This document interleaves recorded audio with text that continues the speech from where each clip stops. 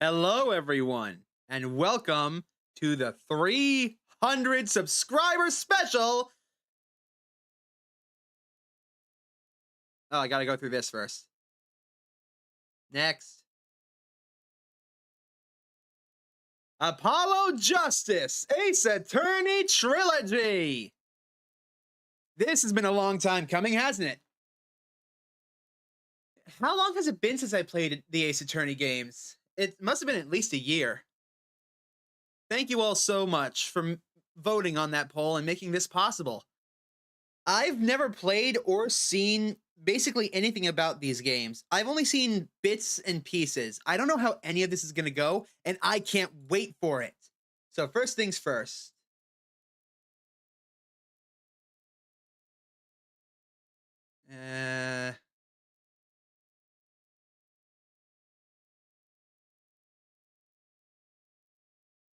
Okay. And we'll go back. And Z goes back. Okay. All right. So last time we left off in the Ace Attorney game, we spent a long time getting through and finally bringing about true justice to the prosecutor, Emma Skye, and her sister, Lana Skye, and bringing down Damon Gant. 10 years have passed since that case. Things have changed. The world is now in what is known as the Dark Age of the Law. Why is that? Well, that's because corruption runs rampant. Things have changed.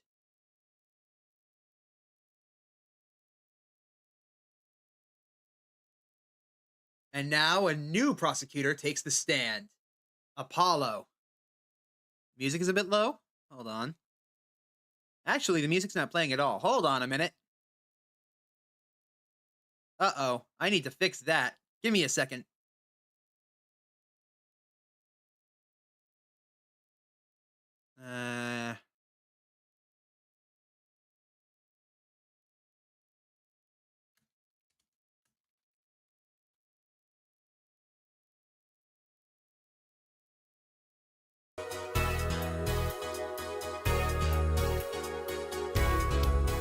Let's lower that a bit. Alright. Well, that's strange. Oh, I should also turn on Discord audio just in case one of my friends wants to pop in. By the way, hi Moss. Thank you for tuning in. Thank you for pointing that out very much. And now the music should be good. Alright. We can also set the music background to be whatever we want.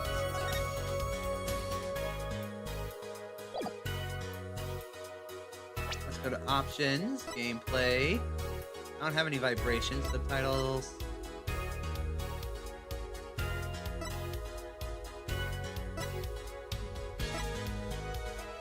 Okay, turn this on to enable story mode in place of autoplay.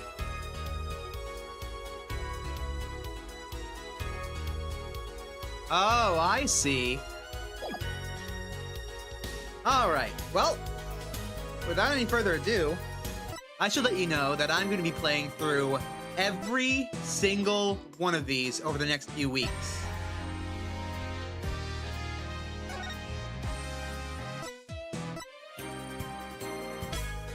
That includes a showing of everything in the museum that I can unlock.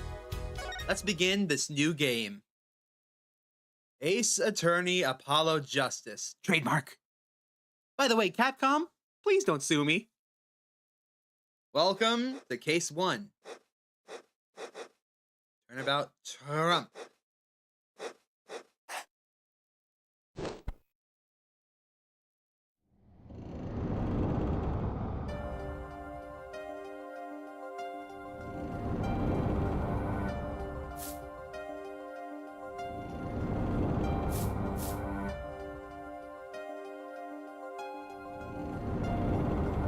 Showdown time.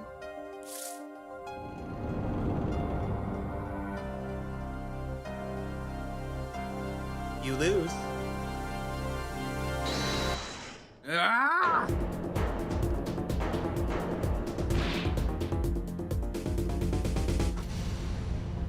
Hello, Angel. Welcome to the stream. Thanks for tuning in to the 300 sub special. What? Cell phone ringing. The most annoying sound in the world. Seem to be in a bit of trouble. Something like that. Dead. Someone hit him hard. Me? Please, the cops should be here any minute. I'm in your hands.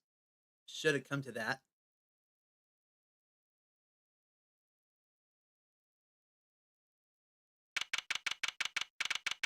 April 20th, 9:37 a.m., District Court, Defendant Lobby number 3. Panicked. All sweaty. I can admit it. I'm nervous. Ah, good morning. Good morning, sir. You look tense, Justice. Wound up tight. Wound up, sir? No, I'm loose. I'm fine. That screeching noise. Is that your voice? I suppose it's to be expected. Your first trial, and it's a homicide. I guess justice doesn't start small, huh? I'm fine. I got up at 5 a.m. to do my Chords of Steel voice workout. I'm fine. Ah, that explains it.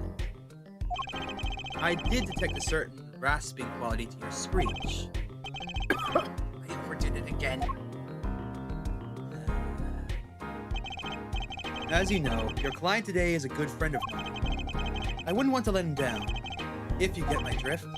Drift gotten, sir. I'm all over that drift. As it happens, I dined with him the night of the murder. We can't let this case fall through. Yes, I'm fine, sir. One more thing. Don't say you're fine quite so much. People might take you the wrong way. I'll be preparing our case. You might want to introduce yourself to the client. Client. My name is Apollo Justice. If it isn't clear already, I'm a new attorney, and today is my first trial. Not that I'm worried or anything. The defendant has been accused of murder. My boss wants to help him out, and of course so do I. I mean, there's no way he did it. Not him. No way. Ladies and gentlemen. Whoa! Good morning. Morning. It's all up to you today. First trial, nervous. Meeting him? Cardiac arrest. I think I'm supposed to say something. Help. So, you're fine. I'm fine. Mr. Fine, is it? I did remember you having an odd name. Well, we're off to a great start. Are you sure you're okay? I mean, with me? Mr. Gavin is a top-notch defense attorney, and he's your friend, so why? You'll see. You can do it. Be confident. I'm really sorry this happened to you. I mean, it's time. Shall we? Yes, sir. Okay, I need to focus. First trial. Here comes justice. April 20th, 1:10 a.m. District Court Room number 2. Hey, Judge. This court is now in session. The prosecution is ready, Your Honor. The defense is fine. I mean ready, Your Honor. Mine's going blank. Don't panic. Too late. Your name was Mr. Justice, and this is your first trial? Yes, Your Honor, but I'm fine, really. Are you quite sure? Your voice sounds a bit strained.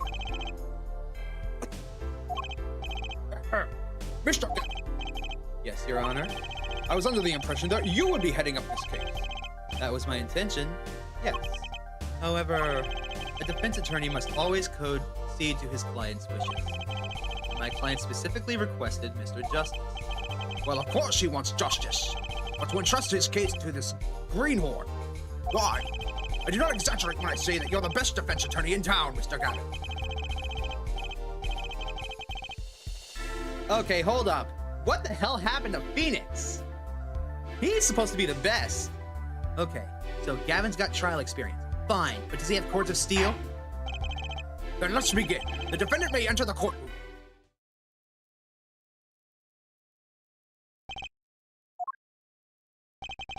This is truly an unfortunate turn of events. Sorry we had to meet again under these circumstances. How old are you, Judge? Because this is supposed to take place 10 years later. Long time no see, Mr. Wright. Let's put the past behind us, shall we? These days, I'm merely Phoenix Wright, piano player. Mr. Wright, how could this have happened? I won't speak of it further then. If the prosecution will be so kind as to explain the charges. Mr. Payne? To think, I saw you enter this room as a fresh attorney, and now I'll see you leave in chains. Ah, Winston Payne. Subtle as ever, I see. Ahem. The crime occurred at the Borscht Bowl Club, a Russian restaurant. The defendant, Phoenix Wright, took the victim, a customer, and he hit him. Wham! On the head. Smack! Killed him cold.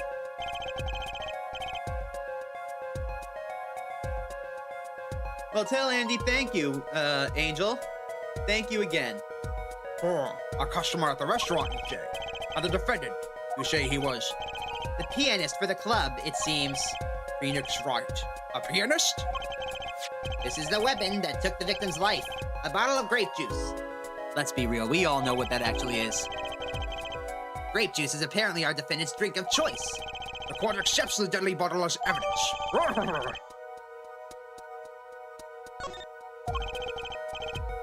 Something to note, Justice. All evidence is filed in the court record. Make a practice of checking it frequently. We can do that now. How long did I yearn for one of these? Just putting it on makes me feel ready. Smith's autopsy report. The time of death was around 2 a.m., April 17th. Death caused by a single blow to the forehead. The sub-basement of the Borscht Bowl Club. We can have a closer look.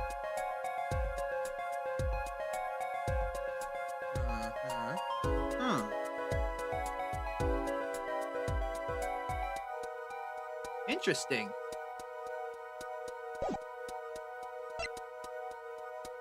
Grape juice bottle used as a murder weapon bears the defendant's prints.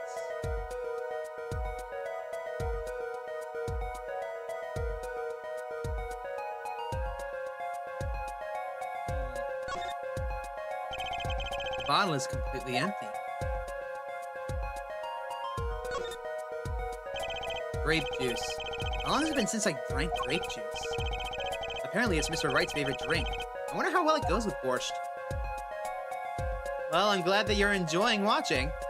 Now... here we go. It says that it has the victim's fingerprints on it, yes? Well, not the victim, the defendant's. Where is that, if you may tell me? Well, something to note is that if this truly was the murder weapon, someone has tampered with it. Let me break it down. Have you ever seen anyone take a hit on the head from a bottle? What happens 90% of the time? It breaks. See, it breaks if it's empty. If it's full, it'll probably not break unless you hit them really, really hard. So either this isn't the bottle that did it, or someone has emptied the contents of the bottle. Either way, something's fishy. Now then. The court record. Right, I've heard of that. Use F to E to look at the evidence so far. I'm confident in your ability to handle this. Right, just use E. Sounds like it's time for some hands-on action. So, the victim was a customer at this restaurant. But just who was this, Shady Smith fellow? We believe he was a traveler, Your Honor. A traveler? According to his passport, he's been out of the country for a number of years. He's only recently returned to the country, though the place of residence is unclear. And he had some sort of connection with the defendant? That, too, is unclear at this present, Your Honor. We believe they first met at the Borscht Bowl Club at the night of the crime. They had only just met, then why murder? Perhaps the victim slighted the defendant's piano playing? That doesn't appear to have been the case. No, the motive had nothing to do with the defendant's lack of playing skill. At least not piano playing. I'll let this photograph explain what I mean. Well, at the very least, we both have... At the very least, this time we both have access to the same evidence. No second autopsy report to come in and screw us up this time. As we can see, a game of poker was in the process at the crime scene. Wait a second. Isn't poker gambling? That's a crime in and of itself. Indeed, it appears our defendant has fallen to becoming the basest sort of criminal. It is true that the defendant was engaged with a game of poker with the victim. But it was only that, a game, in the purest sense. A competition, Your Honor. A competition? Yes, a test of wits. A silent clash of passions. Only the cards, their backs wreathed in blue flame, know its final outcome. Come again. The cards on the table have blue backs, Your Honor. I believe the defense was waxing poetic in an attempt to mystify those present and impress women. That will be our first order of business here, then. To find out more about this fateful game of cards. Very well, defendant. You will testify to the court about the poker competition held the night of the crime. My pleasure. This is it. My first trial. Here goes nothing. All right. I'm a pianist by trade, yet I can hardly play at all. My real job is to take on interested customers over at the poker table. Hey, thanks for dropping in, Megs. And welcome to my 300 subscriber special. Means a lot that you're here. Means a lot that everybody's... Oh my god, there's like 10 people watching. Welcome, everyone. Thank you all so much. The room where we play and the competition in there are the club's main attraction. The rules are simple. We play a game of poker using 2 decks of cards. That's all it is. A game. And our customers are happy. A pianist who can't play piano. Better than a defense attorney who can't defend. Very well. The defense may begin the cross-examination. Right, Your Honor. Are you all right? You're sweating bullets.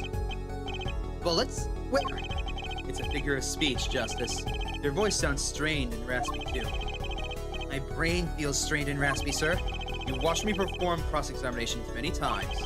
Though you've never done one yourself, have you? Care for a refresher?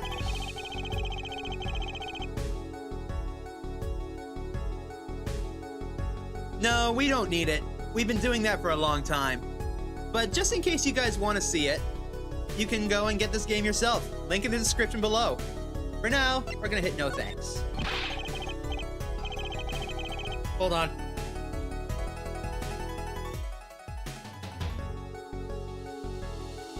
Allergies are acting up. No need for help here, sir. I think I've got this one covered. I think you better do more than think. You know it, or you do not. Fine. Courts of steel are ready for battle. My weapons, press and present. Find any inconsistencies, any lies in the testimony, and reveal them to the court. That is cross-examination.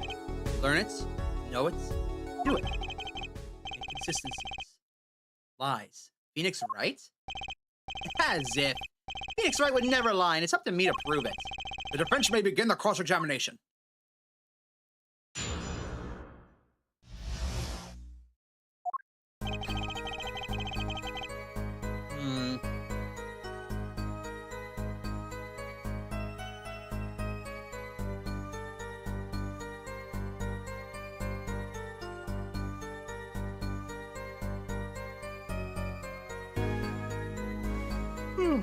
Oh, pardon me.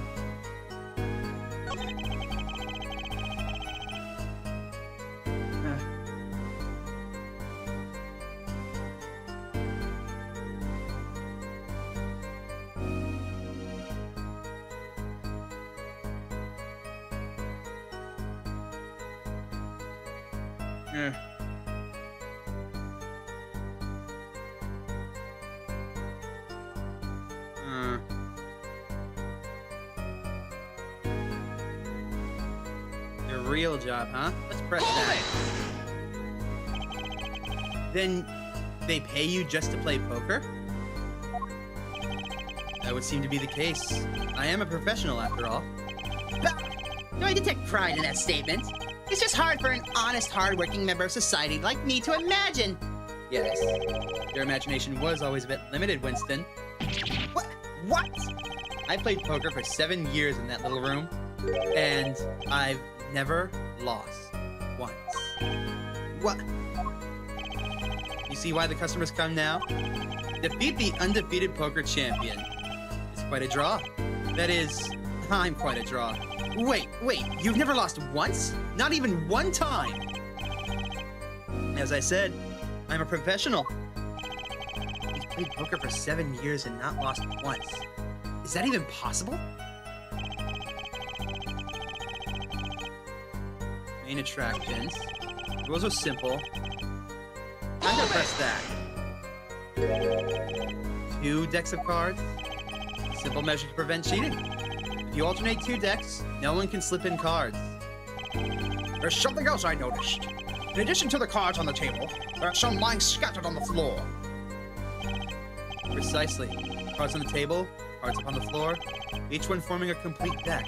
The crime scene painted blue by a sad sweep of cards. It's poetic, really. Incidentally, we used 2 types of cards at the club. One deck of cards was red, the other blue. As I recall, in poker, you make 5-card hands. I can see how it would be easy to cheat. Yes, a game of hands.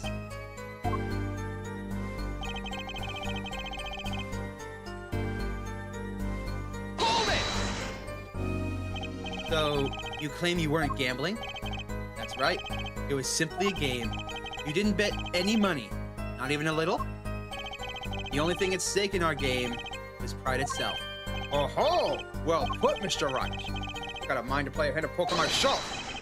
The stakes, your fate. Can we get back to the trial now? I can't imagine Mr. Wright lying in a testimony. Isn't it a little early to be jumping to conclusions? This is your first cross-examination. Take it slow. If you need more information, don't forget to press. Right, got it. I'm fine. Okay.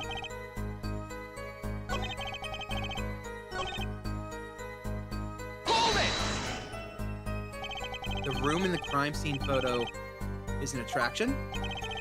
It has quite a history, actually. The Borscht Bowl Club used to be a gathering spot for black market types in the back in the day. The black market? All in the past. Things like the black market are only on the silver screen nowadays. Suffice it to say that there were a lot of deals being made under that table. Right there in that room. Smoky room, gambling hunch. You know, just looking at this picture makes me feel bad. The bosses gather around the table, cutting deals, safe from the eyes of the law. Meanwhile, a goon keeps watch through the small window. I can practically picture it now. That window. It does look like it would be good for keeping a lookout, but little else. The room had a few other tricks to it, though it was common knowledge to our regulars. At any rate, they came to play poker in the room steeped in history. Despite its dark past, it was all just good, clean fun. This competition you're talking about. I believe the court understands the nature of the game sufficiently. That's right. It was a simple game after all. Are you sure? Huh? People are not murdered over simple games, Mr. Justice. Defendant, you were in the room the very moment that the crime occurred, yet you claim no connection to the crime. Now that's strange. What's strange? I was testifying about the competition that night. Asking me about the crime at that point is against the rules, Your Honor. Of course, I expected to hear a cry of objection from the defense. Completely let that one slip by. Spare yet, Justice. Sir? Right. There's something I'd like to make clear. Namely, your connection to the case at hand. And I'd like to hear it from you. Sure, why not? Very well. The defendant will amend his testimony. Just one little press. I've got myself a whole new testimony.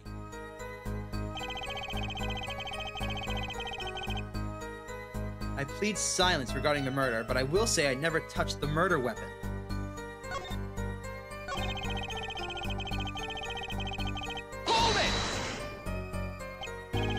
silence. The defendant has the right to refuse to testify.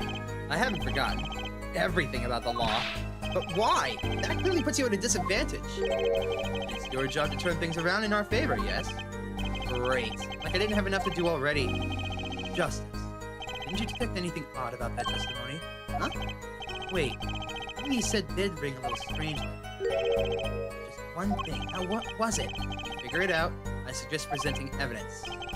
Evidence that contradicts the testimony.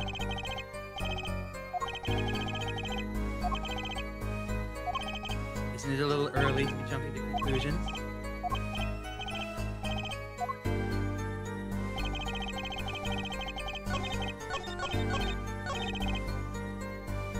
We can now present this, which has his fingerprints on it. Objection! So you say you didn't touch the murder weapon. This grape juice bottle? Right. So I said. Something the matter, Mr. Justice? Too bad our new defense attorney never learned how to play dumb. What's this, Mr. Payne? I examined the bottle in question, you see, and it was covered with the defendant's fingerprints. Objection! No need to shout, Mr. Justice. I can hear you just fine. It says yelling can damage the judge's ears and our case. But what about my court? Whatever. Anyway, what's so strange about fingerprints on a bottle in a restaurant? Well, that's true. Fingerprints alone don't prove any. Oh, they wouldn't prove a thing if they were normal fingerprints. Huh? But the fingerprints on the murder weapon were upside down. Upside down? What does that mean? It means he was holding the bottle inverted, and there can be only one reason for that.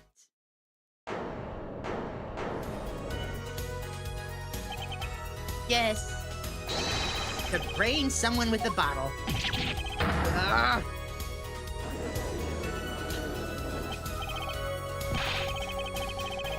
Mr. Gavin, I think things just took a turn for the worse. Oh. I see no problem, Justice. Huh? The only thing that matters is the truth. There's a good reason for everything. You'll see. Defendant! Can you explain your fingerprints on this bottle to the court? I stand by my plea of silence regarding the murder. For now. Not very cooperative, are you? This could hurt your case. I'm sure he's uncooperative because he's hiding something. There must be some Objection! reason. Your Honor, you seem to have forgotten something. And what might that be, Mr. Gavin? On the night of the crime, who was it that reported the murder to the police? Reported? Well, that was the defendant, Mr. Wright. But still, that... Really? Hi, Lord X. Welcome to the stream. Thank you for tuning in. Yes. Well, according to the case file, the murder was reported from near the scene by a call from the defendant's cell phone. Near the scene? Let's take a look at the diagram of the murder scene, shall we?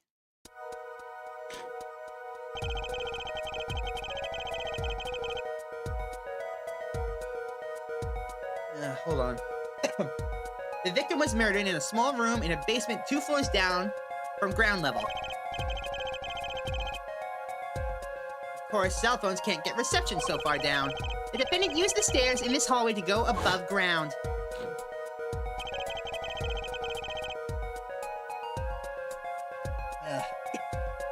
The call came from the first floor of the restaurant.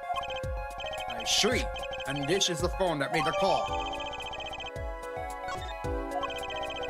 The defendant could have just fled the scene of the crime if he so chose. Yet he fulfilled his duty as a citizen and reported it to the authorities. And you claim he is being uncooperative? Nice save, Mr. Gavin. Better not waste this. I think the prosecution has toyed with our client enough for the time being. Toyed! I assure you, no one is more serious about... What was it you said? The defendant was in the room the very moment that the crime occurred? How can you possibly know this? That's a good question. How indeed? The answer is simple, Your Honor. The prosecution has a decisive witness. You're as good as they say you are. But someone else was in the room the night of the crime. That must mean they witnessed the crime. Everything up until now has been a warm-up, Justice. Are you ready? Very well. The prosecution may call its first witness to the stand.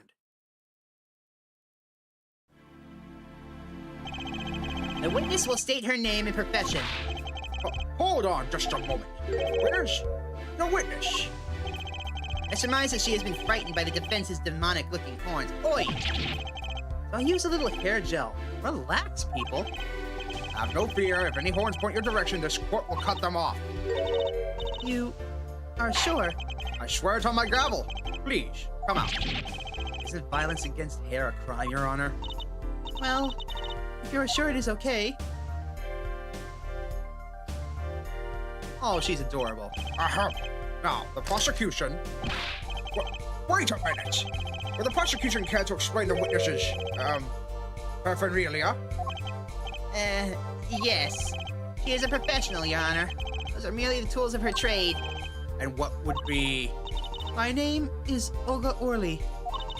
I'm employed as a waitress in the Borscht Bowl Club restaurant. Then, why the camera? Of course, it is my pride to serve the borscht that is naming the restaurant.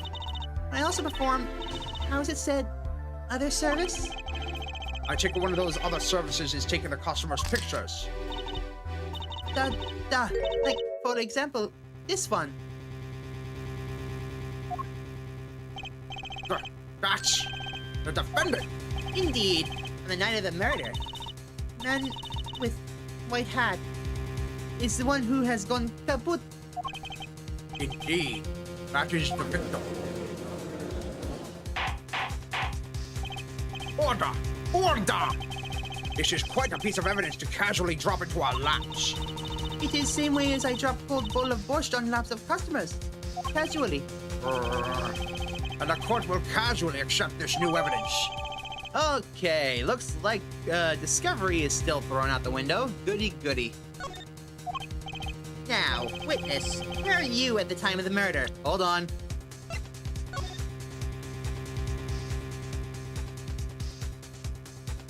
See here.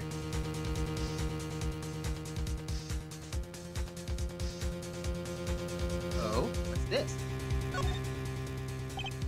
Wow. Battery is being held with a piece of tape. You should just buy a new one. Maybe you can't afford it, or he just doesn't care. Okay.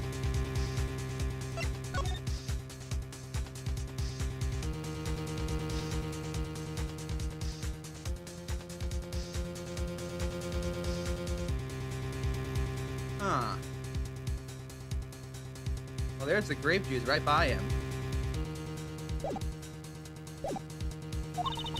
I was in room, the hideout, we call it.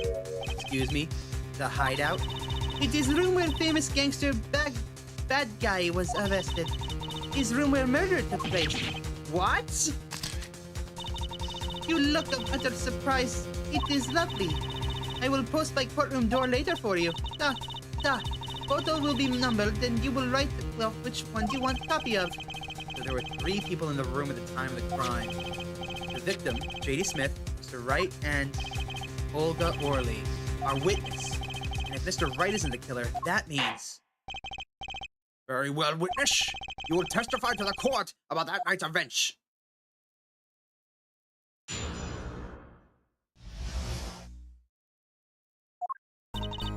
That night, customer asked me to deal cards for game. It was cold. Both players played with hats on. The victim, he plays whole time with his hand on locket at his neck. Then, last hand is done, but something terrible has happened. That man flew at victim and is strangling him to death. Huh. Strangling, you say? Incidentally, who won the game? Isn't it obvious? The winner was the victim, Mr. Smith. That's ridiculous. Because Mr. Wright can't lose. Justice. Maybe you can come up with a more legitimate objection. But he hasn't lost in 7 years. Take it from me, kid. It happens. I didn't lose a case in my first 7 years as a prosecutor either. Incidentally, I have some evidence here. These are the poker chips that, as they lay at the very moment of the crime. The hand and chips on this side of the table belong to the defendant, Mr. Wright. Those on the far side belong to the victim, Mr. Smith. Yeah, no, Smith won that hand. Chips? You sure? Duh, I mean, yes. Imagine that poker is war. Your hand is your army, and the chips are the spoils. I know that. After all, in my youth, I was known as the poker head of the courtroom. I think he means poker face. Thank you for the congratulations, Lord X. Oh, looking at this picture, it does seem that most of the chips are on the victim's side of the table.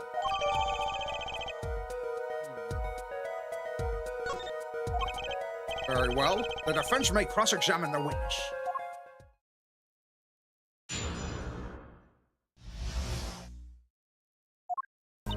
All right.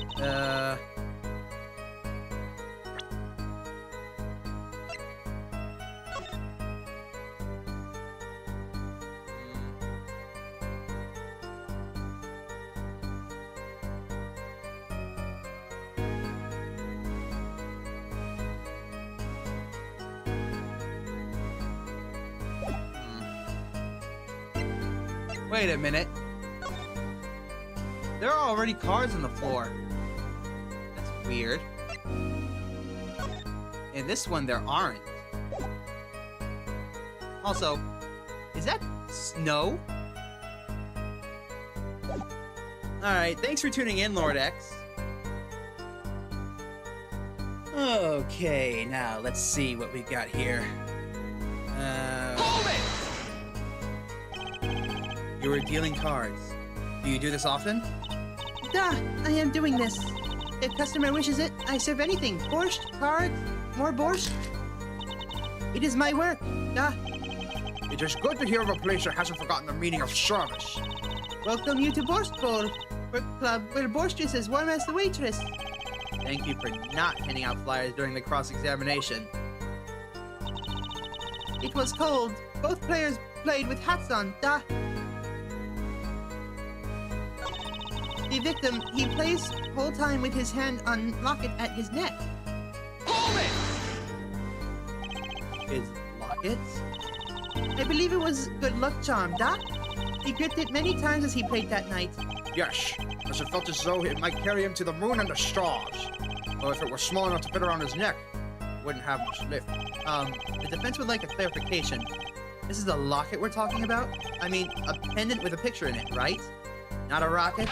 Of course! I knew that. Probably a pendant shaped like a rocket.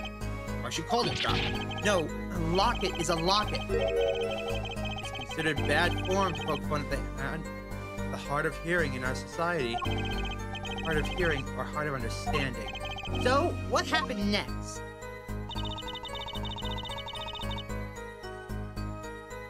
Hold it! What terrible thing.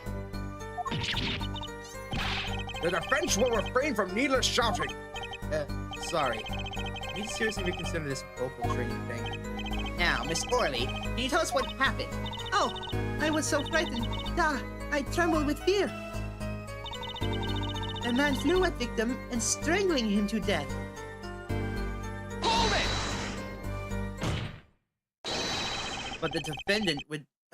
damn it, Apollo. I should have... Okay. The defendant would never do such a thing. Well, now, I can't say I've ever heard the defense try this tactic. If possible, please, refrain from embarrassing me. Still, why would anyone do something like this over a game of poker? Perhaps it is because defendant has lost game? Yes, a crushing defeat for a man undefeated. So it is always with men like him. Winners make sore losers. Oh, how the mighty fall. Go ahead. Maybe you know what it is you need to do.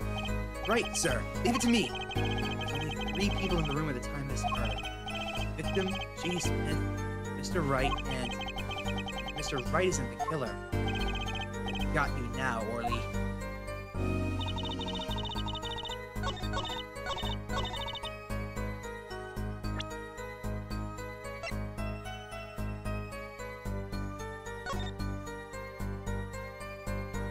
Cause of death is cerebral hemorrhaging resulting from a blunt trauma to forehead. So, I think this is what I need to present? Objection! Oh, really? Strangled, you say? That's odd. Duh! Normal customers only choke on borscht. No, I mean this report shows that the victim died of a blow to the head. Miss Orley, really now? Did you witness the crime?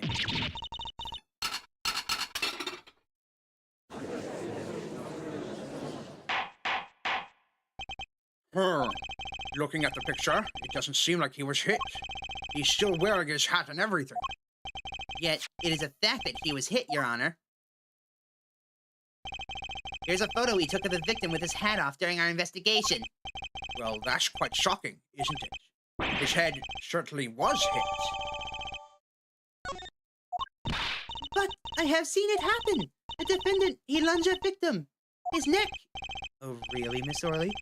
I think I caught you in your own lie this time. Justice, I admire your enthusiasm. Perhaps you should think this through once more. What do you mean? I found a contradiction. There's one thing in your testimony that troubles me. Very well. It seems we should continue the cross-examination. Such a thing as thinking too much. This horse is dead. Let's stop beating it. There's such a thing as thinking about aloud too much, too. Sorry.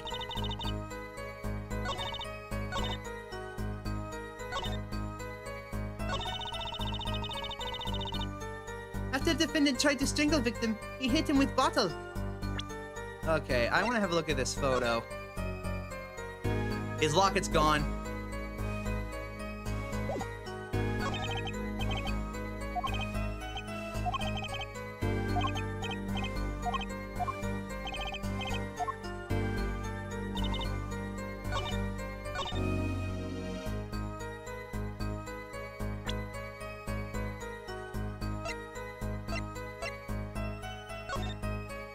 There's the locket there.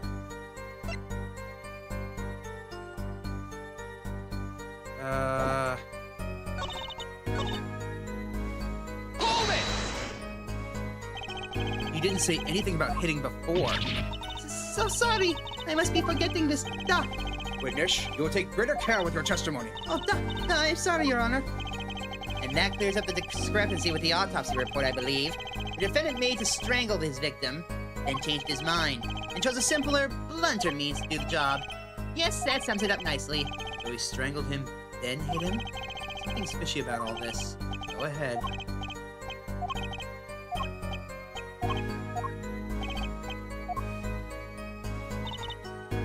Okay. Hold it! Ah, damn it, wrong one.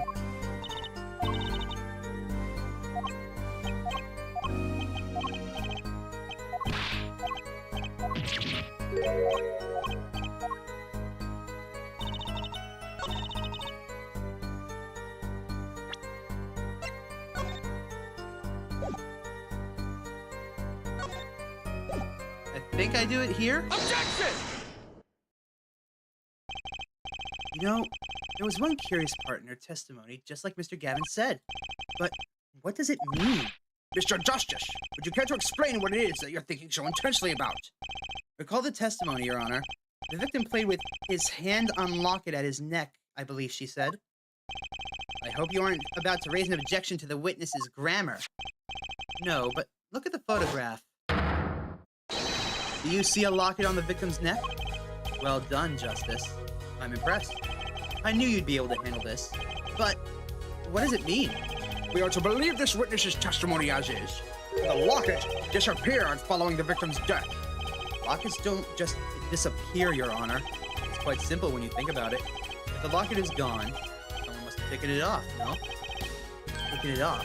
Wait, you don't mean the defendant wasn't strangling the victim at all. He was taking off his locket. Wouldn't that explain it? Ah.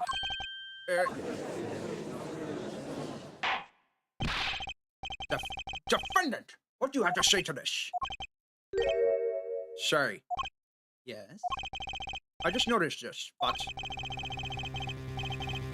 Oh, shit, that is the locket. You have something hanging around your neck, don't you? Oh, you mean this? Yes, it's a locket. With a photograph inside. A photo of my daughter. Come again? Mr. Wright, you have a daughter? We confirmed it at the time of the arrest. The picture in the locket is indeed Mr. Wright's daughter. So Mr. Wright has a locket, too? Why didn't I buy that? This is just a coincidence. Well now, if the results of this poker game led to murder, perhaps we should hear a bit more about the outcome of the game. Further testimony won't really be necessary. It's clear the defendant lost. Badly. Miss Orley, you will testify to the court about the gameplay between the victim and defendant. Duh.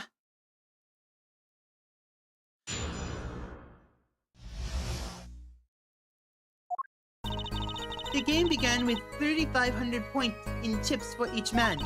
House chips come in two sizes, small and large. The one who was winning, it was victim. For last hand, defendant play with all chips on table and lose. The moment loss was declared, defendant grabs bottle from table and...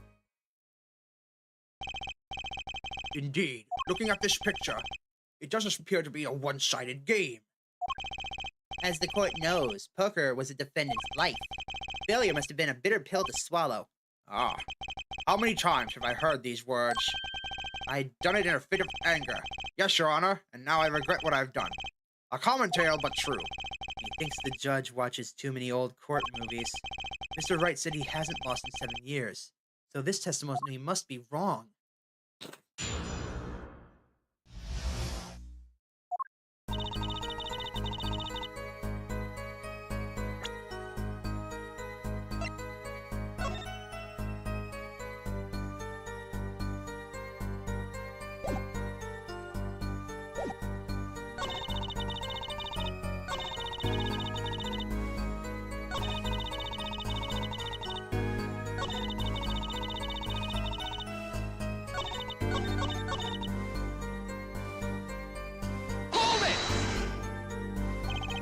Are those the usual starting points? Were there any special rules used? No, not special.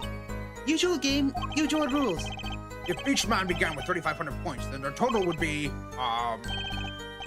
Hello, Sakura! Sakura Japan Cherry Blossoms. Welcome to the stream! Thank you for tuning in. Love your name. Mind if I call you just Sakura? exactly 7,000 points. Please, this isn't calculus. It's not even long division. House chips come in two sizes, small and large. The one who was winning... You're telling me that Mr. Wright, undefeated for 7 whole years, was losing? It must have been most unlucky day for him. I am glad I did not take other picture of him. It would break camera, certainly. The chips, they went always to victim side of table. So you're telling us that it was a one-sided game? One-sided, and...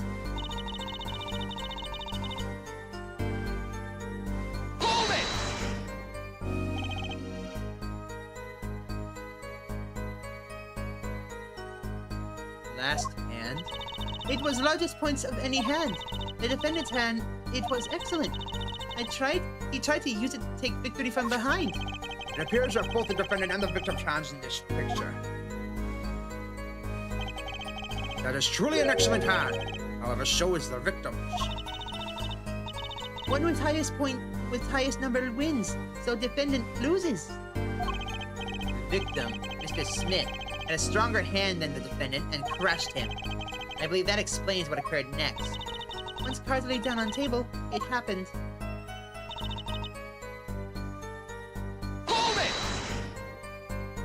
And what happened next?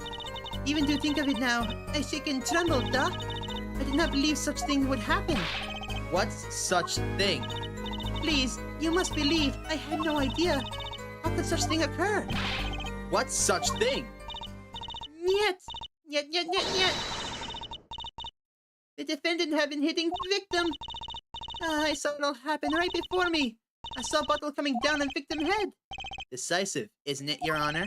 My witness saw the very moment of the crime. Remember, your First goal is to gather information. Yes, sir. All right. Hold it! Are the chips in this photo all the chips that were used? Duh, of course. Something's fishy with these chips. We should press harder. Maybe you could explain a bit more about these chips. Explain? What is there to be explained? I forgot how much I hate his voice. Poker chips are poker chips. They're not fish and chips. Not a chip off the old block, not a motorcycle cop, not a... Thanks. Now that I've pressed her, I better ask something. What are these chips worth? Are they in dollars or rubies, even? Yet, as I've been saying before, it was game, not gambling. Hard perhaps for capitalists to understand. Two types of chips. 100 points chips and 1,000 point chips. It's not money, duh. Justice. Sir, don't you find her comment interesting? In more ways than one, sir. I'd have it added to her testimony myself. Well, does the defense want the witness to add to her testimony? Yes, I do think that this deserves further scrutiny. Add it to the testimony. Very well. Witness, if you will be so kind. Duh, Your Honor.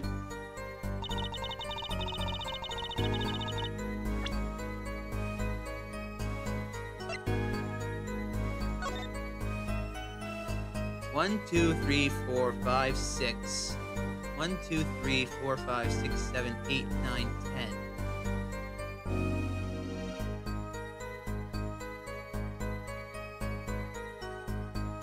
Wait a minute. 1, 2, 3, 4, 5, 6, 7, 8, 9. If we assume these are the 500 point chips, the big ones. Because, let's be real.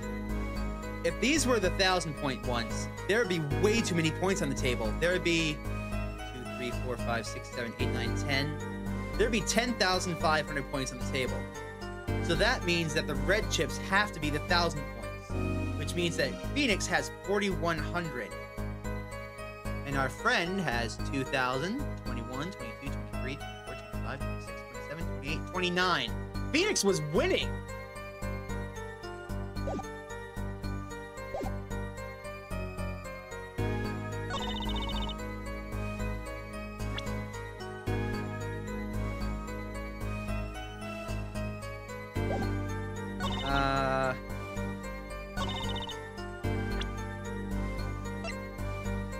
I think this is what I have to do. You're sure it was the victim who won? Absolutely sure. It seems our new attorney is a bit confused. A glance at the picture is enough to tell you who won. If you're not in kindergarten. Just for safety's sake, could you explain the problem to the court? Of course, Your Honor. In this photo, I see small chips and I see large chips. Tell me, which were worth 1,000 points? Why, the big ones, of course. Duh. Oh, I thought so too. But then the totals don't add up. The totals? Let's review what the witness just told us. Each man starts with 3,500 points in chips, and the combined total value of the chips is 7,000 points. Yes, if my calculations are correct. Let's see, 3 plus 1, 5. They are, Your Honor. Look at this photo that allegedly shows all the chips. If the big chips are worth 1,000 points and the small chips are worth 100, and you add them up, How much is it? do it yourself. You aren't in kindergarten, are you? 10,600 points. The chips don't add up. This clearly contradicts the witness's testimony. But why? How could this be? Exactly. Justice. Now that you know the what, you must determine the why. Right. There's only one possible way to explain this. Each man began the game with 3,500 points. If all the chips are indeed shown in this photograph, then there can only be one answer. Well, What is it? the value of the chips was the other way around. What? Want to know what I think? The small chips were worth 1,000 points, not the big ones. Madness! Utter madness! Show me that photograph of the chips again. There are 6 small chips, 10 large chips. Why, that does make 7,000 points when you add them up. Excellent work, Justice. It's almost as though you figured it out by yourself. Well, I'm just glad I was the one who said it. But wait! The value of the chips may be different, but that changes nothing! Indeed, the victim did have the larger number of chips still. Ah! Exactly. If the small chips are 1,000 points, and the large chips are 100, let's do a little math and add up the points for each side of the table. The victim, Mr. Smith, had 2,900 points, and the defendant had 4,100. Well, now, it seems that Mr. Wright was winning that night after all. That's impossible! My client had even less reason to kill the victim. After all, he was winning. Now, Miss Orley, you must have known the true value of the chips, since you were there at the scene of the crime, weren't you?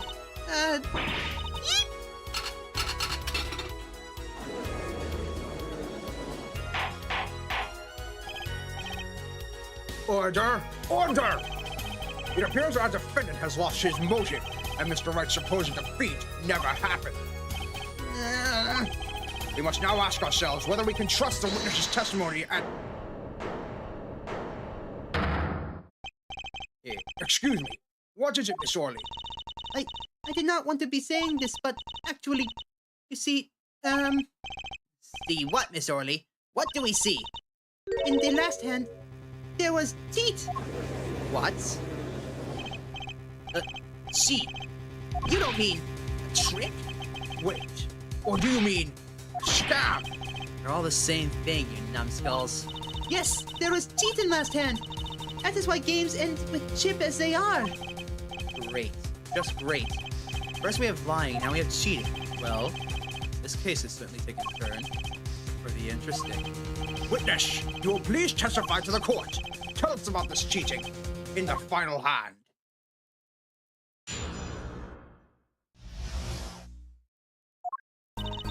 The last hand, both men had full house.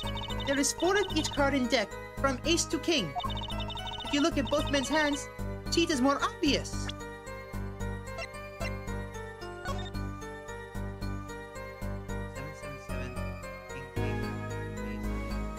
I see no cheating here.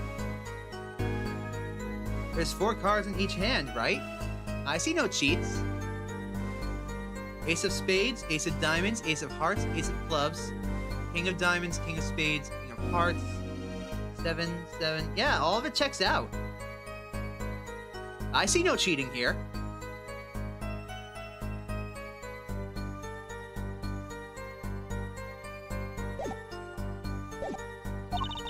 The next moment, game becomes argument. The defendant's trick was exposed.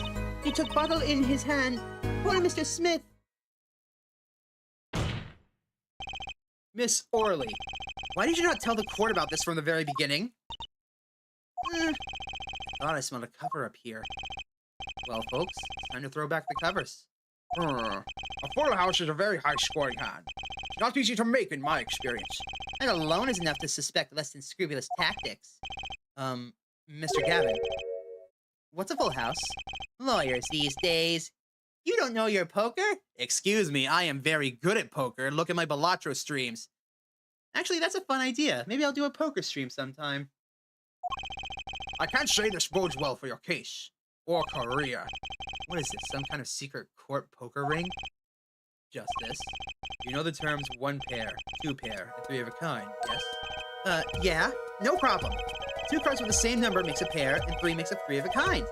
Good. Now picture a hand with 1 pair and 1 3 of a kind. That's a full house. That doesn't sound very easy to make, does it? You can see each player's hand in this photo. Oh, they both have full houses. We forget there's an easy way to make a full house and go undefeated for 7 years. You cheat. The defense may cross-examine the witness. If he did cheat in the last hand, that still leaves one important question. Mr. Wright lost that hand. Whoever heard of a professional con man losing when they cheat?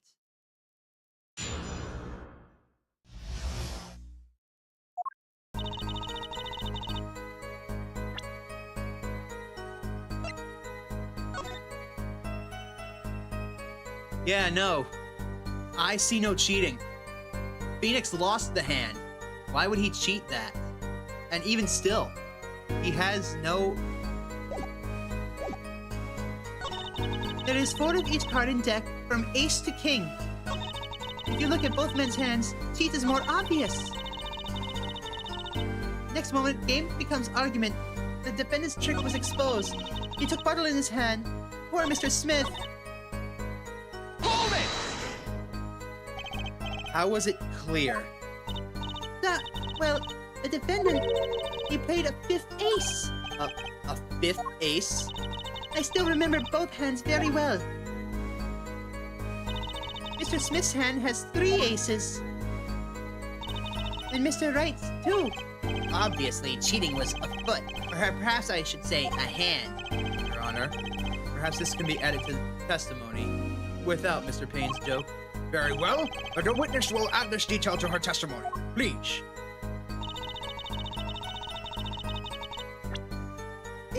No. I see 2 aces on each table. So... Objection! It appears the witness is mistaken. Mistaken? But my name... Look, this piece of evidence clearly contradicts what you said in your testimony. That's the photo of the chips, is it not? Justice. Perhaps you ought to explain your point in a way that the judge can comprehend. In other words, use your finger to point out your point. Yes. Please point out the contradiction in this photo. What particular point contradicts the witness's testimony?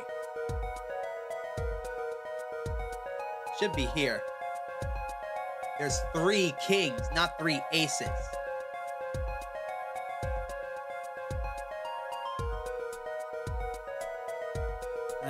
Oh, here we go. Present. Why? It's here, of course. It's where? Where is that you're pointing? Where? Good question. We've already heard it today on the dangers of bluffing. Sorry, Your Honor.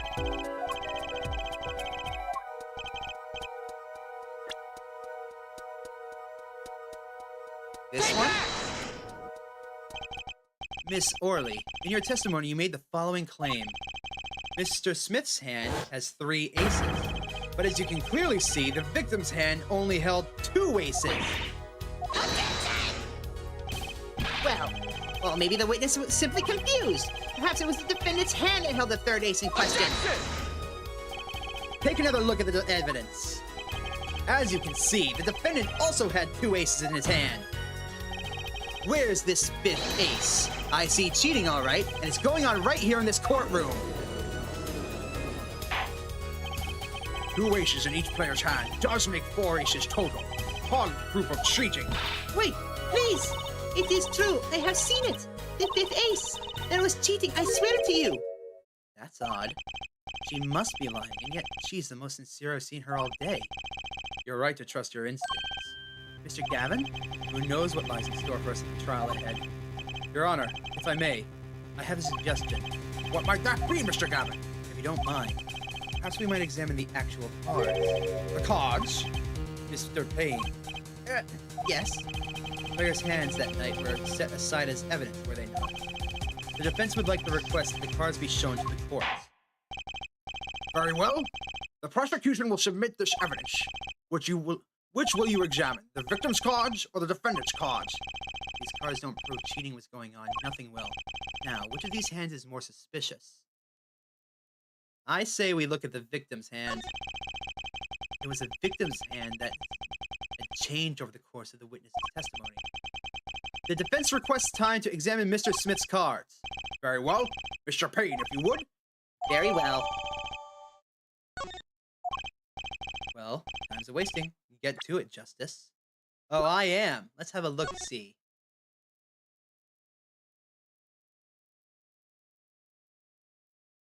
Oh, wait a minute.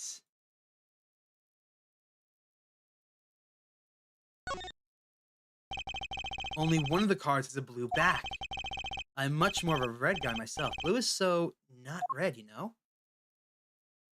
So someone was cheating. Somehow, this King of Diamonds wound up in the deck. Yes, sir. When examining evidence, be sure to view it from all sides and angles. That should give you a better perspective on the case.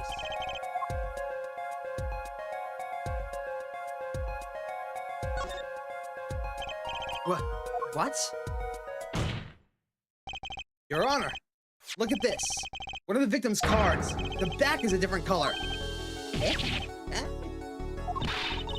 That's impossible! I put that card in Wright's hand. What was that, Miss Orley? No, yeah, I merely said, I have, Your Honor, Mr. Gavin, yes? tell me, what is the easiest way to cheat at poker? To cheat. I'll tell you. One merely needs a friend, a comrade, shall we say. The dealer. Ah! Wait, so you mean this witness, Miss Orley, she's the cheater, a professional, I'd wager.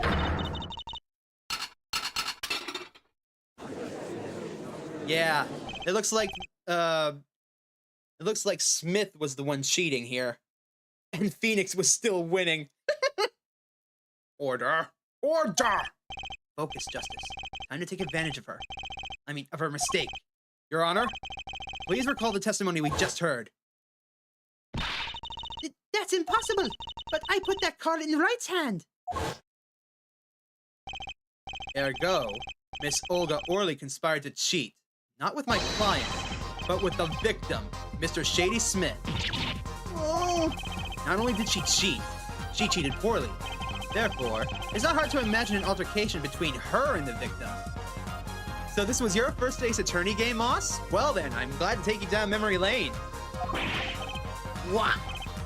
Wait, you don't mean the defense isn't accusing the witness, Miss Olga Orley, are you? Time for justice. There were 3 people in the room at the time of the incident. And if Mr. Wright isn't guilty, that means I am. The defense accuses the witness, Miss Olga Orley, of murder. K.O. Ow. Ow. High-pitched noise. Ow. Take that off. That's on our end. Excuse me a moment.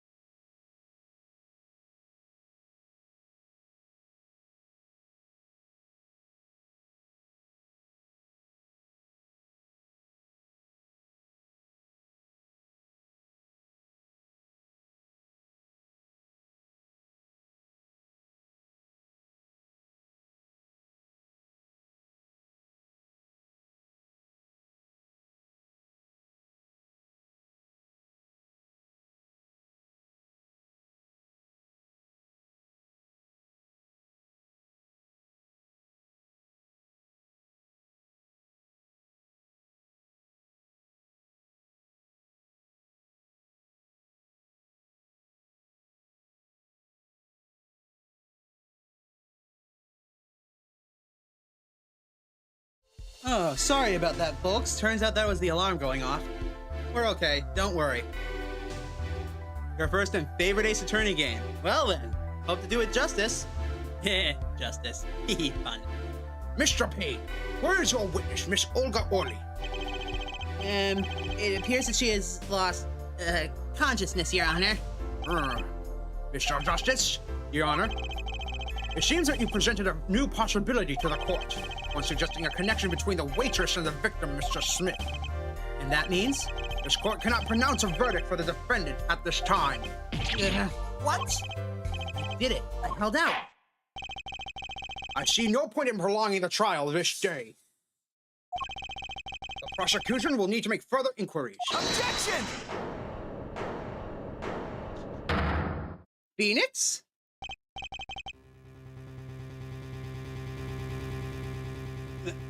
Mr. Wright? You can't end the trial here, Your Honor.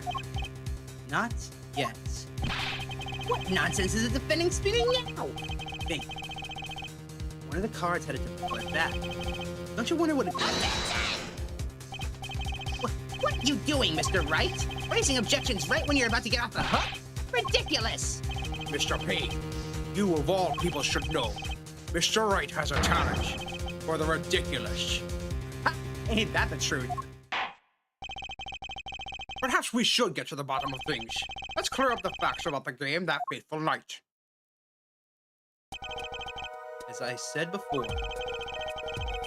we alternated between 2 decks of cards that night. That was said before. 2 decks at the club have different colored backs, blue and red. 1 color per deck. Why use different colored backs? If we use the same color, the 2 decks might get mixed. We used different colors and they still got mixed up. We used the red deck for the... Hold on. We used the red deck for the last game. I see, but that's odd. For some reason, I have this impression that you're using the blue cards. Yeah, me too. I'm sure someone said something about blue cards. Whatever. In the end, 1 card of the wrong color got into the mix, which means that there was cheating. Yes, the card slipped into the deck would seem to indicate cheating. Yet this card raises 2 serious questions. Apollo. Yeah? Let's consider the first question, shall we? Think. In the last game, when was the card swapped? When? There are 3 broad possibilities here. It could have been swapped before the murder, during the murder, or after the murder. Well, yeah. Thanks for the news bulletin, Mr. Wright. Of course it was swapped. Oh. It might be as simple as you think, Mr. Payne. Or it might not be. I'd like to hear what Apollo thinks first. When do you think the cards were swapped? When was the card swapped from the deck? Let's see. We know it can't be before the murder.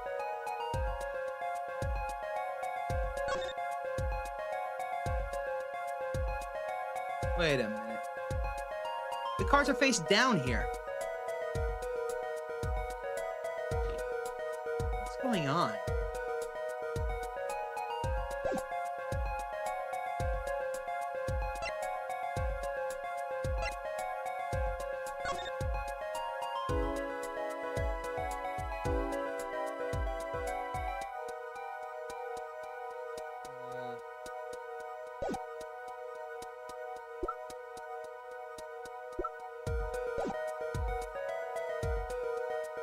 I'm gonna say after the murder.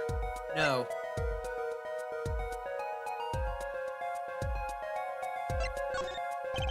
Perhaps it happened after the murder? What's that? Ridiculous! What's the point of cheating after the hands have shown? That's silly! Yes, but tell me, how do you swap cards during the game? I'll take silly over impossible. Take it from me, son. There's a lot of silly in this world, but very little impossible. Oh? Even when the backs of the cards are a different color. If you pulled that during the game, you'd be caught in no time. Ah, quite true. That would mean that the blue card in question was swapped after the hands were shown. After the murder. Okay, this is going past silly and straight on into crazy. I ask again, what's the point of cheating after the game's over? Who would do that? Oh, indeed. That's one of the mysteries before us. There's another? Yes, a simple yet decisive question must be asked. Who swapped the red card for a blue card? What? Who? The game and murder is done. The victim is dead. Only 2 remain in that room, alive that is. The defendant and our witness. Okay, so who was it that swapped the red card for the blue? Okay. Olga claims she put the card in Phoenix's hand. Which means... No! Phoenix? The one who swapped the cards was Mr. Wright. It was you, wasn't it? And why would I do such a thing? Well, because, you were trying to hide the fact that you cheated. That would make sense. The swap card was in the victim's hand. Oh. Sorry. I'm a nice guy, but I'm not that nice. Come to think of it, he would like a motive for helping his opponent to win. Okay. That means... Was it Olga? Why, it must have been Olga who swapped the cards. She was trying to cover up the evidence of cheating. That does make some sense. Sorry, but there's a problem with that explanation. Huh? The swapped card was from the wrong deck. Yes, a blue card was stuck into a red hand. Mixing a card from the wrong deck when the backs are different colors? Right. She's the dealer, and cards are dealt face down in a game of poker. She'd be caught instantly. Remember that you're talking about Olga Orly. She was the dealer. You really think she would make such a novice mistake? Actually, I have trouble imagining even the judge making that mistake. Give it a little more thought, Apollo. So it had to be someone else. The one who swapped the cards wasn't Mr. Wright, of course. And, well, doesn't seem like it could have been Olga Orly either. What are you suggesting? That's hardly a logical conclusion, I'll admit. As a defense, I think it would only make sense for you to name Miss Orly at this point. Yes, I know, but she was the one who dealt the cards, right? I just can't believe she would make the mistake of swapping the wrong colored card. If the card was swapped during the game, it'd be obvious. Something you'd like to share with the court, Mr. Wright. Oh, my apologies, Your Honor. I was just thinking how much fun this all is. Fun? How about confusing? I have no idea what the defense was claiming, Your Honor. If the one who swapped the card wasn't the defendant and it wasn't Miss Orly, then who was it? Yeah, well, that is the question, isn't it? Precisely. Huh? I believe we're about to see this case take a new direction. A new direction? We'll find that, indeed, after the murder, someone swapped one of the cards in the hand. And that someone made two critical mistakes. I'm sure you're going to tell us that the first was swapping the wrong color card. Because the one who did the swap didn't know two colors of cards were being used. The other mistake was the number on the card. Right. The person replaced the fifth ace with a king. I'm sure whoever swapped it wasn't expecting there to be a fifth ace after all. All they knew was that the game had to be won with a full house. So they picked up a king from the table and swapped it in. But there's one problem. According to our case record, this person doesn't exist. True. Not until now. But you have to admit the possibility of a fourth person. No, it's more than a possibility. There was someone else there that night at the scene of the crime. What? What? I believe the judge spoke truthfully earlier. You do make trials ridiculous, Mr. Wright. This trial has proceeded on one central assumption. Namely, that at the time of the incident, there was only 3 people in that room. I believe this new evidence, shall we say, overturns that assumption. The problem is that you chose to conceal this information from the court. I suppose that is a problem. Yes. Court is adjourned for a brief recess. Mr. Gavin, I'll see you in my chambers during this recess. Certainly, Your Honor. Very well. The trial will resume in 20 minutes.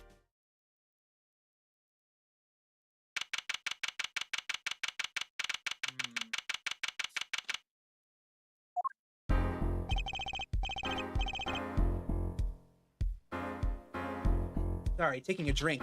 Getting my throat warm. That was quite unexpected, Mr. Wright. Suddenly claimed there was another person at the scene of the crime like that. I must ask, is it the truth? Well now, I think you would know the answer to that. Phoenix. Being mysterious, are we? Sadly, I have no time for mysteries. I only ask that you leave the defending to your defense in the future. Otherwise, I cannot guarantee the outcome. I see you haven't mellowed out one bit, Kristoff. Justice. Yes, sir. The judge has summoned me to his chambers, so carry on without me. You did well, Apollo. Can I ask you something? Sure. That locket you wear, Is that really yours, Mr. Wright? ah, you're wondering about the victim's disappearing locket? Here, you can take a look at it. That's a picture of my daughter in there. No. She's gonna be chaos incarnate, I can guarantee.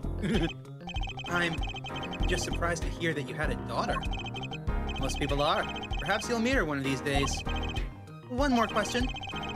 The one who cheated that night, was it you? What do you think? Huh? You know what happened 7 years ago. What I did. It's not unreasonable for you to think I might cheat. 7 years ago? I never, honest. But it is odd that he managed to go undefeated for 7 years. Want to know something? There's only one game where you can be dealt bad cards all night and still win. Poker. Eh? You see, poker is all about reading your opponent. Cards are only half the battle, not even half. The other part is reading people. Bluffing, seeing through bluffs, all of it. That's what makes the game interesting.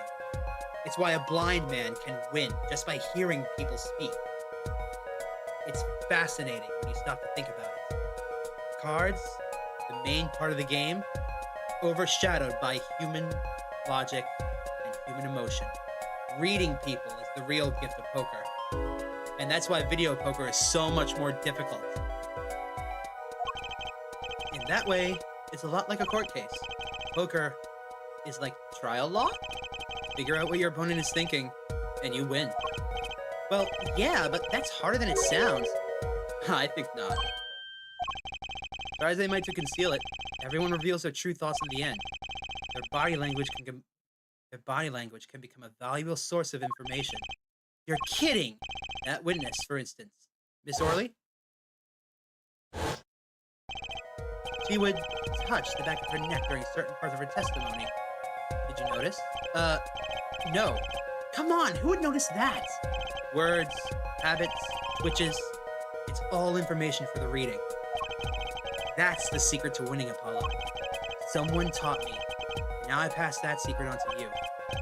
But I'm not worthy. I mean, there's no way I'll pick up on these signals. No, you can do it. Huh? You just don't know it yet. What's he talking about? But you will. Soon. Ah, almost forgot. One more thing. About this case, you should know, I haven't told the truth to anyone yet. What? I knew it. I have my reasons, of course. All will be revealed. And Apollo, I need you to be there defending me. I need your power. My power? I had no idea my cords of steel were this special. It's time. The real trial begins now. Do your best. There's no way they're actually going to be making reading body language a game mechanic. That would be incredible.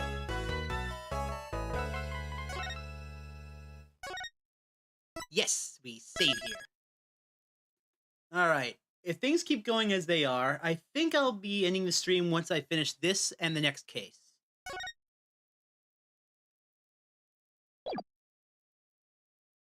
On to the next chapter!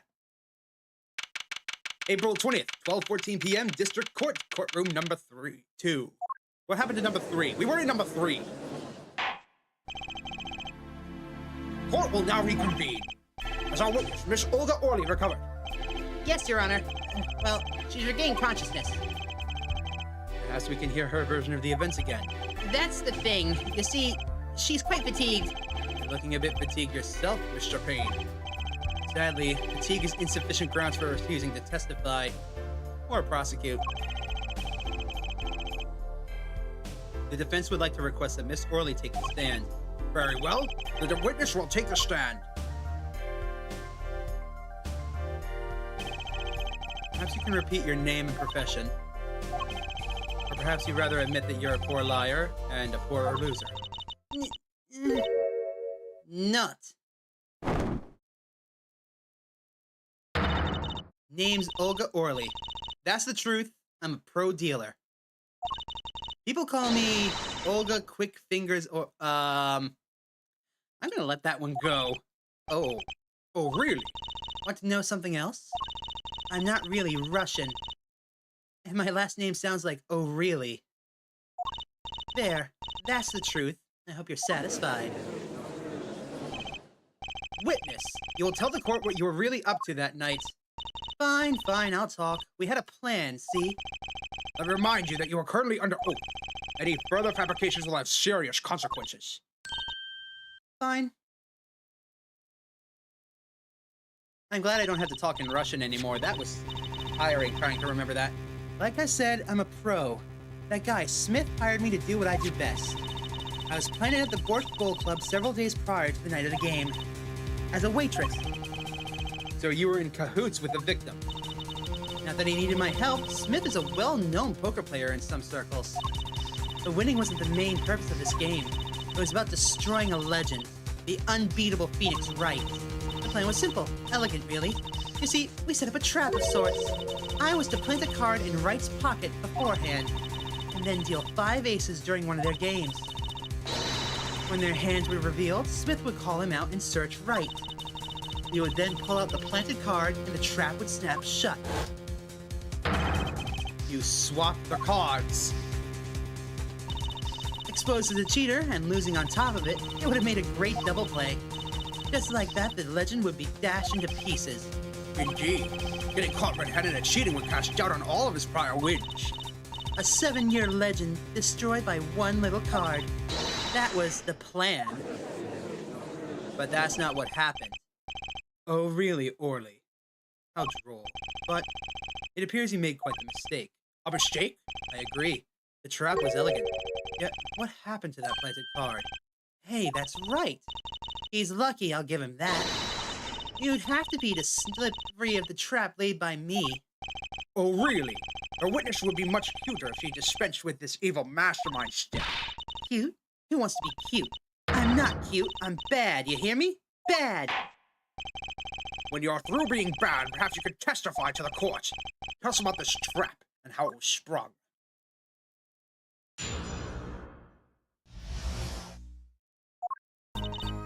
That night, I planted the card like I was supposed to, and Wright lost the last hand, just like he was supposed to. Then Smith searched him. But the card was gone. The trap failed. The next moment, Wright picked up a bottle and swung it. It wasn't me who hit Smith. It was that no-good cheating defendant.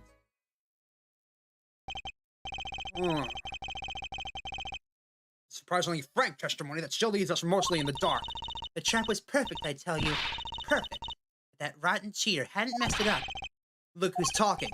Well, Her testimony, for what it's worth, is all yours, Mr. Justice. with a witness like her, who needs criminals? With a defendants like Mr. Wright, who needs prosecutors? Okay.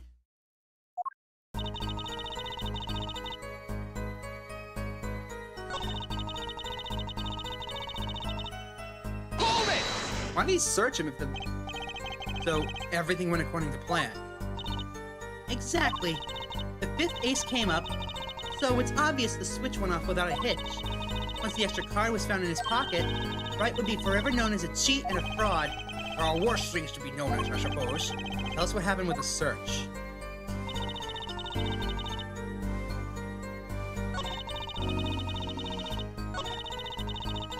Hold it! Where was the card? The card disappeared? Yeah, my trump card, the 5 of hearts, gone, without a trace. Poof, zippo. We searched every nook and cranny, even inside his cute little hat. But the card was nowhere to be found, is correct? Never in my long storied career, never has I been so thoroughly duped. Oh, really? So what did happen to that 5 of hearts? Don't look at me. Why don't you ask that cheating, lying, two-faced defendant? The 5 of hearts is still missing in action. Hold on.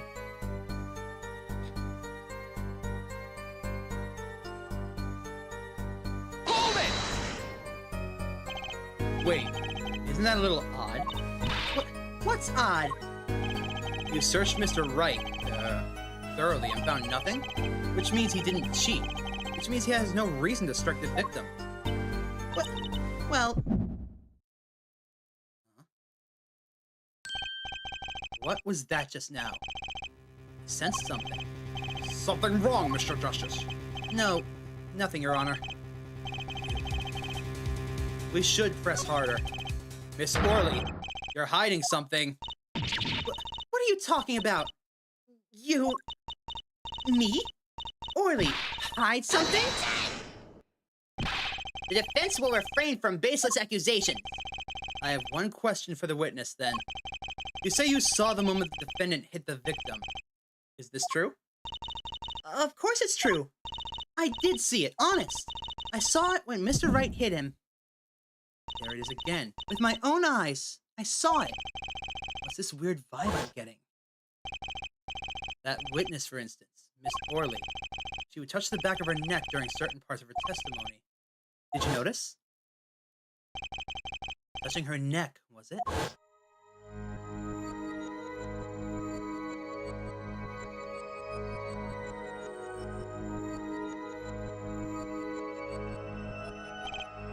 Whoa, what is going on here?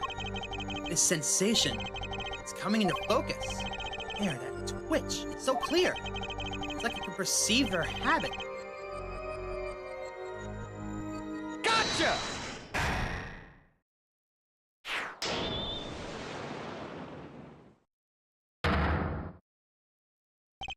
Miss Orley, perhaps you are unaware of this yourself. Unaware of what? Whenever you get to a certain part of your testimony, you touch the back of your neck with your left hand. My neck? So what? Would indeed, Justice. I hadn't noticed anything of the sort. When she says that part of her testimony, she's subconsciously recalling something. Her body reacts to the memory and she touches her neck. I'm sure of it. A memory? Would someone care to explain what he's babbling about? This is highly unusual, but let's ask the defense. You claim the witness is remembering something. If you have evidence of this memory, just show us. Her habit is scratching her neck whenever she's talking about the moment of the crime. So what would remind her most of the moment of the crime? Miss Orley, whenever you recall the crime that night, you scratch your neck. I've noticed it happens when you think about the moment of the crime. There must be some reason for this habit of yours. I believe the weapon that left an irreversible impression on your neck is this.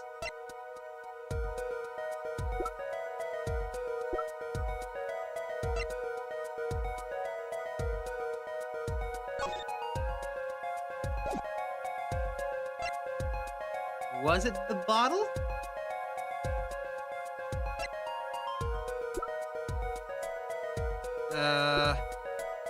I'm just gonna go ahead and present.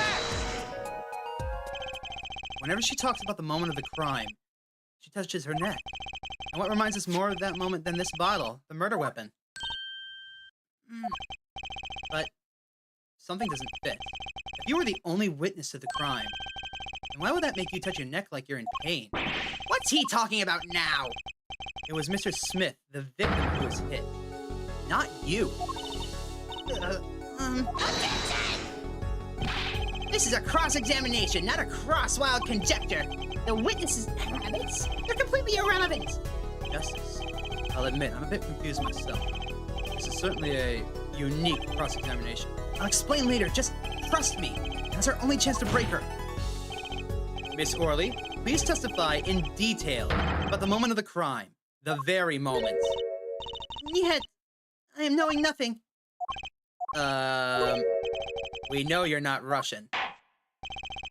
The witness will testify. Please, now. Fine. He's the one who did it. I didn't let him out of my sights until the cops got there.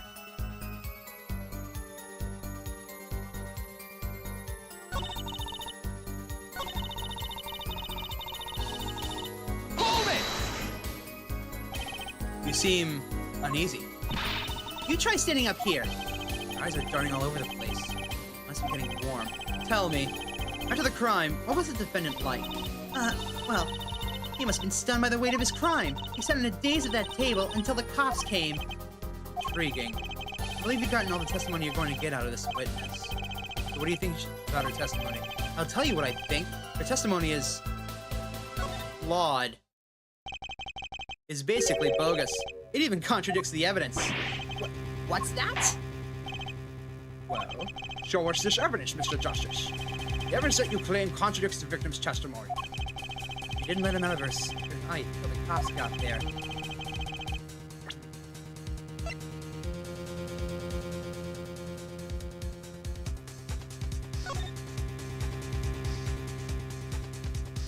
Well, we know for a fact that he had to go and make the phone call, right? Miss Orley, we have a record here that clearly contradicts what you said. It states that the police were alerted by the report from the defendant. And we know that the defendant left the room, climbed the stairs, and made that phone call from the first floor of the Borscht Bowl Club.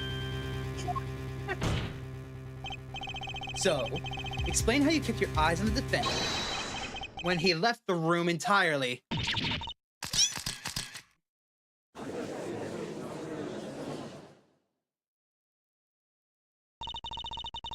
The man who picked up a bottle and swung it that night wasn't the defendant. What?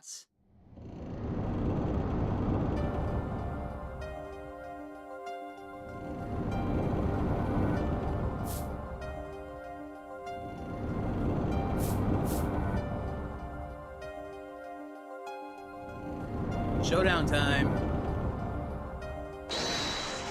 You dirty cheats! Check his pockets, now! It's gone! The card's gone! You lose.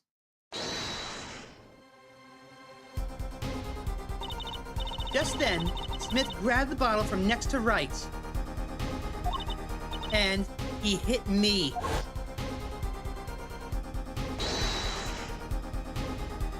You, some master of cheating you turned out to be! Womanly scream. When I came to, The victim was already dead. Is that it? that's why I couldn't reveal who I really was. If it came out that I was in league with Smith, I'd be a suspect for sure. Well, where does this leave us? Madness. This is madness. I'm dreaming. That must have been me who was hitting the bottle and matching all of this. It appears our prosecution is at its wit's end. Frankly, I cannot blame him. Mr. Gavin, what do you think about this turn of events? Mr. Gavin, sir, I believe that, as the defense in this case, we are compelled to call Miss Orley a big fat liar. What? 3 were in that room the night of the murder. The defendant, victim, and her. She has a motive. A motive? Her plot foiled. The witness got into an argument with her client, Mr. Smith. The denouement of that argument was murder. What? I didn't. I'm no killer. A trap. Someone's trying to frame me.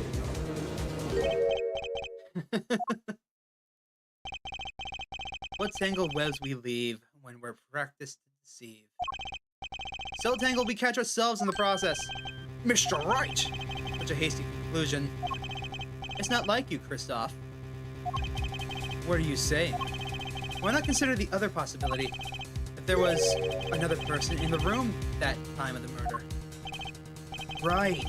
Like Mr. Wright was saying before recess. A single card was swapped into the victim's hand after the murder. And the one who swapped the card didn't know 2 colors of cards were being used. A 4th person. This theory again. Your fourth person doesn't exist. Indeed.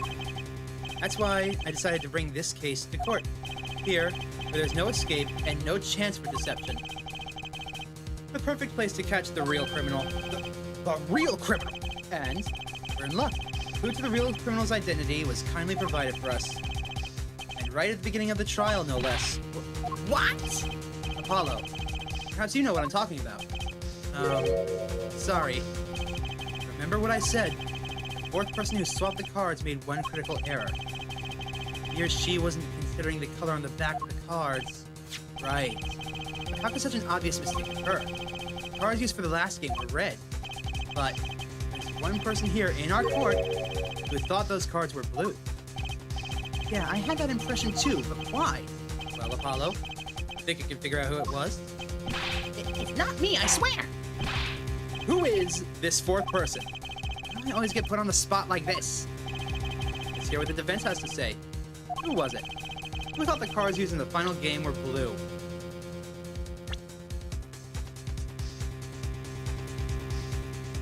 Oh, I can't go all the way back? Crap. Okay,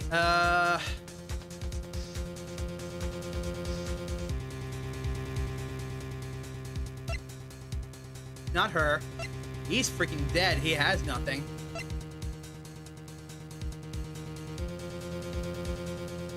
It can't be him.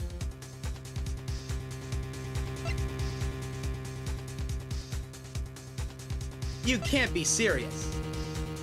Okay, sure, why not? I'm not gonna lose any health if I make it wrong. Take that! As I expected. Your eyes and ears are as sharp as your hair. I was right? Christoph Gavin, you were the fourth person that night. But of course Mr. Gavin knows the color of the cards.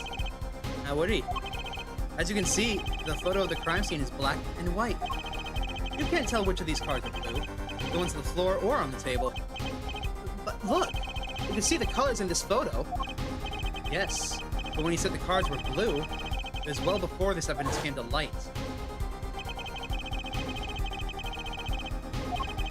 It was only that game, pure sense, competition, Your Honor. Competition? Yes, a test of wits, a silent clash of passions. On the cards, their back wreathed in blue flame know the final outcome. Oh my god. Christoph? Well, Christoph? Mr. Gavin? Mr. Gavin, is something the matter? No, nothing. Excuse me, it was just so sudden. Right.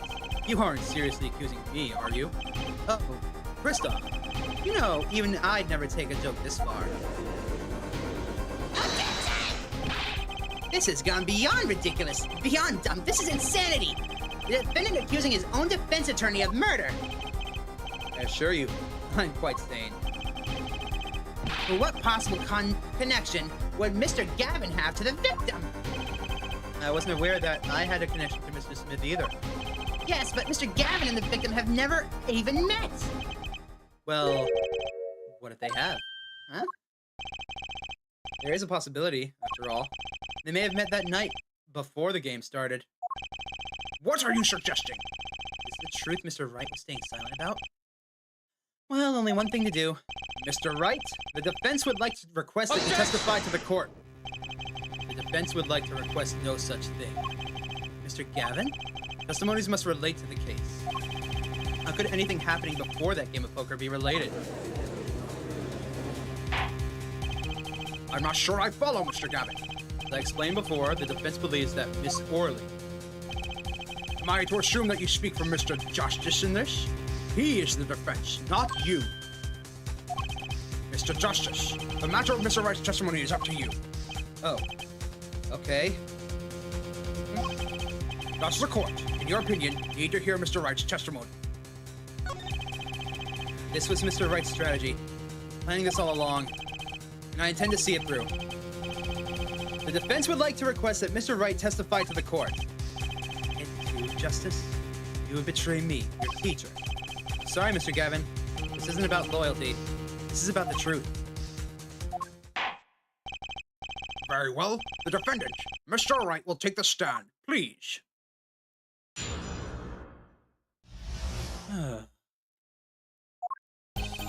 That evening, Christoph and I had dinner. We sat at the table in this photograph. Shady Smith walked in 5 minutes after Christoph left. When the trap failed, Smith hit the waitress. The girl was knocked out cold and Smith was uncontrollable. I left to call the police. When I returned, he was dead, blood streaming from a cut on his forehead. That's when I made another phone call. Defense attorney Gavin. Mr. Gavin, You were at the Bush Bowl Club the night of the murder? I dine with him rather frequently. And he talked to the defendant on the phone directly after the murder? Quite against my will. I had become involved in the murder. I thought I might be in need of a lawyer, so I called him. You were planning this all along, weren't you? Right. Just because you wanted to drag me into your little murder trial. This is the only thing I want. The truth. As I did back then, and now. I thought my office was doing you a favor when we took on your defense. It appears that I was wrong. Very well. The defense may cross-examine the witness. Justice. Sir, He's lying. You're going to expose him. Understood, sir. Mr. Gavin versus Mr. Wright. This can't end well. Why can't I have a normal trial?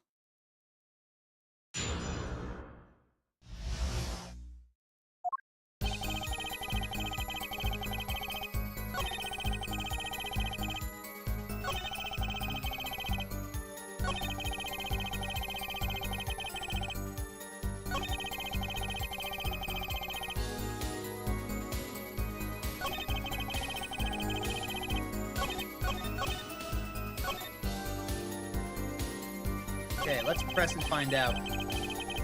hold it! You had dinner with Mr. Gavin? Yes. He dines with me at the Borscht Bowl Club quite frequently. We were enjoying a small dinner at our usual spot, as usual. Usual? I always eat at the table closest to the piano. I see. Where Mr. Smith was sitting. So the plates and such on the table were from your dinner? Indeed. The remnants of my meal with Christoph. We dined for 2 hours, then Christoph left. After that... Hold it! 5 minutes? So the two of them could have been past the restaurant during that time. That would have been a fateful encounter, to be sure. Oh, Mr. Wright, what was it that you said? Christoph Gavin and Shady Smith may have met? I believe I did say that. Here I was all nervous about this meeting, and now we hear they just passed in the hall? It does seem a little weak as a pretense for murder. What would it be if that were really all that happened? Come on, Mr. Wright. What are you hiding this time? When the trap failed, Smith hit the witness. About this failed trap, this is the same trap that Miss Olga O'Reilly mentioned. The plan was simple, elegant, really. You see, we set up a trap of sorts. I was to plant a card in Wright's pocket beforehand, and then deal 5 aces during one of their games. When their hands were revealed, Smith would call him out and search Wright. He would then pull out the planted card, and the trap would snap shut.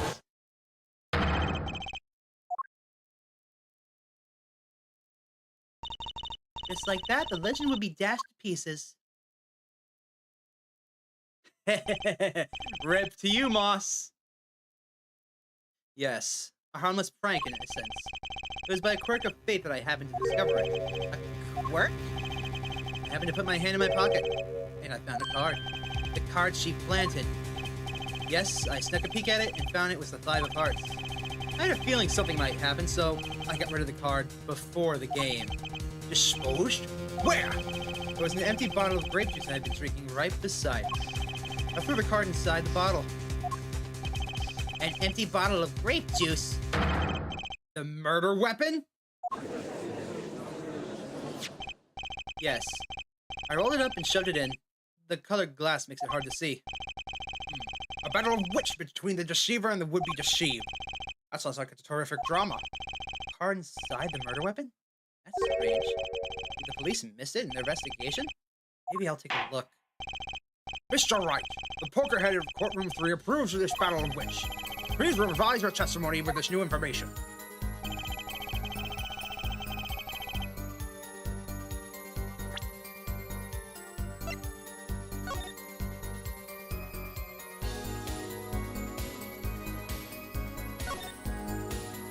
The bottle is completely empty. Objection! Mr. Wright, if I may. Yes? I've examined this bottle and I don't see any card in here. No? What? Mr. Wright, surely isn't all you have to say for yourself. I can't say that I know what happened to the card. I did put it in that bottle, though. Huh? Perhaps a fifth person came and took it out? Oh, and a sixth person could have helped. Mr. Gavin, Mr. Wright is your client. My apologies, Your Honor. I won't have you disparaging our investigation either. We looked inside that bottle. There was nothing. So what's going on? Is Mr. Wright hoodwinking us again? Or did the card just disappear? In any case, please continue the cross-examination. I'm afraid decisive contradictions call for decisive evidence. Oh. Push him harder, Justice. Break him. It's just you and the witness in the ring. Go for the KO. Why do I get the feeling we're not on our client's side anymore?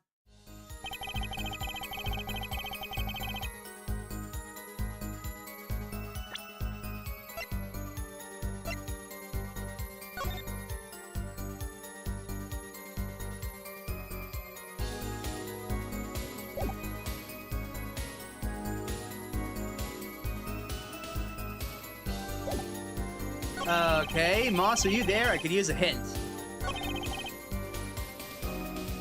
Hold it!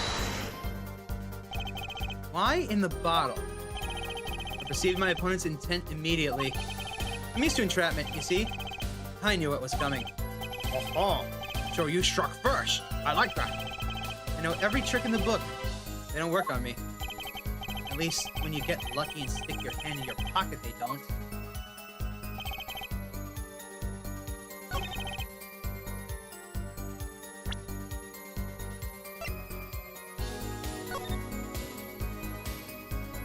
Hi, Meowly. Welcome to the stream. Moss, are you still here? I could use a hint.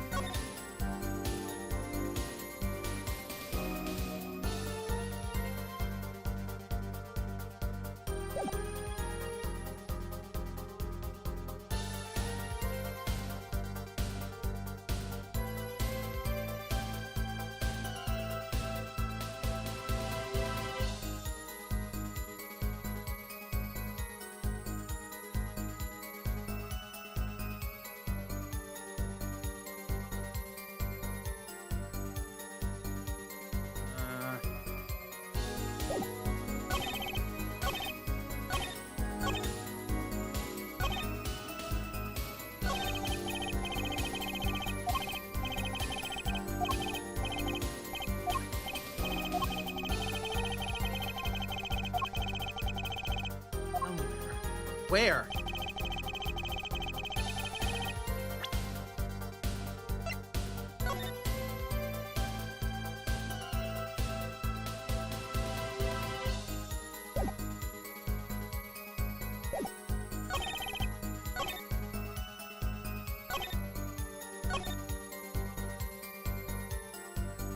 Wait.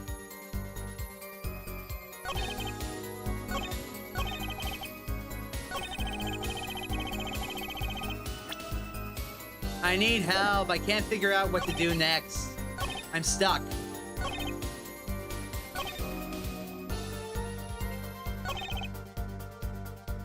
I know I need to present something. I don't know what, though. You remember this case at all? I just need a hint. Do what? Oh yeah, I pressed on everything I could. Hold it! You made the call to the police from the first floor of the restaurant, correct? Exactly. Hello. Hi, welcome to the stream, Moss. Welcome to the voice chat. You needed my... Yeah, I you need my your co-pilot? I need your assistance. Cell phones don't get signal down in the hideout. Is anyone else on the first floor at the time? Not a soul. It's the middle of the night, after all, so there, in the darkened restaurant, I called the cops. Oh, by the way, do you want me to turn off the Discord audio so people can't hear you? No, it's fine. I'm very tired. Alright. Hello, I'm almost here now. Hello, Doom! The gang's back together. Sorry. I can have a look of the evidence happening in the house. I guess. Oh, I can. I've not played this case in forever. It's all good. I can walk through it. Let's see. Present. Here we go. Here's my options. The badge, which is basically nothing at this point. The autopsy report. The crime photo 1. Deadly bottle. Crime photo 2. Cell phone. Olga's photo. Chip's photo. And the hand. Right. It's gonna be. I think the corner report, and I think it's one of. I think it's something to do with that. Okay. Oh wait! It's the photo. It's yeah. Yeah. Look. Okay. So, how would Wright know that there was blood coming down if his hat was on? Number one. Number two. I see no blood here. Objection! Mr. Wright, if I may, yes. Take a look at this photograph on the crime scene. Look at this photograph! See the victim here? He's wearing a hat. It's the soundboard of that. I wouldn't think you could see blood on his forehead. Good point. Wait. Why did the music change? Justice. Next time you point out an inconsistency, put a little more oomph into it. Mr. Wright, can you explain this to the court? I forgot to mention something. I was the one who put that hat on his head. Eh? You put the hat on the dead man's head? He wore it through our entire poker game. After calling the police, when I returned to the scene, his head was in full view, shining bright, just like in this photo. And? I picked his hat up off the floor and put it on his head. Why would you do a thing like that? All I can say is, I'm sorry. That's the only thing I touched at the crime scene. So, Miss Orley didn't see it. It being the victim's his head. I think not. She was out cold. I believe I was the only one who witnessed the head. Ah, here we go again. Mr. Gavin? Pardon. It just seems that our client is determined to lie his way through this case. Hey, he's still our client, isn't he? I believe that's enough of that. Mr. Gavin? This witness's testimony is more like a travesty. It's riddled with lies. I'm beginning to see how you came to lose your attorney's badge 7 years ago. Well, you certainly have a unique way of treating your clients, Christoph. I never knew. I believe it was you who threw the first stone. Mr. Wright, if you intend to ever tell the truth about this case, it's now or never. Don't be misled. I haven't told a single lie here. Eh? When I noticed the trap, I put that card in the bottle to dispose of it. And when I put the hat on the victim's head, to say I had a reason for doing that as well. A reason? That reason is right here. Your cell phone? That night, recall that I spoke with the defense attorney Gavin after calling the police. Just in case, I recorded our conversation. What's this? Now that we're all here, I see no reason why I shouldn't play it back for the court.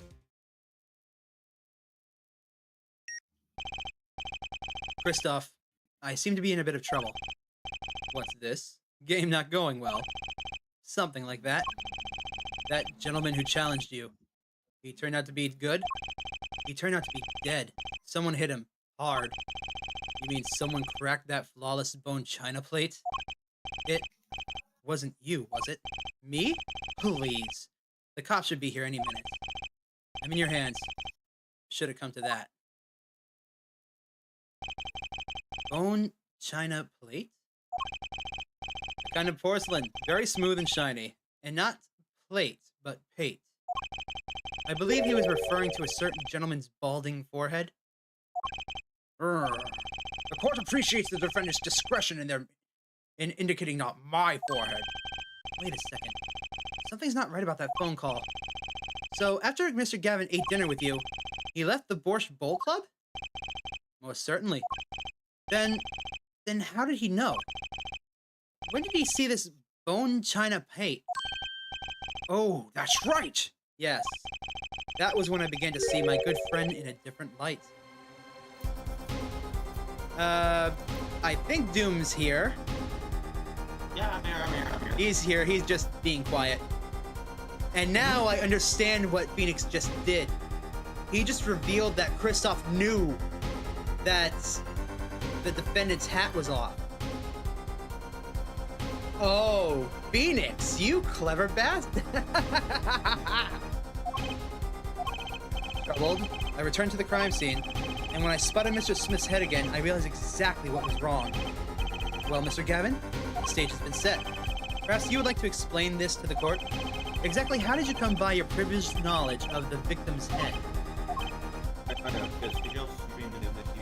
Oh yeah, just a second. There we go. Thank you. So, this is your reason. So this is your reason. The reason why you put the victim's hat back on. Your point, Mr. Gavin? It's come down to this, has it? Phoenix Wright. Order! I will have order! Mr. Payne, Yes, Your Honor. I believe this court has been left with no other choice. Are you prepared to hear the defense attorney Gavin's testimony?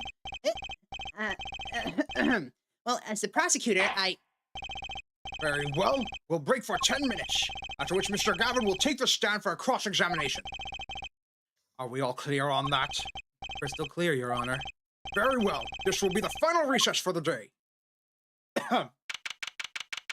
What the hell is going on with this case? Same question, but like I already know the question is I did watch most. What the hell?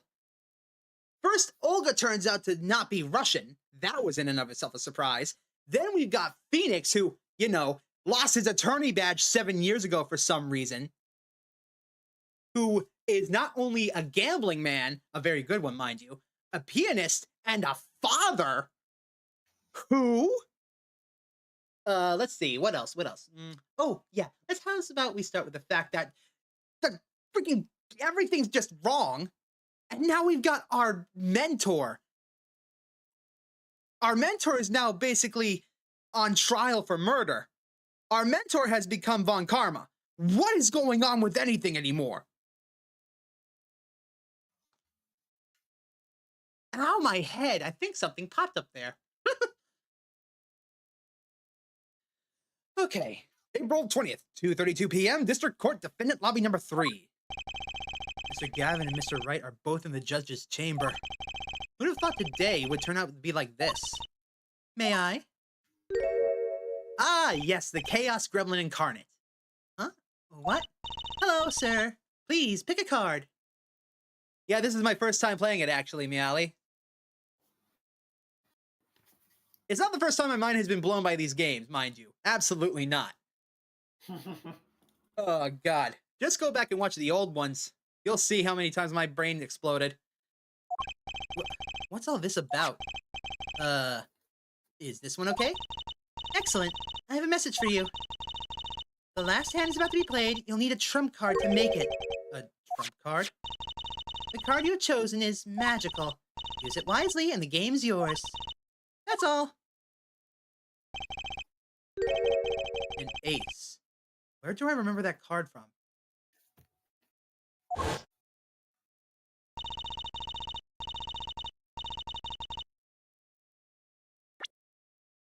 I was wondering about that, actually.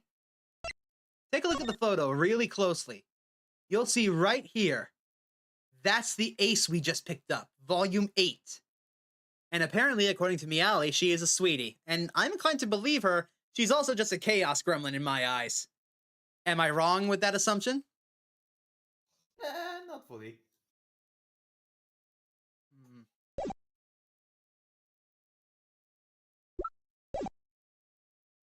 Mr. Smith's hand has 3 aces and Mr. Wright's 2. It is 5 aces in all. It is true. I have seen it. The fifth ace. There was cheating, I swear to you. The missing fifth ace. Wait, this blotch of red. Is this blood? You have your trump card. Now it's up to you to cut the deck and draw the truth. My father's fate is in your hands. I know you can do it. This blood-stained card is my trump card for finding the truth? I fell deep into thought as my mind raced to understand what this all meant. That girl. I'd seen her recently, but where? That's when I made the connection. She's Phoenix's daughter.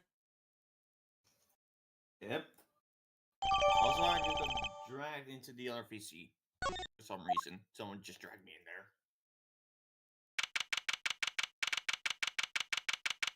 April 20th, 2:45 p.m., District Court, Courtroom Number 2.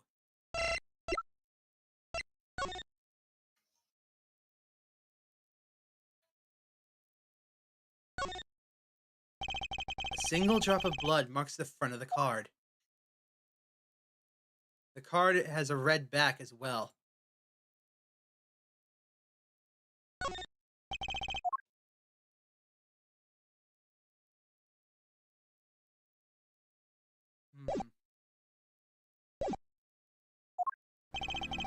Court will now reconvene. Defense Attorney Christoph Gavin, will you please take the stand?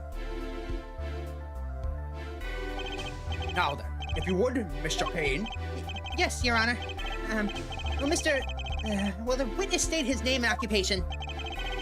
Is this farce necessary, Your Honor? Believe me, far stranger things have gone on in this courtroom. Oh, ain't that the truth? Looking at you, Damon Gantz. Oh, Lord. Okay, apparently, Doom, you missed an Exodia, according to Meali. But I did. Yeah, you did. Alright, no more talk of Yu-Gi-Oh! While the stream's going on. That's... You know what? I've decided. Once the Ace Attorney games are done, I decided I'm gonna play through one of the Yu-Gi-Oh! Games on the DS. I just need to figure out which one. Is it the 5Ds one? It could be. It could be the GX one. There's 3 5Ds ones. Anyways. Fine. I'll play along. First, there's one thing we need to have made clear. How did you know about the secret beneath the victim's hat? My secret. I'm guessing he means the fact that Mr. Smith was bald.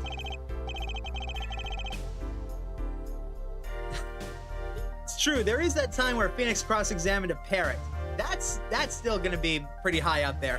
But I think the fact that Damon Gantz was cross-examined and turned out to be the killer and one of the most corrupt people in all of law enforcement, I think that's still pretty high up. Forgive my curiosity, but what is it about the fellow's head? Your Honor seems to have an inordinate interest. Objection!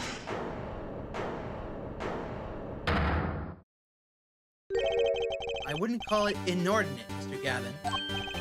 Mr. Wright? What do you think you're doing, Wright? Wow, things sure look different from the other side. You know what I mean, Apollo? Speaking of looking from the other side, let's consider something for a second.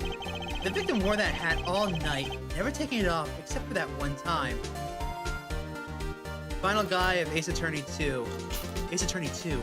Who was the final person for Ace Attorney 2? You know what? I'm gonna go look that up to refresh my memory. Just a second.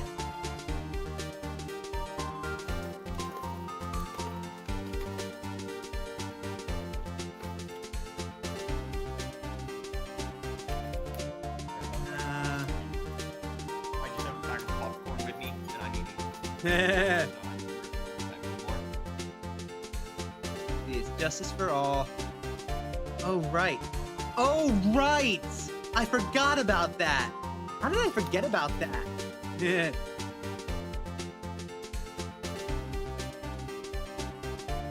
That is quite up there, I agree. The final guy of Ace Attorney 2 was the movie star guy who hired the assassin.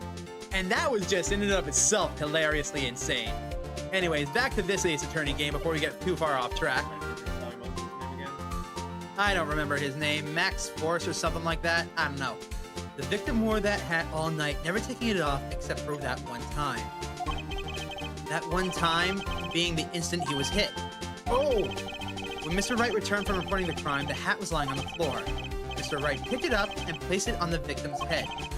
In other words, in order to have seen Mr. Smith's bald head, you would have had to have been there in the hideout at the time of the crime. In other words, I must be the real killer, is what you're trying to say. Not bad, Apollo.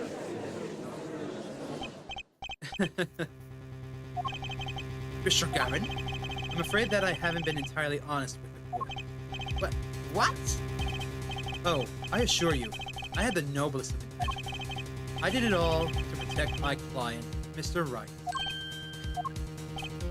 Yet, I'm afraid in the current situation, I see little reason to hide anything. Very well. Allow me to tell you the truth of what happened that night. Is he gonna try and throw Phoenix under the bus? Finally, you may begin your testimony. Yes. Tell us, how were you involved in the events of that fateful night?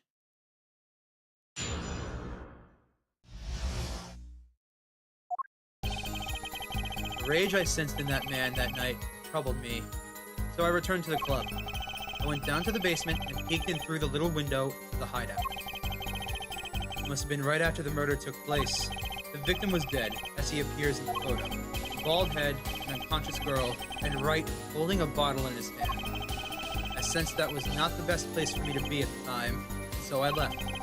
That's when the call came from Wright. So you witnessed the murder? For better or worse, I missed the actual moment of the deed. Reserve! Objection! Welcome to the stream! Thanks for tuning in to the 300 subscriber special. How's your day going? Hold on, need to keep my throat lubricated for this. Badge is fucking balling. Okay, let's not bring him into this. Mr. Gavin.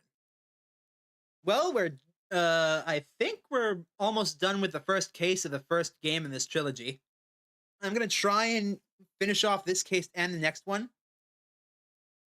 I'm doing great. I'm so happy to finally be doing this stream. 300 subscribers is insane. And plus, I've never played this game before, so it's gonna be fun. Now then. Mr. Gavin, may I remind you that you are on Mr. Wright's defense team. Your testimony is clearly disadvantageous to your client. What else could I say? I'm standing on the witness stand after all.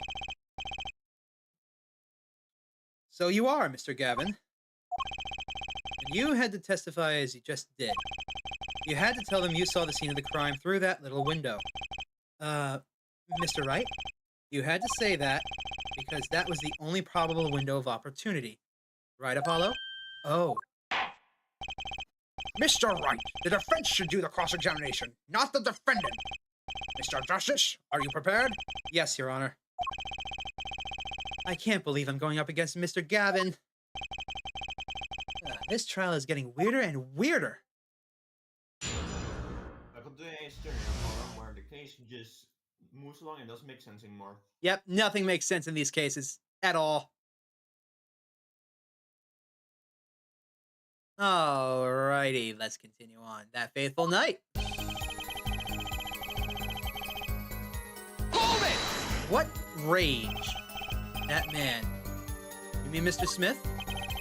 He was different from the other customers. His aura, shall we say. I knew he was a serious poker player, but it was more than that.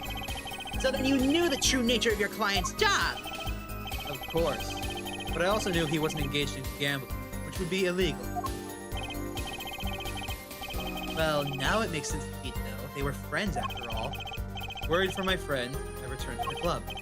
You see, I feared this Mr. Smith might be someone coming to settle an old score. I see. What happened there? Yes, it does all make sense. We just haven't connected the dots yet. Okay, let's have a look.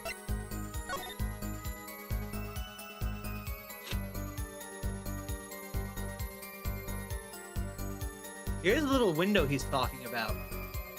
he would be able to see inside. Hold it! The little window. You mean the one used to keep watch up the stairs? Yes. A relic of the ancient past. The Black Marketeers used it, I believe. Why did you go through the trouble of peeking in through that window? Wouldn't it have been easier to just open the door and go into the room? Yeah, or perhaps I'm missing that. I didn't want to upset Wright. See. Upset Mr. Wright? Yes. What if my fears had been unfounded? I'd be walking in on their match. Bad form, to say the least. So far, everything he's saying makes sense. Hold it! How do you know it was right after the murder? Really? No need to shout, Justice.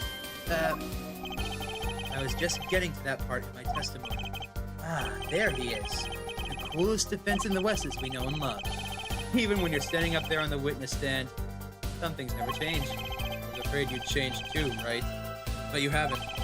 You and that overbearing personality of yours. Friends like these, who needs enemies?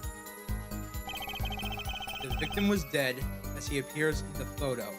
Hold it! Which photo?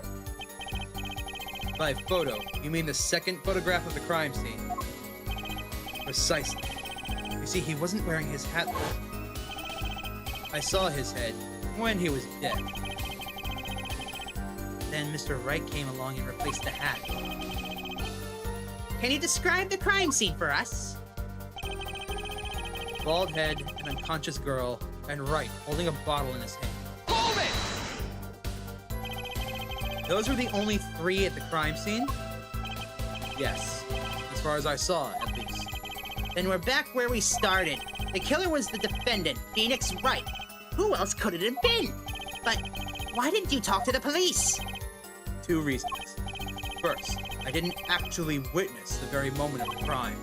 Second, my office was asked to defend Phoenix Wright. Even after seeing what I had seen, I couldn't abandon my friend. Objection! There must have been someone else there at the moment of the crime. Justice. I just said I saw no one, not a soul. But that goes against what Mr. Wright said. Ah, yes. The mysterious 4th person. Who could conveniently be the real killer, I suppose? Glad to see we agree, Mr. Gavin. Let me pose a question. Tell me, what possible reason did the real killer have to swap the card in the victim's hand? Perhaps you can show us a reason why such a thing would be necessary. How can I show something that I can't find myself? Remember, Apollo, the card that was swapped out was the 5th ace. The 5th ace, right. Well, Mr. Justice, the question of why the killer would swap out the card has been raised. Can you point to a reason? Now or never. The defense would like to present evidence to the court. Evidence showing the reason why a card was swapped out. Then go ahead and point out your reason, Mr. Justice. Why did the killer take the 5th ace?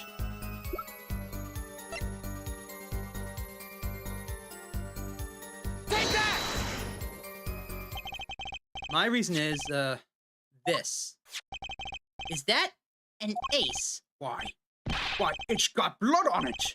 Right next to the spade. What? This is insane! Why wasn't I told about this? Why? Welcome to Ace Attorney. Oh, you pulled that trick on us all the time. It's nice to finally be able to use it on you. Could this be the missing 5th ace? Inconceivable. How could you? What are you doing with that card? Oh, his mouth is twitching. Well, that's the thing. Why is Mr. Gavin so upset? It was just a fishy card from some fishy girl. Oh, that card? It's mine. That is, I picked it up at the Borscht Bowl Club that night after the murder had occurred. You what? I gave it to my daughter. Cards are her stock in trade, after all. Objection! No, impossible. Unacceptable.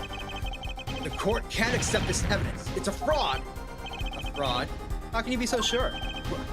What? I would think the only person who could claim it was a fraud would be the one who took the real card from the crime scene. The real killer. Allow me to elaborate. What if this trace of blood was the reason? The reason for the killer to take the card from the scene of the crime. Where are you going with this? Is that Kristoff's blood? Take another look at the photo of the victim's head.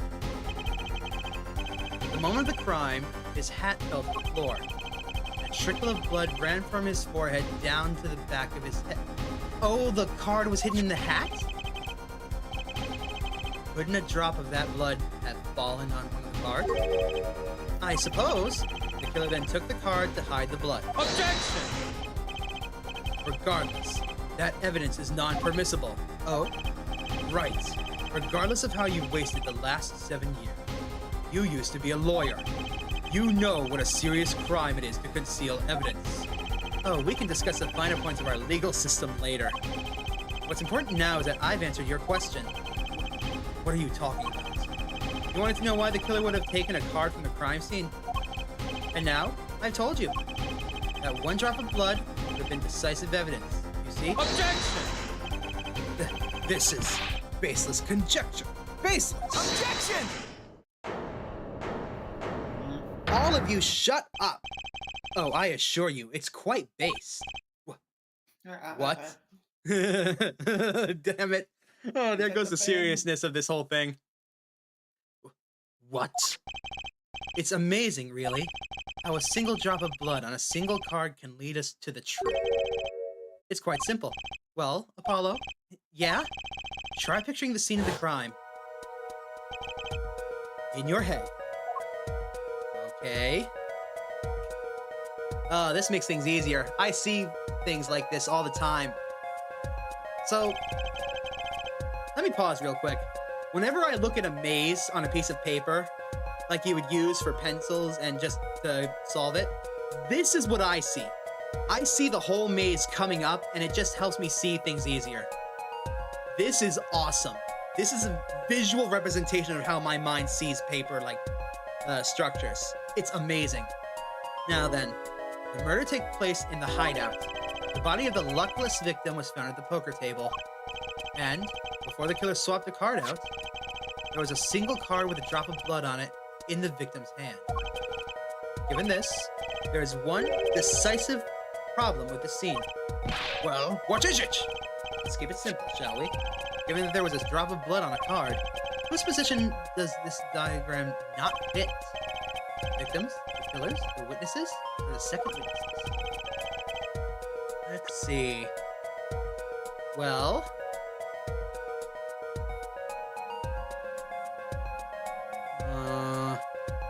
Actually...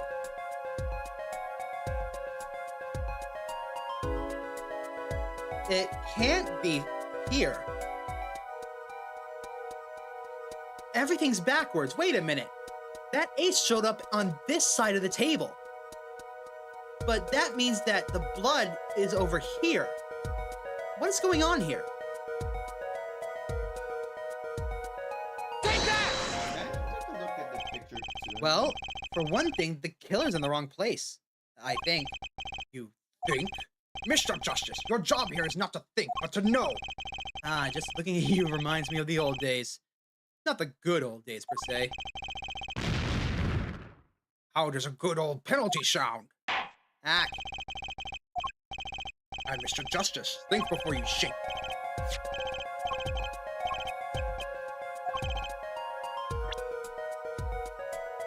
Okay, let's try the victims, I guess. Take that! Well, it isn't the victim's position that's the problem. I don't follow your logic here, Mr. Justice. Well, look, the victim was struck on the head, sending him back in his chair. You'd think that any blood would fall behind the body, not onto the table in front of him. Take a look at the photo again. If he bled in this position, the blood would fall on the floor, not on the cards. Why, that's right. So what does this mean? Incidentally, we were sitting in swivel chairs. Swivel chairs? Oh no. Apollo, try turning the chair around.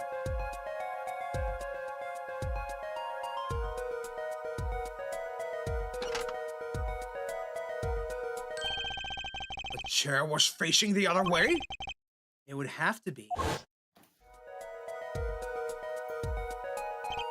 So, we have to assume that at the time of the murder, the victim's chair was facing away from the table. When Mr. Wright returned from informing the police, which way was the chair facing? When I came back to the room, the body was facing as seen in this photo. That would mean that the killer turned the chair back around. Let's take the next step. Look at the diagram one more time. We now know that the victim was facing away from the table at the time of the murder. But this creates another significant contradiction. Again? Let's test your reasoning skills again, shall we? Apollo, whose location on this diagram contradicts our new understanding of the crime?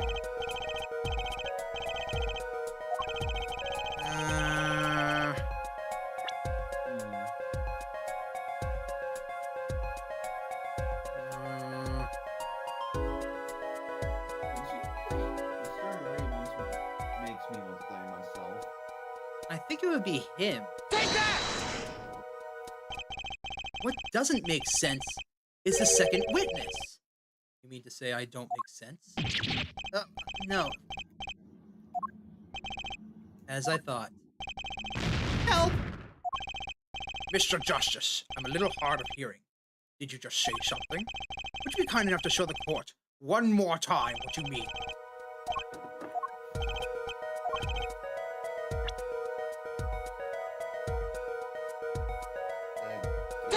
I'm just gonna go ahead and guess the killer now. Oh, right. The victim was struck from the front, correct? Indeed. Well, would it be hard for the killer to hit him from the front? Sitting where his indicator currently is? I would think it would be quite hard, yes. Yes, but what you're saying makes no sense. Why would the victim suddenly turn to face the wall in the middle of a game?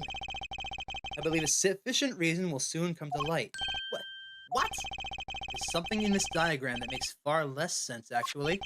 Look again at the diagram.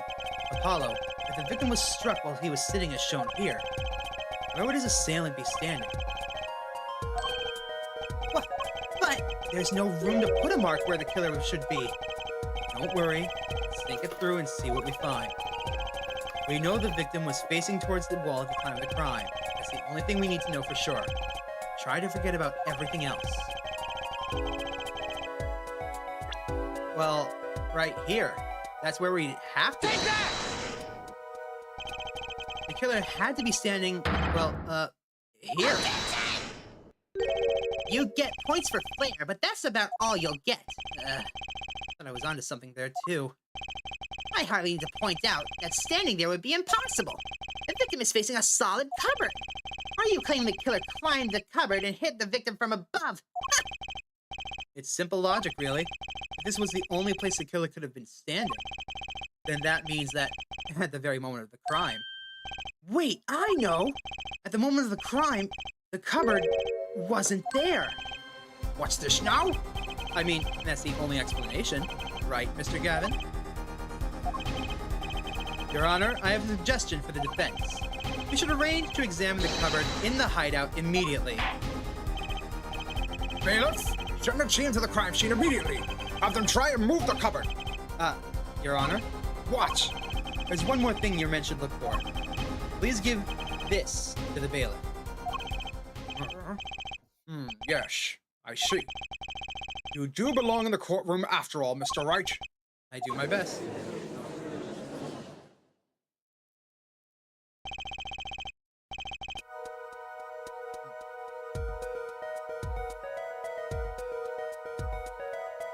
Sorry if I go quiet for a second. I'm still eating my lunch. But let's forge ahead here while we wait. Look at the diagram once again. It's been changed. The killer was standing here at the time of the crime, and this cupboard wasn't here, which means... Apollo, try moving the cupboard.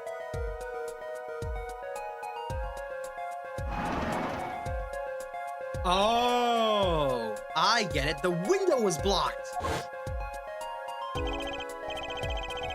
As you can see, the cupboard was the problem. At the time of the murder, it has to have been shown here. Now everything is in place to reconstruct the moment of the crime. Oh my, what's this? What is it now? Look at the diagram of the crime scene one more time. It appears we found yet another problem. What I believe to be the final contradiction, in fact. Huh? Oh, dang! Notice something, Apollo? Our line of deduction is rapidly approaching its logical conclusion. Now then, Mr. Justice, please point to the new contradicting indicator. Is it the victim, the killer, the waitress, or the second witness? Which indicator in this diagram contradicts what we know about the crime? Okay, I'm going to give the judge the benefit of the doubt here. I think he's asking for it to be pointed out for the court record. Not for himself necessarily, but so that everything can be written down instead of just being, what's that word? Inferred. I'm gonna give him the benefit of the doubt. Take that! Excellent, right? Yeah. Goodness. About this cupboard, are we all okay with assuming it was moved? Sure, why not? Well, if it was, something really doesn't fit. The cupboard would completely block up the window to the stairs. Ah, That's right, someone standing outside wouldn't be able to see in. Someone like Mr. Gavin. What did you just say? Oh, is the coolest defense in the West losing his cool? Don't expect me to play along with your little game, right? It's only a game until someone gets killed, Mr. Gavin. And someone was, while the window to that room was blocked by a cupboard. So, Mr. Gavin, perhaps you'd like to explain to the court exactly where did you witness the crime scene from? excuse me, Your Honor. Order! This is a court of law and I will have order. We just now received a word from our investigating team at the Borch Boat Club. They've examined the cupboard at the hideout, Your Honor. Oh? And what did they find? Well, Your Honor, it turns out there is a secret passage behind it. What? Ah, yes. I believe I mentioned something of the sort before. This is one of the tricks that the room many of our regulars know about. I do remember him saying something about that now. A secret passage is a handy thing to have when you're engaged in illegal goings-on. Never know when you might need to duck away from the eyes of the law. So the room has a secret passage. Where does it go? The other side connects to the restaurant above. The underworld bosses could get away from the cops and enjoy a cold bowl of borscht, no doubt. Just like our killer.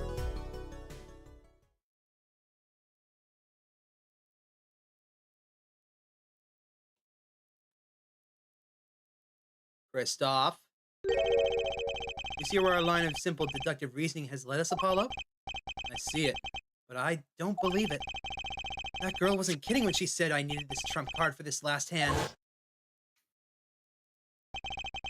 At the time of the murder, the window was blocked and the victim's hat was only off his head for the few minutes between Mr. Smith's murder and Mr. Wright's return from calling the cops. In other words, the only place anyone could have seen the victim's bald head was from inside the hideout. Well, Mr. Gavin, come on, say something.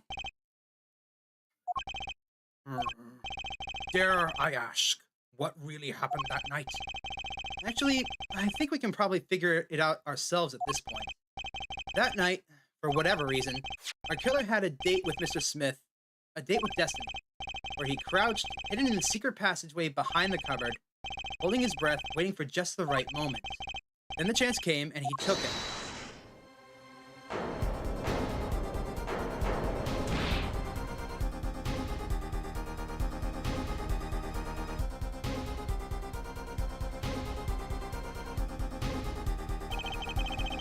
Miss Olga Orley was out cold, struck by Mr. Smith.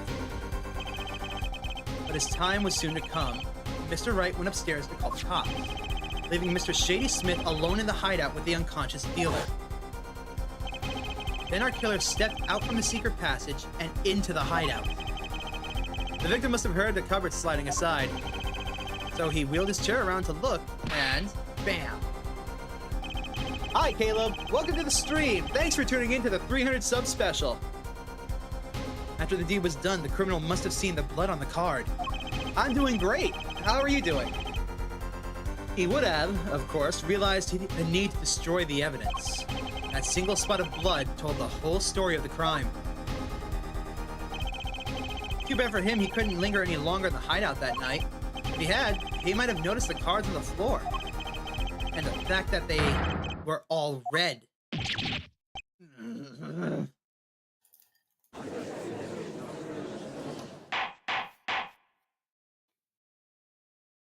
It's good to hear you're doing good. Well, it seems that this trial has taken yet another turn. I'm truly sorry I had to see this day come, Mr. Gavin. Mr. Gavin? Mr. Payne! Yeah, I mean, yes, Your Honor. The prosecution will continue its investigation. As for Mr. Phoenix Wright, the defendant, he is hereby cleared of all suspicion. Believe me when I say that I don't believe this is happening, Mr. Gavin. But I'm afraid circumstances call for me to issue a warrant for your arrest. Immediately. Objection!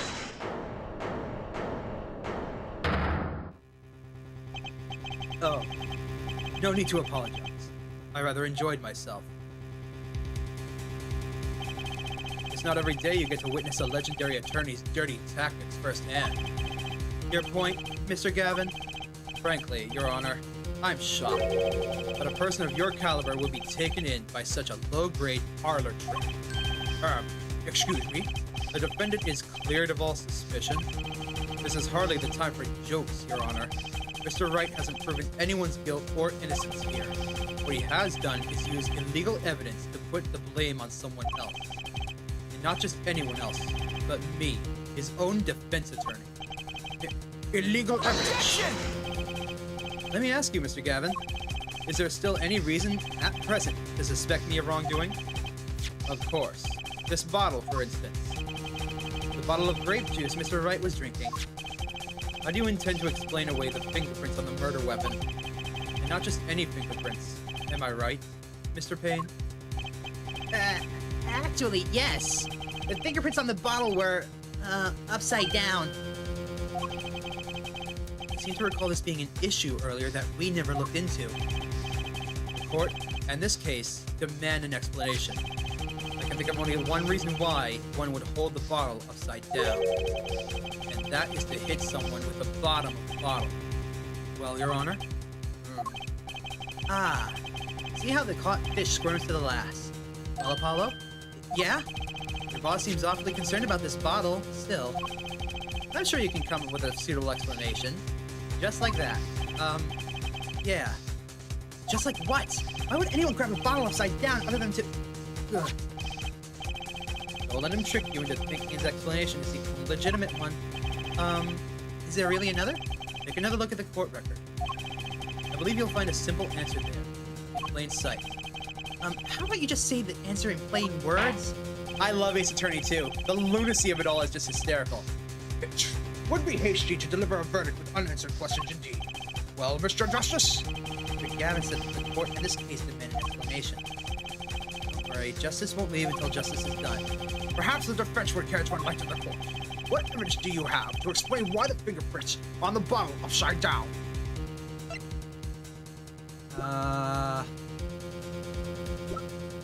Crap, I need a hint.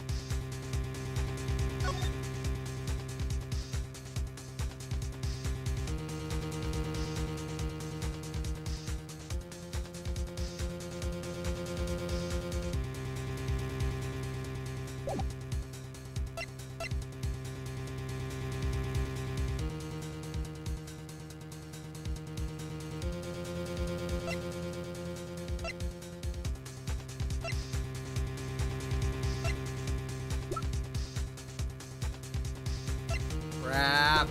Dude, you said you played this game before? Have you played this game before? I'm stuck. Nope. Crap. I've only watched the boss Well, do you remember what you need to do to prove that for the fingerprints being upside down on the bottle? play. And no, that was also like a good Crap. was...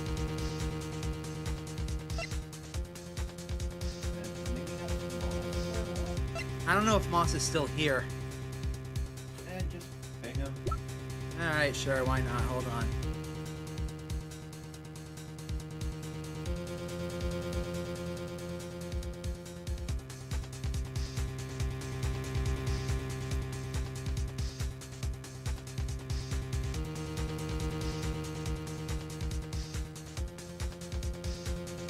Alright, I pinged him. Can't be the cards. It can't be my attorney's badge. Autopsy report, useless. Hey, Moss. So what evidence do I have to present to explain why the fingerprints on the ball are upside down? Oh, one of the photos? Okay. That narrows it down. Thank you.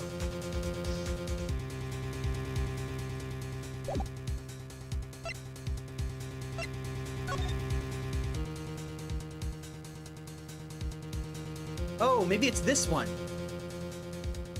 You would simply have to reach over and grab it, right? Take that! It's actually easier to show you than to explain, Your Honor. Place that bottle on the floor next to your chair. Excuse me? On the floor. Yes. Now reach down and pick it up. Without getting out of your chair. Ah. See? You naturally go to pick up the bottle by its neck. With your fingers upside down. Look at this photograph taken the night of the murder. The defendant, Mr. Wright, sat here, playing piano, bottles of grape juice on the floor to the side of his piano bench. He would have naturally picked up the bottles upside down several times. Wow, I can't believe it was that simple. To call our dinner that evening, Christoph. I was drinking my usual juice then, too. Basically, you used that bottle on the table to do the deed, but then you must have remembered. So you went and picked up one of the bottles from under the piano, and you switched the bottles. You took one of Mr. Wright's bottles and made it look like the murder weapon. Order! Order! Order! What do you have to say to these charges, Mr. Gavin? Fascinating. So this is the legendary attorney's famed tactic of misdirection. What? You claim that I switched the bottle. Where's your proof? Proof? Well, that's, as I thought. More baseless conjecture. I'm afraid your bottle of proof is quite empty. Objection! I wouldn't be so sure about that. Your Honor, when you initiated the investigation of the hideout earlier, do you recall that I requested an additional investigation? Ah, yes! I have your memo about that here. Retrieve the bottles from under the piano at the Borscht Bowl Club. And here's one of the bottles in question. What, are you going to dust that for fingerprints too? I would be surprised if any were on that but his. Mr. Gavin probably wouldn't make such a novice mistake. True. That bottle won't bear a trace of anything. Say, Apollo. Yeah? Why don't you go ahead and examine that bottle? But why? Just humor me. Mr. Wright. That bottle will solve this case once and for all. What? That's some bottle. Indeed it is. Oh, here's the missing card! The missing 5 of hearts. That would be nice. There's something inside the bottle. Pop the top. Should we? 1 5 of hearts. What's this? That card. It can't be. Recall that unpleasant woman's testimony for a moment. Miss Olga O'Reilly? Yes, our little swindling Dovichka. Devochka, my bad. That night, I planted the card like I was supposed to, and Wright lost the last hand just like he was supposed to. Then Smith searched him, but the planted card was gone. The trap failed. Wait, this isn't... You're telling me that this is the planted card you disposed of? The one you mentioned in that piece of testimony? I happened to put my hand in my pocket and found a card. Yes, I snuck a peek at it, and I found it was the 5 of hearts. I had a feeling something might happen, so I disposed of the card before the game. Disposed.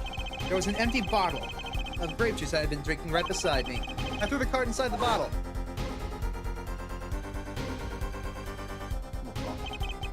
The 5 of hearts. This is the card.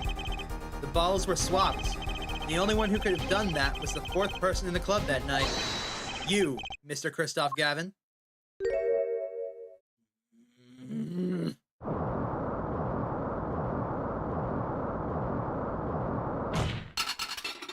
I'm sorry, is this Dragon Ball Z? How did he do that?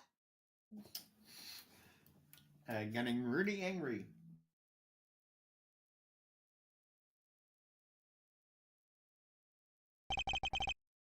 That is all.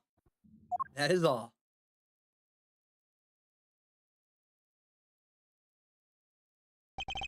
Is this your idea of revenge, Phoenix Wright? Revenge. Revenge for the events that took away your attorney's badge 7 years ago. My past is like my logic, straight and true. Nothing's changed. All I did was point the finger of justice in the proper direction. Fine. I'm glad we could have this little tete, right? This is insane! What about me? Don't I get to prosecute anyone? Nope. Fuck you, Payne. Yeah, you're right there. Reverse gravitator. I believe this time we've finally come to the end of our trial. Mr. Payne, you have a report for us on Christoph Gavin. He's admitted everything. We're processing his arrest now. I see. Still, one has to wonder why he would do such a thing. He didn't even have a connection to the victim. Did he? None that we know of. Mr. Wright, have you anything to add? Afraid that I can't shed any more light on the matter. About this victim, Mr. Shady Smith. His occupation was listed as traveler. In our profession, to be sure. That's all we know about him. I'm hoping to do 2 cases today, boss. I'll arrange a follow-up investigation, Your Honor. Good. Mr. Wright, Yes? 7 years, and you still haven't lost your touch. Christoph Gavin was a man with much significance for me, both as a friend and as a lawyer. He was extremely talented, to be sure. I needed 2 things before I could confront him. First was a place where no injustice would be tolerated, this courtroom. The second was a man who would tolerate no injustice. In other words, a defense attorney. You, Apollo. Me. This is a dark time for our legal system. Twisting of justice brought on by our very own initial trial system. We have to set it right. Mr. Wright. Our work lies ahead of us, and I, for one, am looking forward to it. Well, it seems like a good time to announce a verdict. The court finds the defendant, Mr. Phoenix Wright, Not guilty. There's the confetti.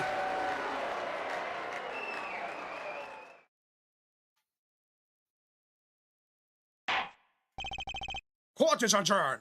I can finally stop doing that voice for a little while. April 20th, 4:28 p.m. District Court, Defendant Lobby number 3. I have a distinct feeling that Phoenix is about to get punched in the face. Thanks, Apollo.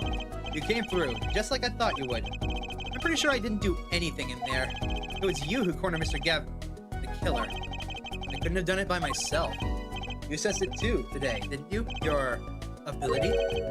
Ability? Yeah. The sensitivity I lack. You'll come to understand it soon enough. Wait, I wonder if he means... I have one question for the witness then. You say you saw the moment the defendant hit the victim. Is this true? Of course it's true. What was that, Mr. Wright? You'll have to find the answer to that question yourself. The answer. Right. Today was full of questions without answers, most of them about Mr. Gavin. Possible reason could he have had to commit murder? Perhaps he'll learn that in days to come. Huh? Wait, you don't know, do you? Lock it. It's the key. Huh? Oh, that reminds me. I met the girl whose picture is in your locket.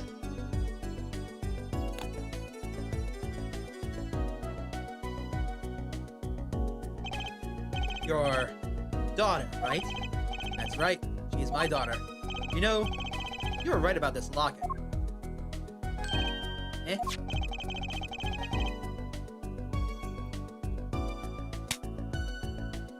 I took it off his neck the night he died.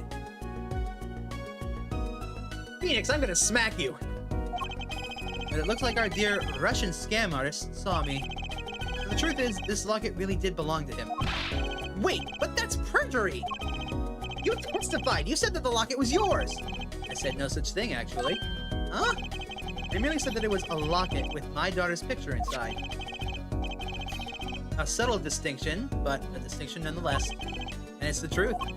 Wait. But then why? Why was the victim wearing a locket with a picture of your daughter inside?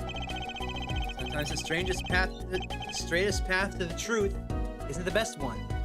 Give it time. You're still just getting started with your career. Speaking of which, I may be out of a job. I work for Gavin Law Auspices, after all. I still can't believe I just saw Mr. Gavin get led away in handcuffs. Apollo? Yeah? How about coming to work for me? Eh? You mean at the Wright & Co. law offices? I mean, there's not a single attorney in my generation that doesn't know it. I can imagine that to be true, but... Wait, but didn't you... You're not a... Oh, I turned in my badge, yeah. I'm not an attorney anymore. Yeah, can we get an explanation for that, please? That incident 7 years ago. That legendary trial. And at the middle of it all was one man, Phoenix Wright. Phoenix. The case reached its sad conclusion and he left law for good. Have you ever thought about coming back to the courts? I'm not qualified to stand in a court of law, I'm afraid. Didn't you notice in today's trial? There was a single piece of forged evidence. Forged evidence? What are you talking about? I'm talking about evidence that shouldn't have existed. A naughty magician's trick. The piece of evidence struck me as odd, it's true. It just seemed too perfect. Too perfect? There's a single drop of blood on the ace. Take that! Motherfucker. You mean this, don't you? I got this from your daughter, Mr. Wright. Yes, that card couldn't have been found at the scene. Why? Because the killer took it with him when he left, leaving the wrong card in its place. Luckily for us. The board can't accept this evidence. It's a fraud. A fraud? How can you be so sure? I would think the only person who could claim it was a fraud would be the one who took the real card from the crime scene. The real killer. Oh my god. My verdict was already handed down 7 years ago. Then, you really... Yeah, I forged this card. One look at the crime scene should have told you it wasn't real. But you can't do something like that and call yourself an attorney. Who's calling themselves an attorney, Apollo? So it's true. The rumor is true. 7 years ago. None of that matters much now, does it? Pow! Right in the face. I actually punched him right in the face. This game gets me. I punched him. It's your story from here on out, Apollo. Perhaps I can help you turn to the next page. My office's address. Drop in if you want. Mr. Wright? Oh, about your uppercut? Try yelling, "Take that," next time. I find it packs a little more punch. And Apollo, thanks for today. I had a good time. Hey, thanks, Spark Minus! Thanks for tuning in, and thanks for the congratulations. It means a lot. How are you doing? And with that, Mr. Wright walked out the door. And That's how my first trial ended. A lot of mysteries went unsolved, and at the time, I had no idea they were all related. Every mystery that day connected by a single thread of logic. I'd find that out soon enough. My name is Apollo Justice, attorney at law, and this is how my story begins.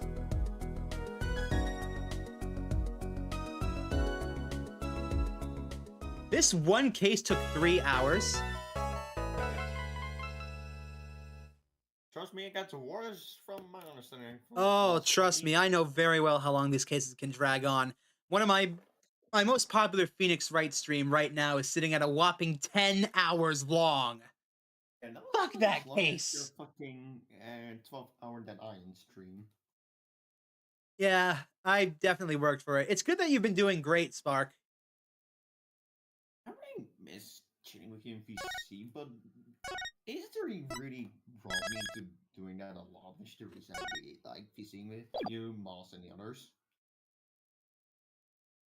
Alright. Let's move on to episode 2. I think I'm going to play through this case and then call it a stream. I'll take on another 1 or 2 cases next time.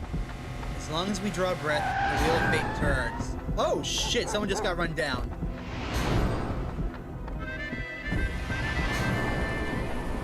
What the hell is happening? Spinning big crimes and little crimes together. When the wheel stops...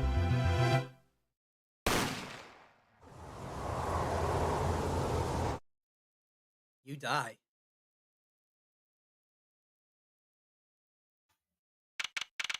June 15th, 9:12 a.m., Wright & Co. Law Offices. So, let's see. May, June. So, it's been 2 months. 2 months have passed since Mr. Gavin's arrest. My first trial, and I lost both my mentor and my job. Yeah, I'll admit it. I was screwed. But even when I hit rock bottom, I told myself I'd never come here.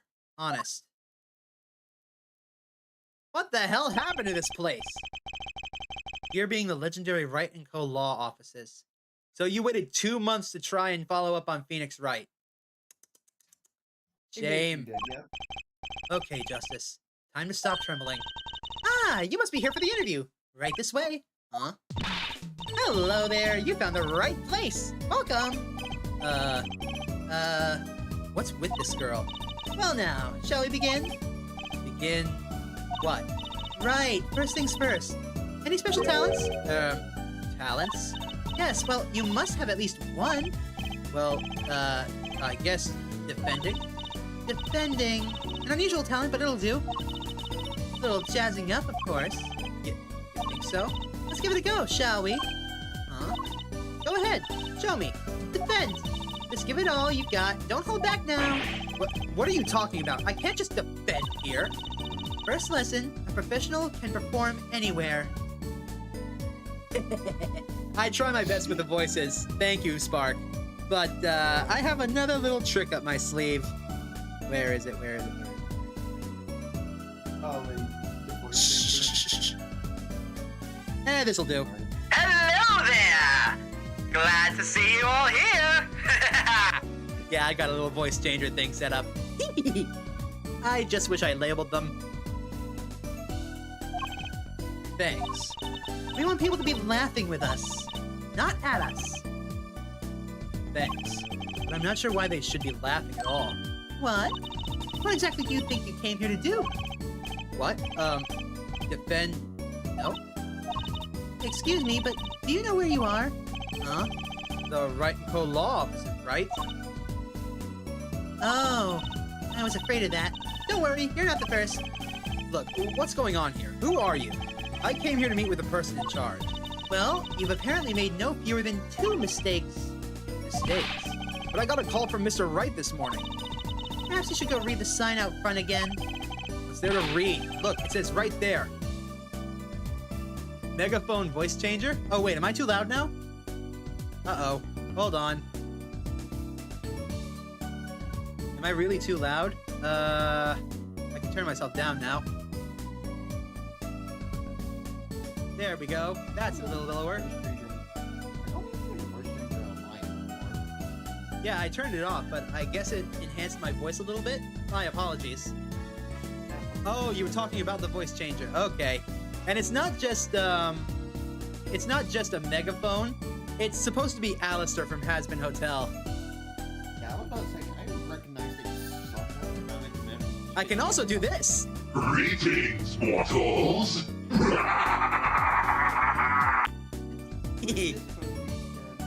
I don't know who that's supposed to be. It's just a scary voice. Alright. What's there to read? Look, it says right there. Oh.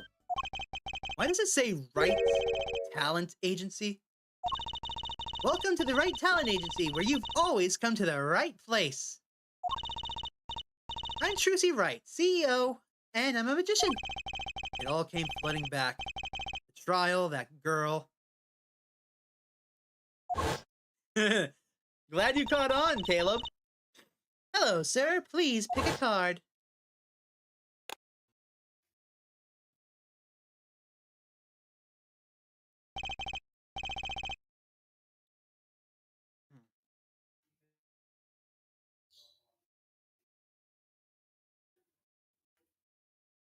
That's right. She's my daughter. Trilogy Wright. Here, check out a flyer. So, what's your name? Apollo. Apollo Justice. I'm an attorney at law. What is this? I guess talk? So, is this really a talent agency? You bet! Daddy started it 7 years ago when he quit law. Of course, we only have 2 people signed up right now. 2 people. Does that include you? Trilogy Wright, magician extraordinaire. I've done a lot of stage shows, paid too. I am a professional, you know. Right. Promise you'll come to one of my shows, okay? Let's see. Oh, and the other person our talent agency represents is Phoenix Wright, pianist extraordinaire. Your dad, in other words. Didn't he say you couldn't play the piano? Our agency doesn't see that as a problem. Why, there are many magicians out there who can't do magic. At least you're an optimistic. At least you're optimistic, I'll give you that. You are very good at imitating my voice. Thanks. So you're you're Phoenix Wright's daughter? That's right.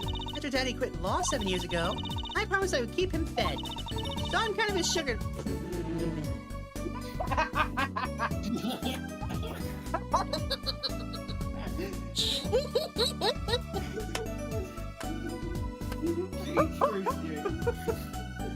I don't know if I can get away with saying that on Twitch.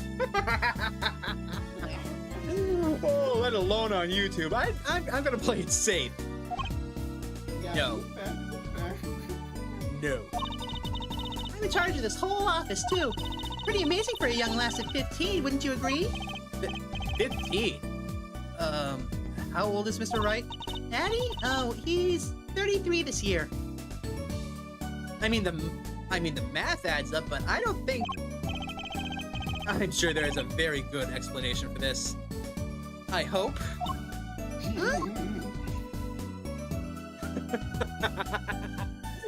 Caleb's back. Welcome to Ace Attorney, Caleb, where anything is possible. There's only one guarantee. It's insane. Oh, God. Okay, that broke me a little. Ah, okay. About Mr. Wright giving up law. It was because of that incident 7 years ago, wasn't it? You know about that? Not the details. I remember the news, though. It was a big deal. So I hear. I was too young to understand what was going on. Ask Daddy about it next time I get a chance. Daddy. Right, that reminds me. About Mr. Wright. He gave me a call this morning to come in. Daddy's not here right now. He's in the hospital. The hospital? Yeah, he's on strict bed rest until he gets better. What? Okay. Which hospital is Mr. Wright in? I'll pay him a visit. Oh, the Hickfield... Oh, no. Not the Hickfield Clinic. Oh, no! Oh no! No! Oh, y'all are in for a treat if I think this is the same person. Right. Well, I'll be going now, and I'll give this showbiz gig some thought, okay? Wait, I'll go with you.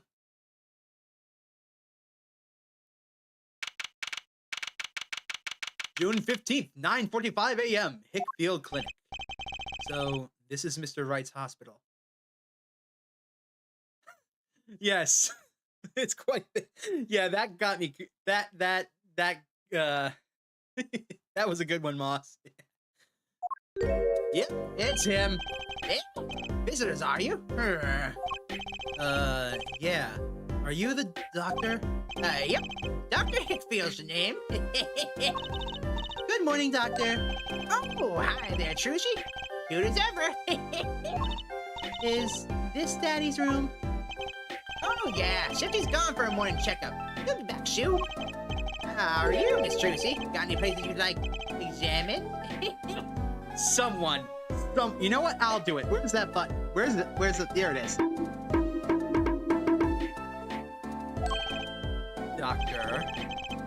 Doctor, the nurse was looking for you. Why, if it isn't the daddy of the cutest little thing in town.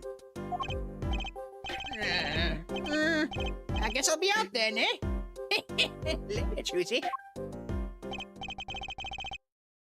Wow, what an odd bird that guy was. Good morning. Didn't expect you so soon, Apollo. Mr. Wright?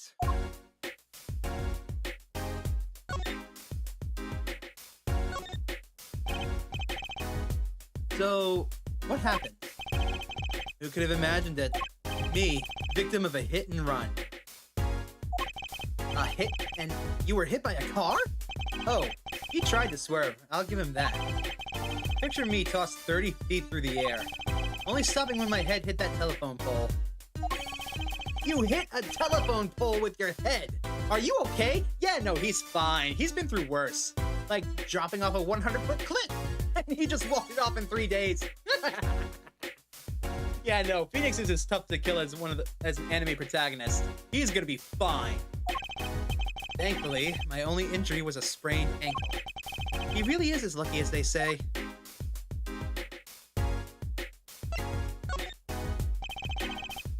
There's something that, well, that just doesn't sit right. I just can't believe you have a daughter, Mr. Wright, and she's so big. Not fat, but, you get what I mean. Oh, Trucy's still a child. Daddy, how many times do I have to remind you? I am not a child anymore. You'll always be Daddy's little baby girl to me, Trucy. My foot. I'm not buying it. Oh, there's something you should know about Trucy. She's a magician, right? She told me. Not a mere stage magician. She's a genius.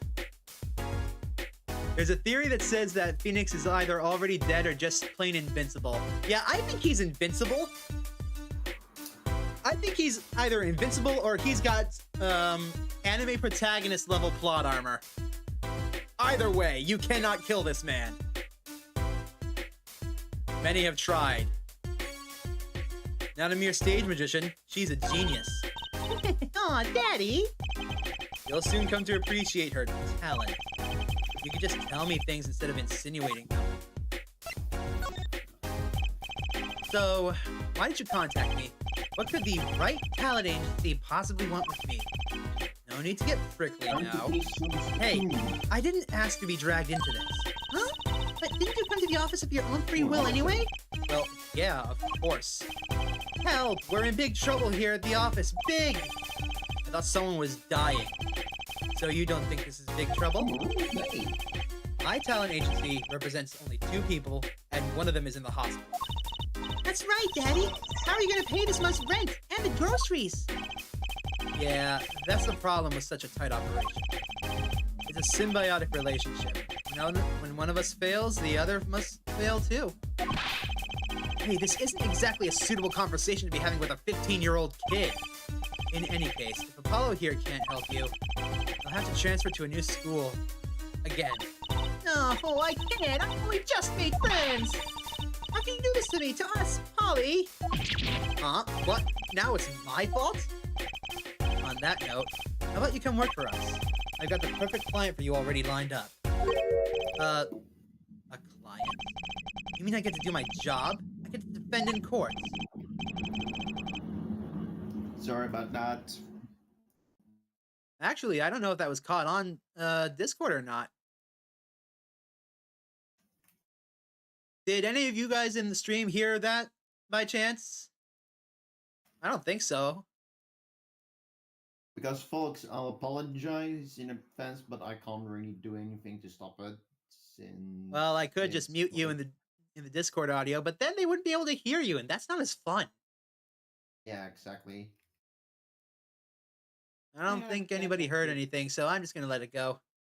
Yeah. All right, I'll hear what you have to say. It was caught on Discord, but I'm asking if it was caught on stream.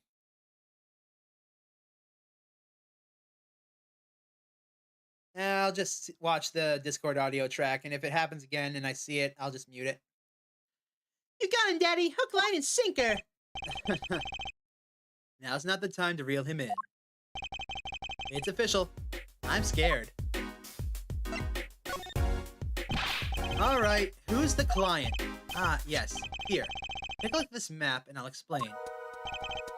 Last night, I left the office just before 9 o'clock.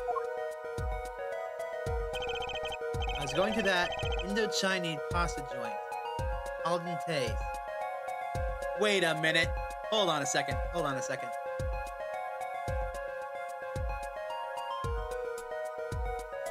I already do have a compilation of my Ace Attorney streams. It's literally a playlist of them. Alright, now hold on.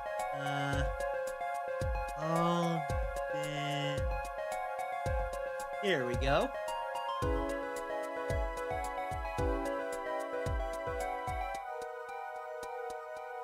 Oh, okay. I was wrong. I thought it was a... Man, if I had to make a compilation of my Ace Attorney streams, it would be well over 12 hours long. There's so many good moments. No, I think it would be about 30 hours plus long. Oh, at least.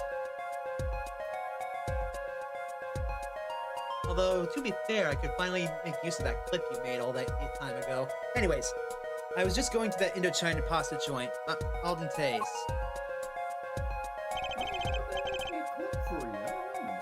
I play piano there, of course.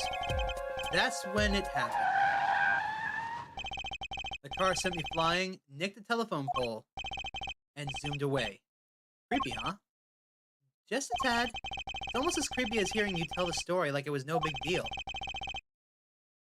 The car sped off in this direction. So, good luck. Huh? You wanted a client, didn't you? Well, I'm your client. I'm the guy who knocked me into that telephone pole. Whoa, hold on! I'm a defense attorney, not a detective! Don't worry, once you've found the guy, I intend to sue him. Then you can stick it to him in court. I'm not a prosecutor either. I'm sorry, but this is crazy. I'm going home. Don't get so worked up.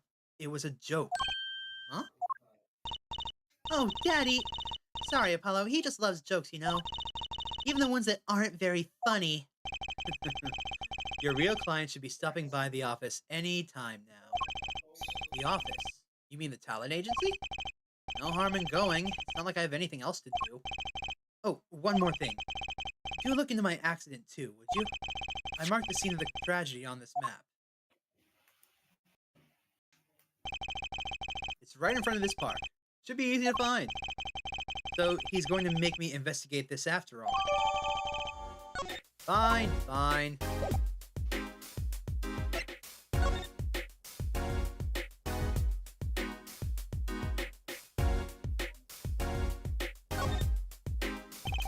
Swaying, spiraling stack of DVD cases. Oh, my heart! Oh, I grew up during the DVD era. It brings back memories. Steel Samurai, the Nickel Samurai, Pink Princess, the Zappy Samurai, Electric Bugaboo. They're all children's action hero shows. This kid I know keeps sending them to me. Huh? Like a niece or a nephew? Something like that. Quite the collection. This kid's parents must be really generous with their allowance. Funny, Mr. Wright doesn't seem like the type that kids would like. I think it's that brat who was the huge samurai fan back in the other game. Mr. Wright's bed. It's really messy. Look how messy this is! You're just hopeless without me, aren't you, Daddy? Yikes. He's attempting to clean up. Look out. You got me. What else can I say? I was raised in a barn. Try not to let word get out, Apollo, if you don't mind. Yeah, it might ruin your illustrious career pretending to play the piano. Nice. That is a small-ass TV. Then again, my first TV was way smaller than that. Take a wild guess how big my first TV was. I'll wait.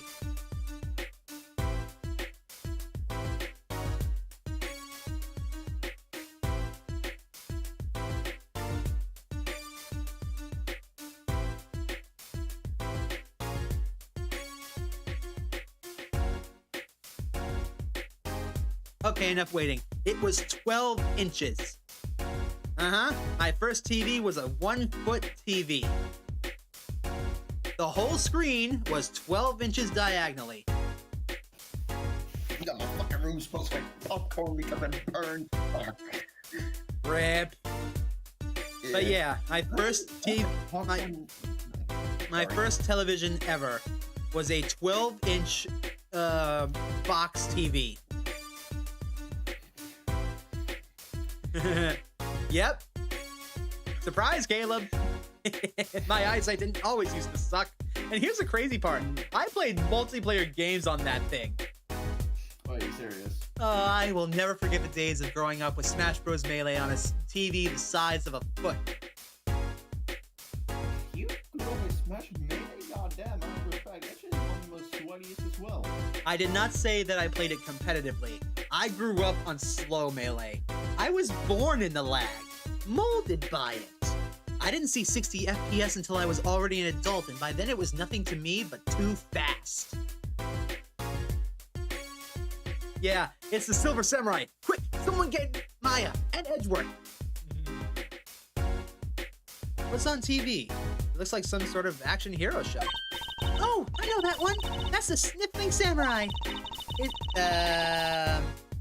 Okay, what the hell? His booger flick attack is a big hit with a grade school crowd. I had no idea you liked this kind of stuff, Mr. Wright. Well, what else is there to do when you're stuck in bed? Besides, the episodes will just keep piling up if I don't keep up, you know? Yeah, try not buying them. Now's the only time I get to watch and write up my report. Your report. It's a long story. Like a lot of things, actually. What, does he write reviews? Oh, look at that! His favorite drink. Ah, Daddy, you stuck some grape juice in again? The doctor said you weren't supposed to drink that here. Brucey, look at the label. Oh, deep sea mineral water. That's fine, I guess. I switched the label. Don't tell Trucy, okay? What can I say? The man loves his grape juice.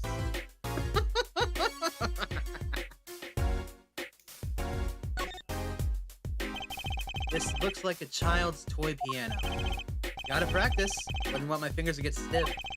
Pro always keeps his weapon close at hand.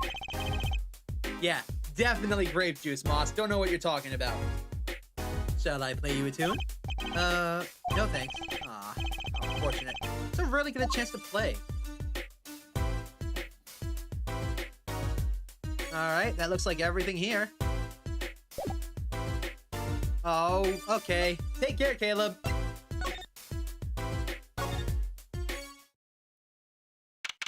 June 15th, 10:05 a.m. Wright Talent Agency. Hey! How long you planning on keeping me wait, huh? Ah, good morning. Hey there, Trucy doll. Sounds like your pops had a bit of a rough spot, huh? All's well that ends well, I guess. This is our client. Hey, so this is that Apollo fellow, huh? Oh, yes, the name's Apollo. Look at him here. Arms all crossed like ready to fight. Yes, sir. You don't mean that literally, do you? The boss told you what I need, right? Don't let me down now, Apollo. Don't worry about your defense, sir. I'm on it. Defense? Your noodle half-cooked? It's too late for defense.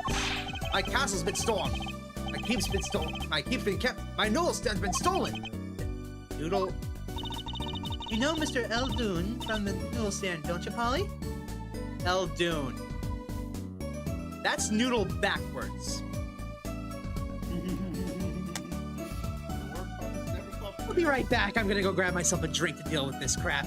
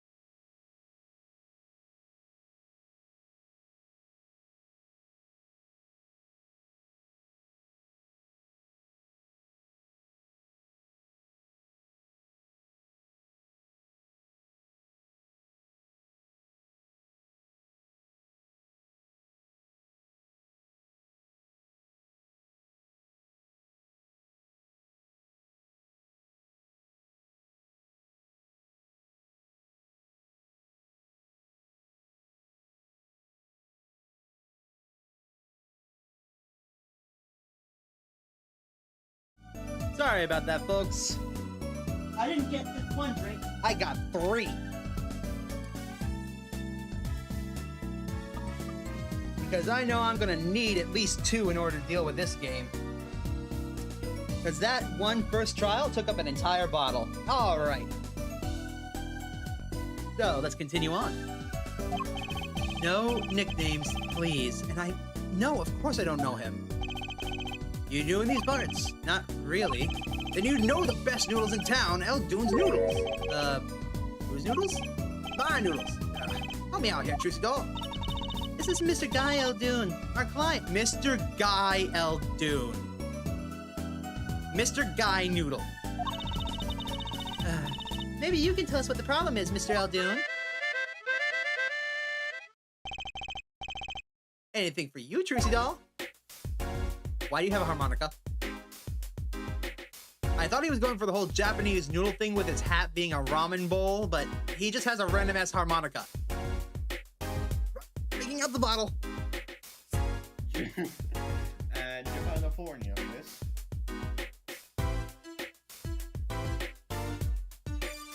Sorry, what was that? Too busy drinking. California, whatever the hell the nickname was we came up with. You're very mumbly. Hold on. California. Oh, right. Japanifornia.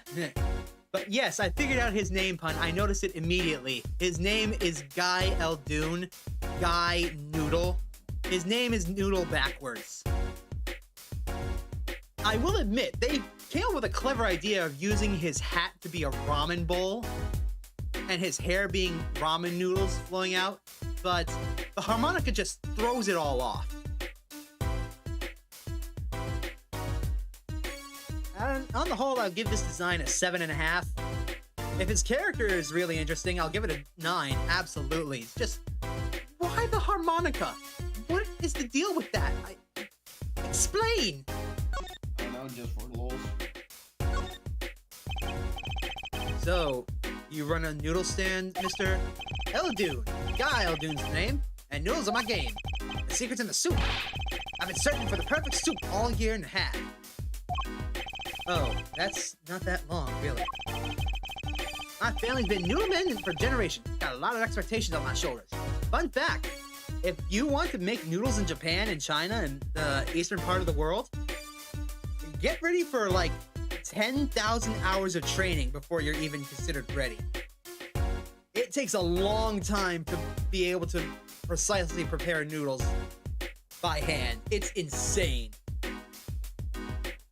Also, I would like to point out, the edges of his coat are also symbols on a ramen bowl, which is really neat.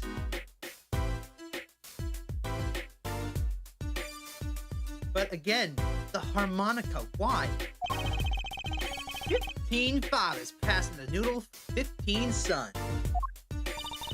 That's a pretty old noodle. Aye, and a fool that I was, I pushed it away. I rebelled against my pops and picked another livelihood, but that didn't turn out so well. Oh, there was no denying it. Salty broth runs through these veins, boy. So, it was like destiny that you became what you are. Right, destiny's the word. Oh, I thought it. But in the end, I was bound by the twisted noodle of fate. Not a mental image I cared to linger on. So, last year, I started my noodle stand. The 15th generation of Eldune's noodles. So tell me more about Eldune's noodles. You don't know what genius that are my noodles? I make them so salty. Either saltier than salt. I really don't want to find out. Well, Daddy's a regular at his noodle stand. He frequented my pops' stand back during his attorney days, too. Yep, him and his assistant. I'm sorry. I'll be sure to drop by your stand soon. Which you could, Sonny. Heck, I wish I could. I'd give anything for a bowl right about now. What do you mean? It was stolen! My stand is gone! Stolen? It was last night. I was doing my rounds, blowing my whistle. It's like an ice cream truck's bell, but louder. He even gets complaints. Okay, I now understand the reason behind the harmonica. A whistle? It would drown that out, sure. Little bell chime? Might draw attention, but a harmonica playing? That's gonna draw interest to you. Especially if it's loud enough to be labeled a complaint. Now you're just trying to butter me up. That sounded more like the blues than a whistle. I closed up my stand for the night and parked by the house. Then, this morning, dark and early, it was gone. My keep, my castle. Woohoo! Maybe some bun carried it off? I'm just guessing. But I don't care who did it. Without that stand, I'm finished. All my noodle bowls were in there, too. That's the saddest thing I've heard all day. You know it. Anyhow, that's the deal. Good luck. Good, huh? Wait, what exactly is your request? My noodle stand. Find it. The day you bring my baby back is the day you feast on as many noodles as you want. Of course, I make it so hot and salty, 2 bowls of killer, man. And I really need a defense. Speaking of defense, that's what I do. I'm a lawyer, not a detective. This is where I live. You drop by if you need any info, okay? Get it back today if you can, Paulo. I got noodles to make. I don't know what I'm doing with his voice. I'm sorry. Things have certainly taken a turn for the bizarre. Traffic accidents and noodle stand thieves. Actually, there was something I wanted to ask you about too, Apollo. Huh? I have a bad feeling about this. Agreed. Now listen to the lady's problem now. Don't be cruel. I lost something last night. That is, something was stolen. Hey, what's this? More thieving and skullduggery? Well, someone stole a... God fucking damn it. Where's the bottle? I knew where this was going. Where's the bottle? Here's the bottle. I fucking knew where this was going. Ah, that's good shit. Okay. Panties.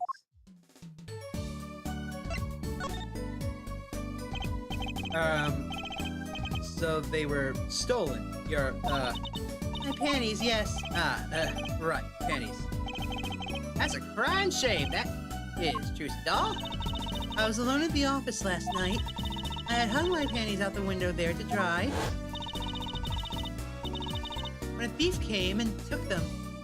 My favorite pair. I ran after him. Give those back, I shouted. Wait! Well, that was certainly brave of you. But I lost him. Without those, I don't know what I'll do. A darn crying shame. Yep. Well, at least the scene of the crime is convenient. I'll mark it on your map. I'll be heading home now. Remember, by my standard, there's an empty bowl in your future, Paulo. Right. And you have our truth doll, too. Here. You hear? Yeah.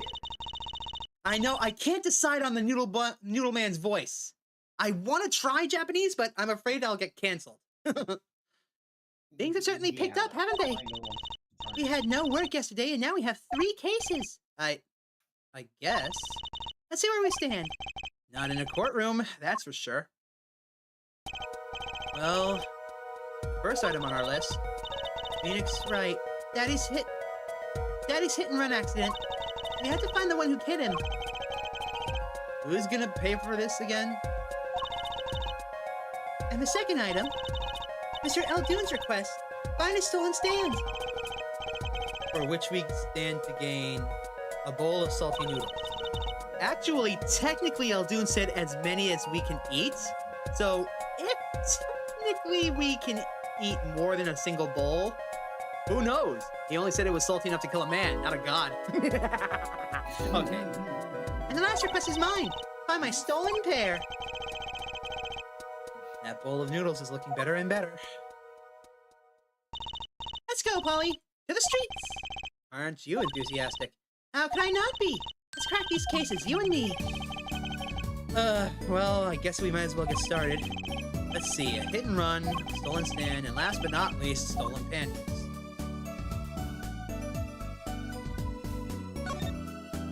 Okay.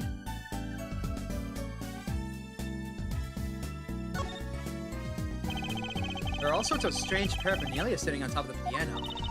Those are my magic props. Practice, practice, practice. A professional never leaves their weapons far from reach. But you can't play the piano with all this stuff on it. Oh, no one plays here anyway. The neighbors complain. I guess Mr. Wright really can't play. Is that a tiny guillotine? Why do you have a tiny guillotine? I need to know why you have a Yeah, but the hand guillotine isn't a trick that's used anymore. For reasons. You know how the bullet catch is labeled as one of the deadliest tricks in magic? Yeah, this was also up there. Check the house. That's right, I need to check the house plan. Don't touch Mr. Charlie. Mr. Charlie? He's been in this office much longer than I have. Daddy's mentor had a great fondness for Mr. Charlie. He's lived here since Daddy was a rookie attorney. Huh.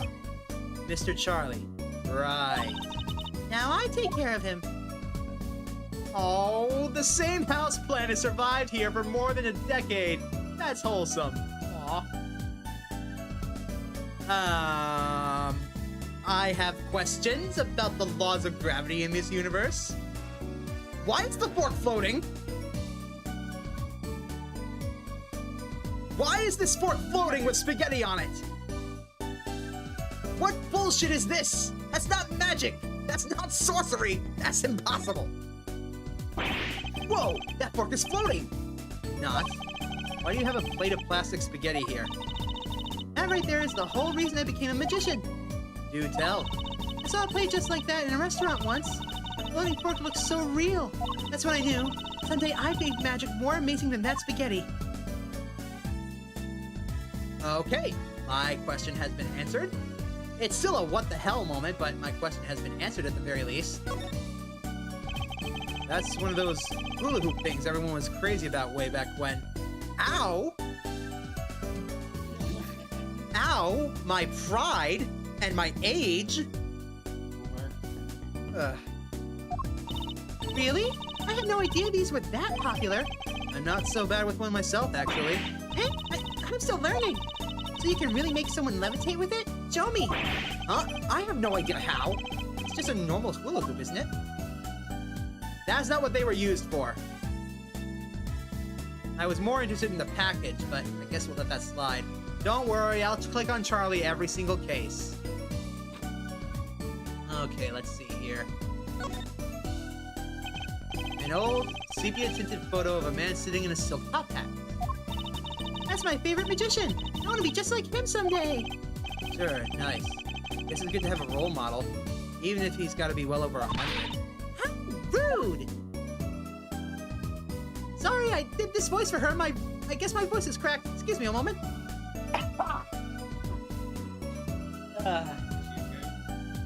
Yeah, I guess my voice cracked a little bit. How rude! No, I still can't do her voice anymore. Crap. Well, I guess you're gonna have to deal with that for a bit. What's this trophy? A strange split box leers at me from the wall. Is this one of those boxes for cutting people in half? That's right! This cabinet is used for an illusion called a zigzag. I've seen one on TV. But why is one just sitting here in your office? Oh, it's a little big for me, you see. So I'm using it as furniture. Hats in the top, shirts in the middle, and pants down below. I think it's a nice touch, don't you? It's not exactly what I call a welcoming decor, but it's a nice way to sort your stuff. By the way, you want to know how this trick actually works? Tell you what, if enough people ask for it in the comments, I'll tell you. I'll put a pinned comment down below about how this trick actually works. In fact, I'll link a video to it. Now then, let's check this one. All these legal books must be Mr. Wright's leftovers. There's a lot of unrelated books in here too. What was that? It's not a video. I'll just link a video in the comments. It won't be mine.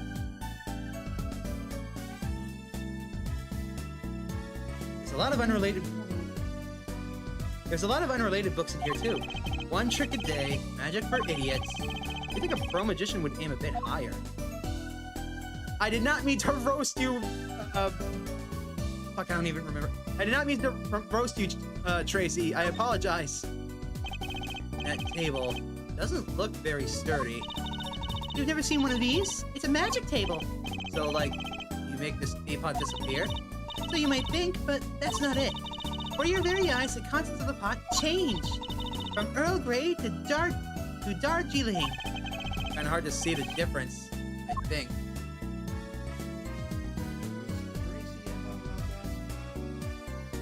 What's that?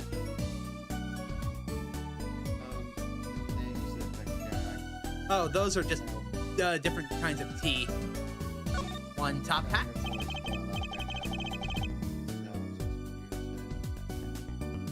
I can barely hear you, my guy. Your voice cut out on my end. So Oh, sorry. They're just different kinds of tea. A blue silk hat, just like the one Trucy is wearing. Oh, that's just for show. Don't wear it, please. Last thought from my mind, honest. I put it there so clients can see it and know who I am. Nothing says magician like a silk top hat.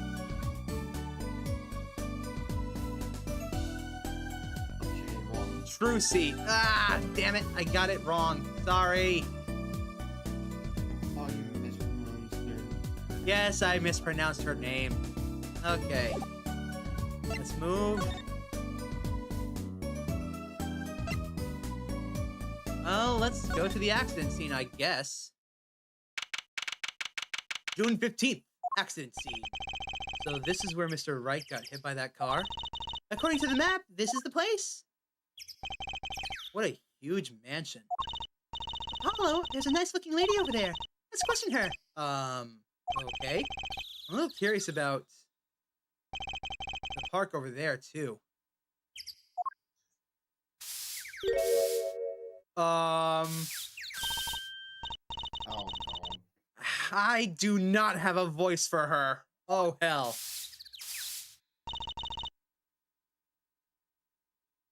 I'm not gonna give her a voice. I can't think of one. I apologize. You want something? Whoa. That husky voice. Why am I suddenly sweating?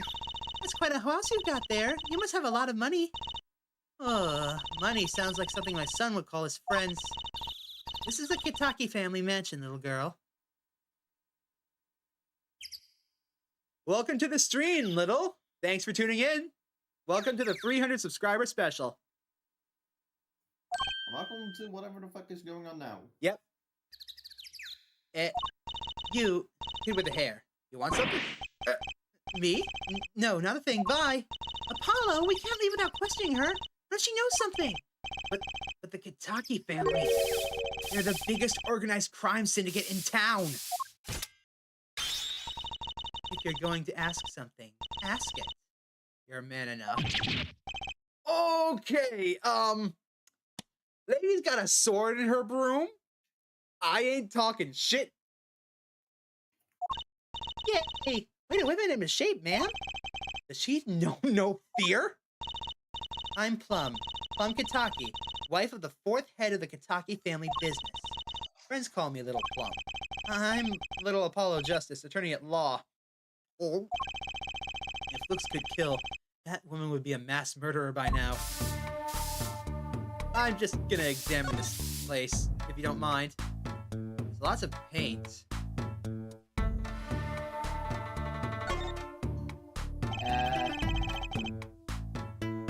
There's paint splashed all over this gate. What a mess. Was this paint knocked over by the car that hit my dad? That's right. And I'm left to clean up the mess. Will you find whoever did this? Bring the scoundrel by, would you? Of course! Then you can make them clean up their own mess! You're cute. Naive, but cute. When I find whoever did this, you can bet I'll be doing some cleaning. There's nothing I dislike so much as a mess. Ooh, I wish I could say cool things like that. I'll bet you do. I laughed when my teeth weren't chattering so hard. Yikes! Anyways. Ooh, a lantern. Wow, what a big house, and the gate's so big. The Kitaki family is pretty big around these parts. I like the fox, it's so cute. That's our family crest from the old country. Your family crest? We're clever as the fox, and our teeth are sharp. So it's like a motto. You need a crest too, Apollo. Ooh, how about the scales of justice, or a lunar lander? I'll pass, thanks. I'm gonna take a wild guess and say that this was in Japanese in Japan. What was that? Wait, if they're crime family, why have they been... You're kidding, right? How easy do you think it really is to stop a crime family? It's not. I'll save you the trouble. Look at the graffiti on the wall. A brightly painted dragon. Why do I get the feeling he's glaring at me? Those paints must have been to repaint this wall. That's right. I called in an artist to do the job right. He's the 3rd so far. The 3rd. The 1st spilled paint all over the entrance here. The 2nd on my kimono. So No, don't tell me. It's better that I don't know. Smart boy. Yeah, is it the best she just colored them? Okay. You're currently playing the first game with Phoenix Wright. Ooh. Well, I hope you enjoy that, little. Okay, what was that, Doom?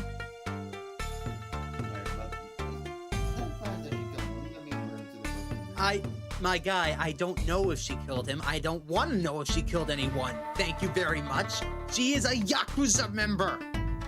You know, one of the biggest crime syndicates in all Japan and Tokyo and possibly Japan America. No freaking thank you. Okay, fair. Plus, I should know because of the fucking games, of course. Congratulations on getting the game for your birthday, little. Talk. I'm gonna regret this. Little Plum? That's a really cute name for someone so... Yes. Brucey, shut the fuck up! Whoa, whoa, whoa, whoa. What is it, Apollo?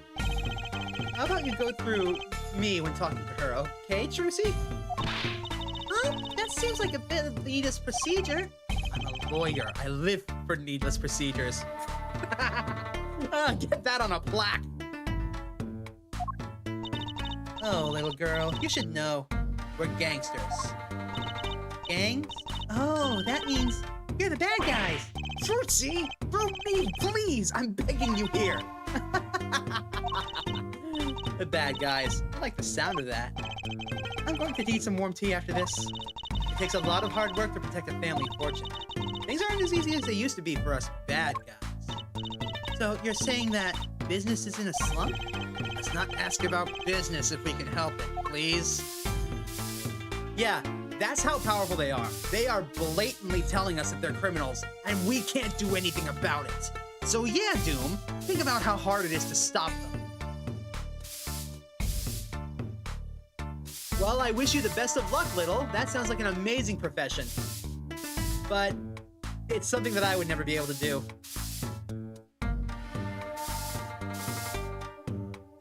Last night's accident, if you please. So, there was supposedly a car accident here last night. Last night... Oh, of course, you wouldn't know about it. Sorry to bother you. Wait. Yes? You're talking about that man, aren't you? The one who flew 30 feet and just walked away? That's my daddy. I should have known. One of our capos thought he'd make a great point man. Capo? Point man? Could you avoid using too much industry lingo?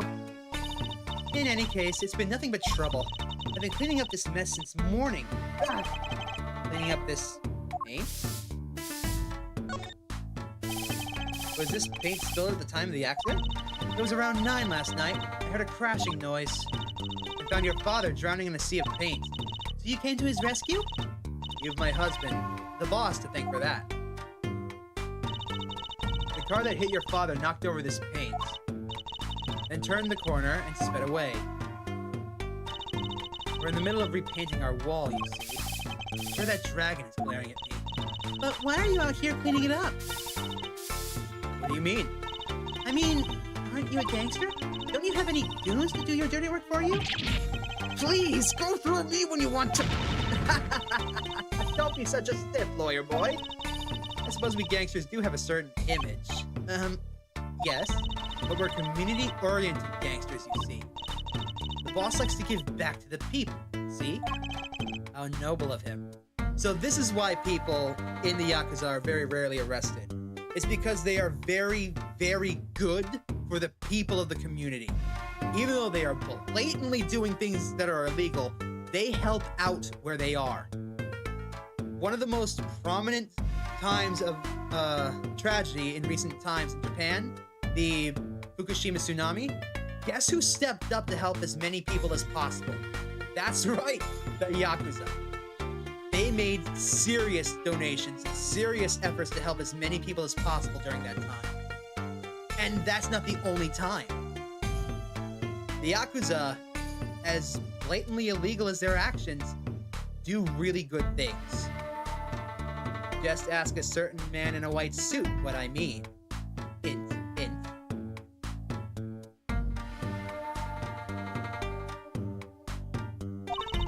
I availed myself of public facilities to get rid of all this garbage. Now there's just the paint on the street to deal with. Public facilities? I wonder if she means that trash can. Well, thank you for your time. Please don't kill us. You have a wonderful day, and after all this is done, as long as you promise not to murderize us, I'll help you clean up. Bye. Who's that? She's looking at the park. She's pretty. I bet she has a story, you know? There is something about her. Too bad she seems to be a bit of a rush.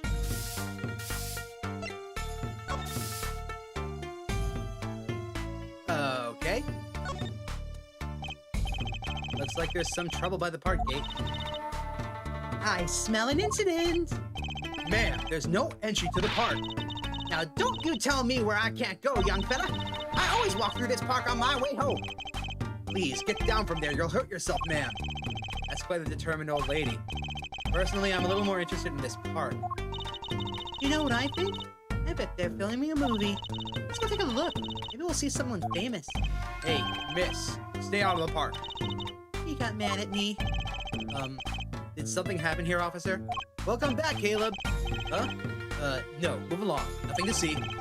Why don't you kids go play somewhere else? We're not kids and we're not playing. I am an attorney. Something's wrong. Detective Sky. We're fine, ma'am. Nothing to report. Sky. Uh-oh. It's you! Motherfucker! You're the reason why that stream lasted 10 hours! Detective? Why is she wearing a lab coat? You're hardly one to comment on how people are dressed. And these kids are? Curiosity seekers, ma'am. They claim to be lawyers. Ah. Why don't you get rolling along and play someplace else? Look, we're not... Or might I spill something on that pretty face of yours? Want a dose of experimental hydroxy base spoon dose. Hold on, doing chemistry in my head. Is that luminol? Come again? What's hydroxy stuff? Well, basically, whatever it is, it doesn't sound good. Let's go, Trucy. Try to keep out the riffraff if you would. That's Lana Sky. From the last game. She was Phoenix's assistant for the final case. Or is it Emma Sky? Either way, it's one of the Sky sisters.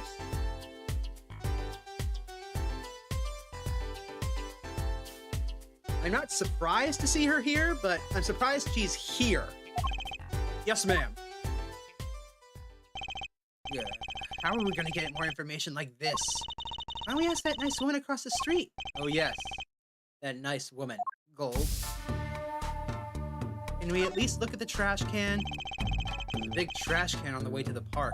I guess we could check it out. A detective's life sure is a hard one. I'm an attorney, Huh? Hmm? 2 pieces of garbage with paint on them. These are slippers. They look like those slippers you get at the hospital. You are very good at, impersonating me. Thank you. Look at this, Apollo. Doesn't this go in a car? It's a side view mirror. Looks like it was torn off when it smacked into something. Or someone. Wait, you don't think... I do. This could be from the car that hit Mr. Wright. Wow. And he took off its mirror? I never knew Daddy was so strong. I only have room in my pocket for one of these, though. What do you want to take?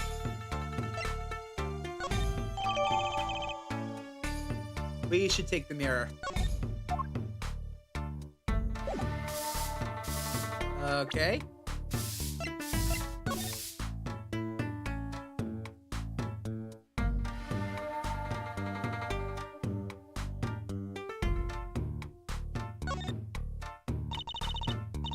It's cut clean off. I wonder what's in there. Don't. There are bare wires hanging out. Let's see. What? Are you okay? Just a little joke. Don't scare me like that. Apollo, don't you know the first thing about electricity? There's no power source inside of a car mirror. You mean don't shock you? Zap? But yeah, it wouldn't be able to zap her anyways. There's no power source inside of a car mirror.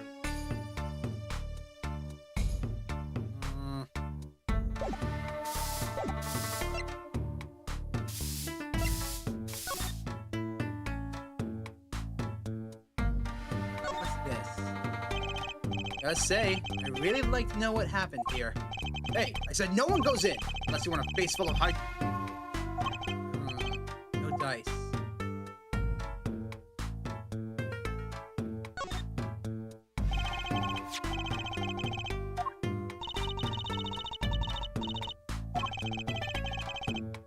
Yeah, let's swap them. Righto.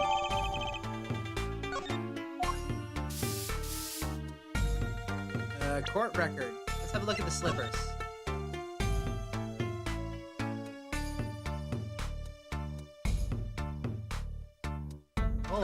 there's a leaf imprint here. The bottom is covered with paint. Huh? What's this weird shape here? Looks like a leaf was stuck to the bottom when the wearer slept in some yellow paint. The outline was left when the leaf was removed. Ah, I got paint on my hand. Apollo, I saw you try to wipe your hand on my cape. Wait, that means the paint... That means the paint was spilled before this person stepped in here. Otherwise, there wouldn't be an imprint of a leaf.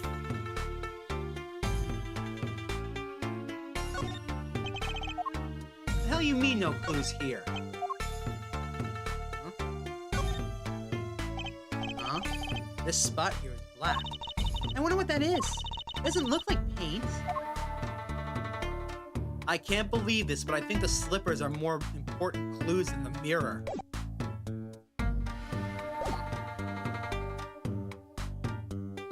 Well...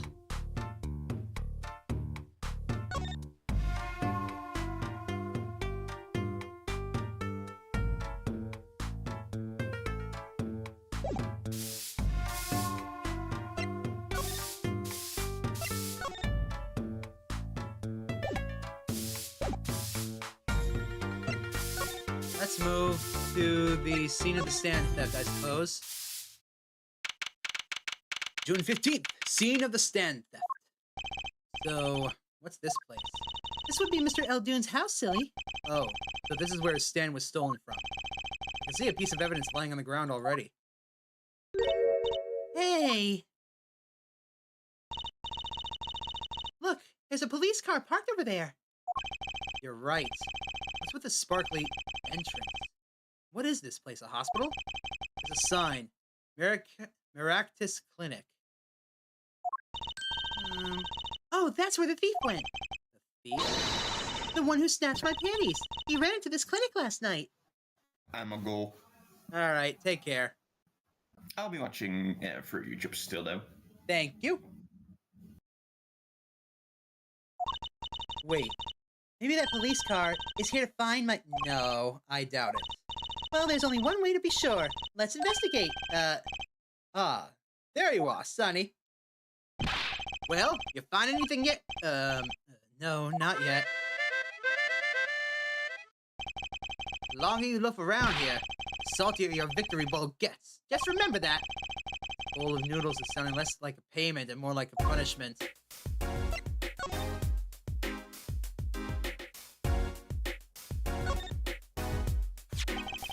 Is this yours, Mr. Eldune? Hey, there's the heart and soul of my Eldune's noodles. The bowl absorbs my salty soup. Pretty soon it's gonna taste just like noodles. Wow, it does smell like noodles. All of my other bowls got taken away with my stand. Get it back for me, sonny boy. I'm begging you. Okay, court record. Let's have a look at the noodle bowl.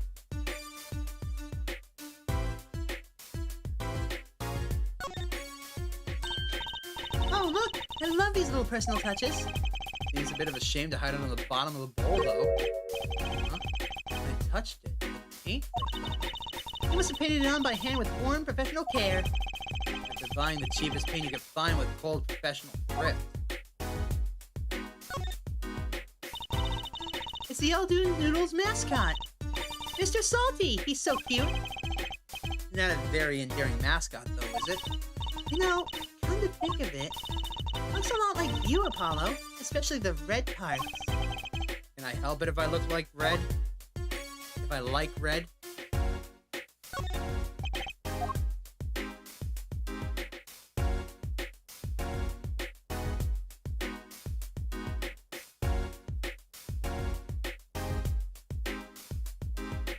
Looks like we're done with this.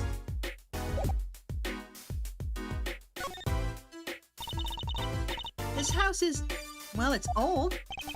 It's been well loved, that's for sure. I lived here with my wife for many years now. Got character, though, just like my suit. I always thought character was a positive thing. Is that a rain barrel? Looks like the oil drum is connected to that sink over there. Collecting rainwater to do the dishes. How environmentally conscious. You don't think he uses rainwater to cook his noodles and make broth, do you? Oh, I'm sure he finds the best water money can buy. Look, that sign over there. Eldunes only uses water from all natural sources. I think I'll take the rain check on eating here.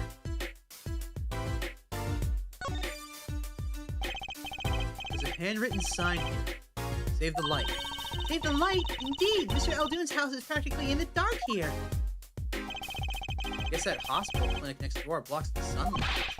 Everything's gone wrong since they built this monstrosity. Broth needs sun or it rots. What's a man to do? They just want my customers to get food poisoning so they can turn a pretty profit. Seems like a lot of trouble to go through for just a few extra patients. What's under this thing? That's the place, right there. That's where I kept my stand. Covered all nice and pretty with that blue top there. So you use this plastic sheet to cover your stand at night. I see. You see? What? What? Did you figure out why it was stolen? Well, no. It does suggest that the thief knew what he or she was looking for. They clearly knew what was under that sheet. So it wasn't one of those casual drive-by stand snatchers, you mean? Not bad, sonny boy, not bad at all. Hello, doggo. Bork, bork. Look, a doggy! Good boy, Salty. Sure the dog has a real name, Trucy. Yep, sure does. Name's Spoon. It's a she, by the way. Spoon doesn't seem so lively. You didn't get her bowl of salty broth this morning, that's why. Poor little thing. Apollo, let's find that stand soon, for Spoon's sake. Pretty sure dogs aren't supposed to eat noodles. Okay, let's move over here. That doorway sure is sparkly. Miraculous clinic, huh? Looks like a casino parlor than a hospital. Must be quite profitable. Funny, it's closed. Maybe they're on vacation today?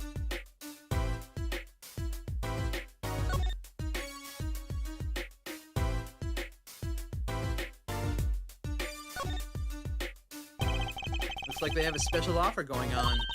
3 shots for the price of 1. Ooh, now's our chance, Apollo. Chance for what? I don't need any shots, thank you. Whoever runs this clinic seem pretty business-minded. I understand if there was an ambulance outside. But a police car? Maybe they're tax evaders. Sorry, miss. No going into the clinic today. Did something happen? Huh? Oh, no. Nothing to see here. Move along. Have to find someplace else to play doctor. Do we look like the right age to be playing doctor? We need a little more info on this miraculous clinic. We could ask Mr. Eldune. He is their neighbor and all. And we should check out that garage. What if the thief who stole my panties is still in there?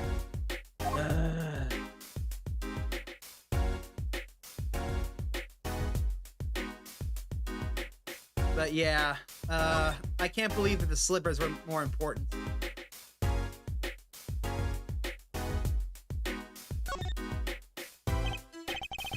That's quite a sign. I take it that's new as opposed to old. Ah, you like it? Made it myself, I did. Meant to write noodles, but I ran out of space. Prior planning prevents poor performance. Luckily for me, it spells a word all by itself. And it spruces up the image it does.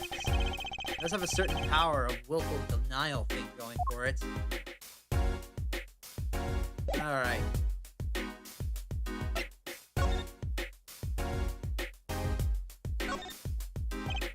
So, your stand. Eldune's noodles, was it?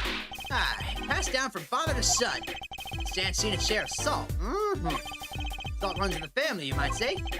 That high blood pressure does too. So, your stand, Eldune's noodles, stolen. Oh, it wasn't just a stand that was stolen, sonny boy. I lost those wobbly wheels, my salt-crusted stew pot, my stained sign. I didn't just lose a stand, I lost a legend. No one steals a legend and gets away with it on my watch. Let's find that legend, Apollo.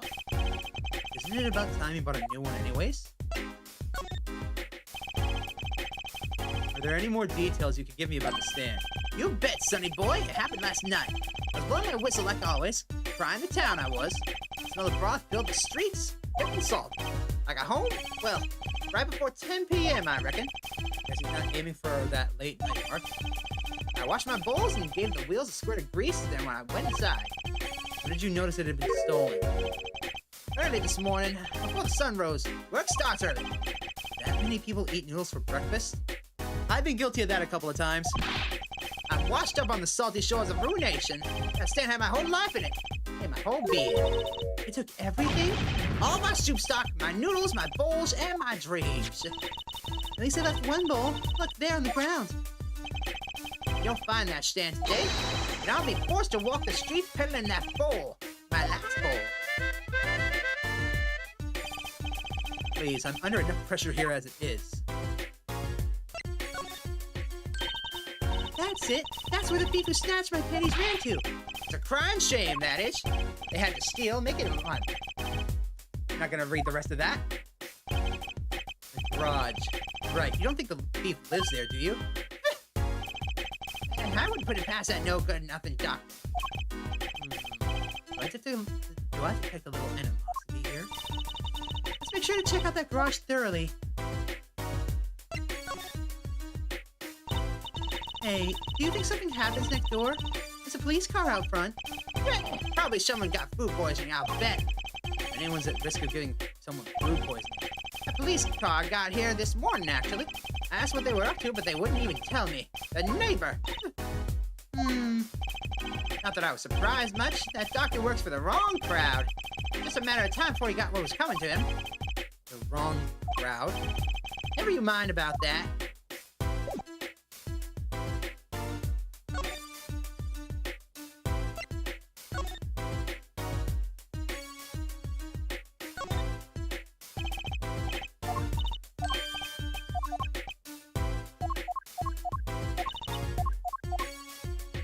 Can I not go into the garage?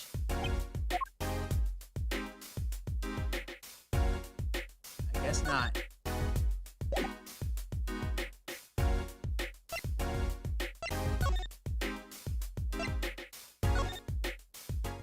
I guess I can go in the garage. Whoa, okay. Hi, Mr. Skeleton Boy.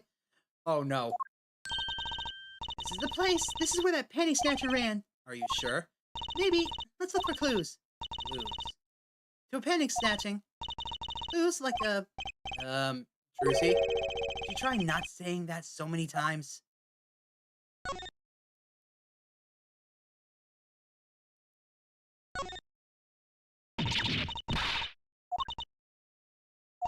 Oh, it's just a gold-painted human skeleton. Just a human skeleton? And painted gold? There's a mannequin hand waving to us from that box behind the skeleton. This place just screams hospital storage, don't you think? It screams something, that's for sure.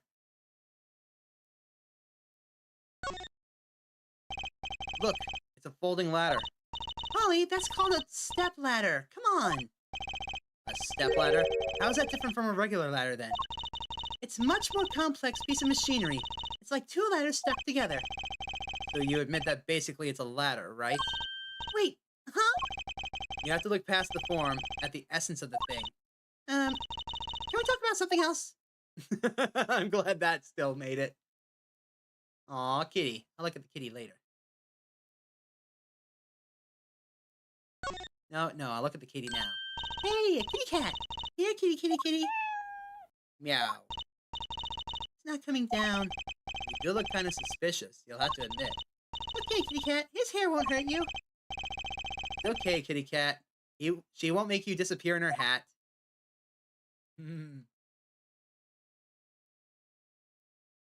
Alright, let's look at the car. There's something about this car. Let's take a closer look.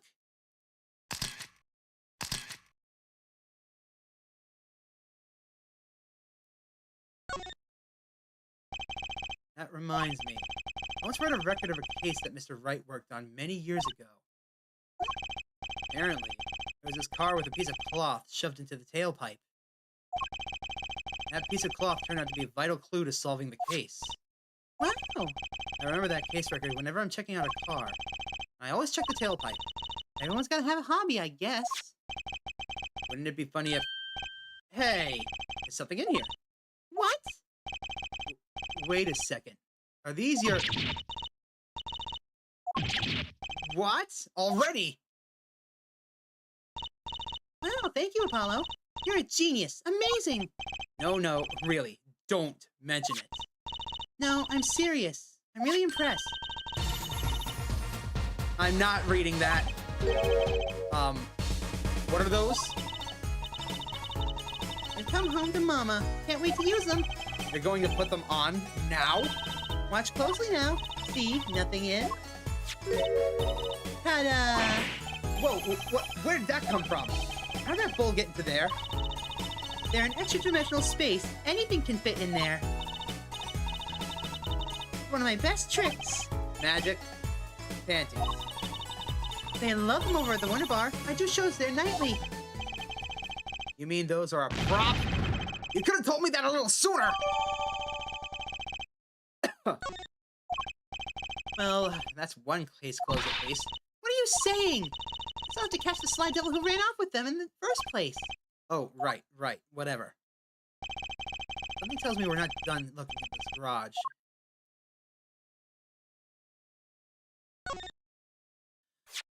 Look, cell phone.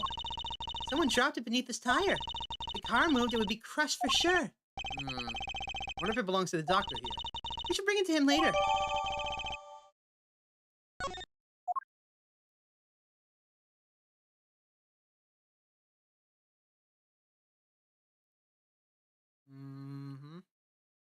Looks like... Oh, there's our missing mirror. Hey, look at that. The mirror's been broken off. Now, this is a clue. What? You're smiling like you know something I don't. You aren't keeping a clue from me, are you, Polly? Clue? Let's see.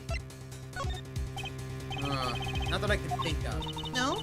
Then what were you smiling about? Oh, I wasn't smiling. It was a dust in here. Thought I was going to sneeze. Well, don't make faces like that. Are so misleading then. I know yawns are contagious, but sneezes? Well, I'm sure there's gotta be a clue somewhere. Let's keep checking things out. I need to go back.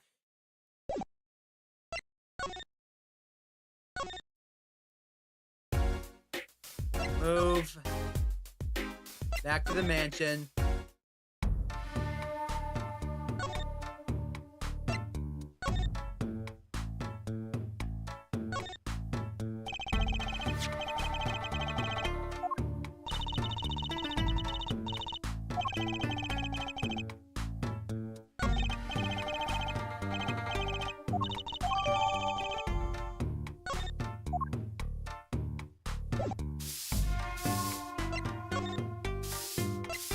Back to the house, back to the garage.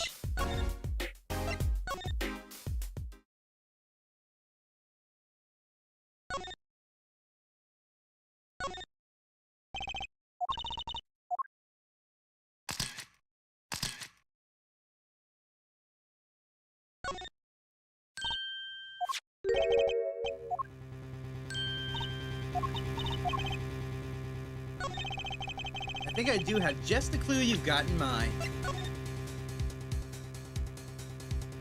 Alright, I gotta present that! My clue is this. Whoa, it's the same color and size and everything. A perfect match. I guess we could check it out. Two pieces of garbage with paint on them. Look at this, Apollo. Doesn't this go in a car? Side view mirror. Looks like it was torn off when it smacked into something. Or someone. Well, looks like we've just solved a case. So the car that hit Daddy last night. Is sitting right in front of us. Yep. Wow, you're the pro and professional, Apollo. Gee, thanks, Trucy. Apollo? Huh? What is it? Now that we've solved this case, we should go and report to Dad. He'll mope if we leave him alone too long, knowing him. Okay. He doesn't seem the type to mope, though. This is hardly a case worth reporting.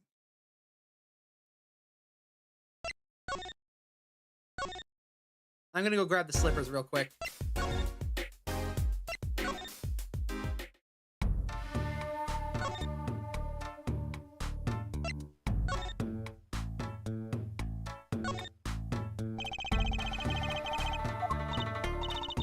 Aren't going to search through the trash? I don't think we need to. Oh no, please, knock yourself out. Don't mind me. I'll be waiting over here. Just so we're clear, searching through this trash isn't a hobby of mine, okay? Oh, I can't get the... Fine.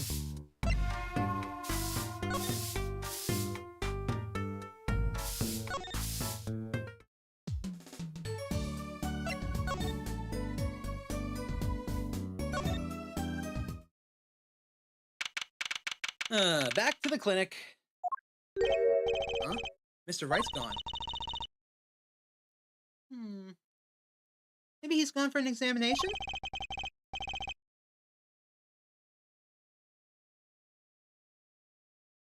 He'll probably be back soon. Let's wait. I think it might take some time. Eddie always loves his examinations. Don't ask, Justice. You don't want to know. Why don't we come back later? Yeah, I guess you're right.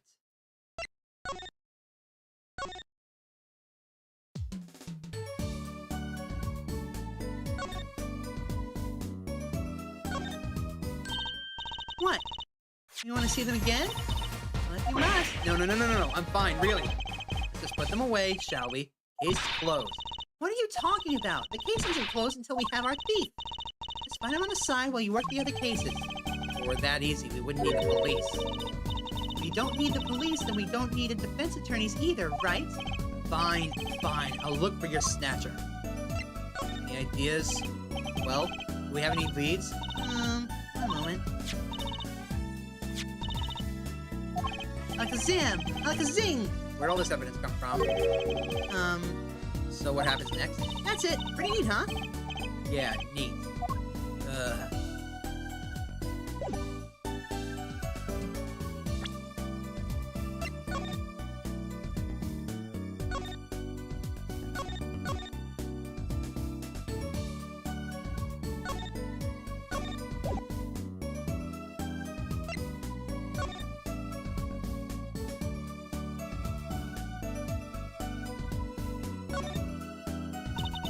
Look at this cute little watch strap. I want one.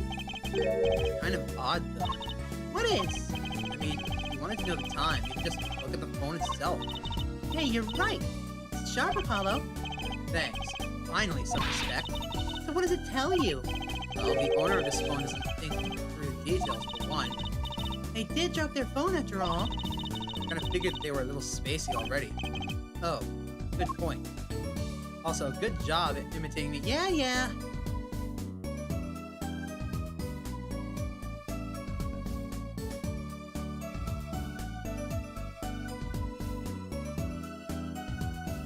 Wait, is this who I think it is?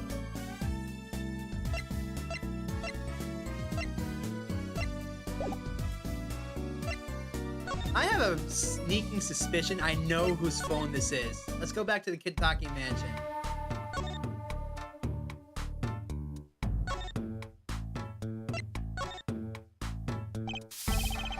Can I ask you a question? What? What happened in the park across the street? Oh, yes. Quite the commotion. Chicago lightning, as the boss would say. Chicago, huh? Gunfire. Someone was killed. Strange circumstances, too. You're kidding. What a morning. Trouble everywhere. The park, the gate, even our house. Did something happen at your house, too? A crime without honor, without remorse. It's a private matter. Want to hear about it? Somehow, I don't think no was an acceptable answer, Polly. So, what happened at your house? Bloomers. Last night. Eh? I got a bad feeling about this. Me, Little Plum Kitaki, the victim of a panty snatcher. What? So it wasn't just mine that were stolen? Got you too, did they? Poor thing. Like I said, whoever did this is a hardened criminal. It wasn't you, was it? No, of course not. Mercy! I've heard word that panties have been disappearing lately. The missing panties all have something in common. It's hard to imagine Trucy and Miss Kitaki's panties having much in common. No. I know. We'll find them too. Great. Show me what you're made of. What have you gotten me into this time, Trucy? That girl from before. Oh, welcome home, sweetie. Hello, Mother. She's a Kitaki too? Miss? Hmm? Here. Our flyer. The Write Anything Agency? Anything Agency? Yeah. Do you like the new flyer? So, this is our defense attorney, Mr. Apollo Justice. Attorney. Drop by our office. We'll be waiting. Goodbye. Uh-oh. Why did you give her our flyer? I don't know. She seemed like she could use some help. She's the heiress to a gangster dynasty. She doesn't need our help. I wouldn't be so sure.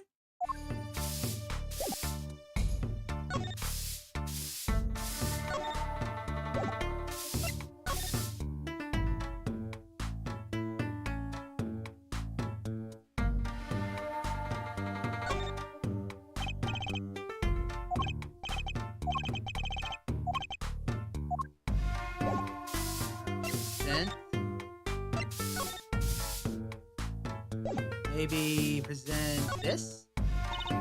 Sorry, kid. I have no idea what you're talking about.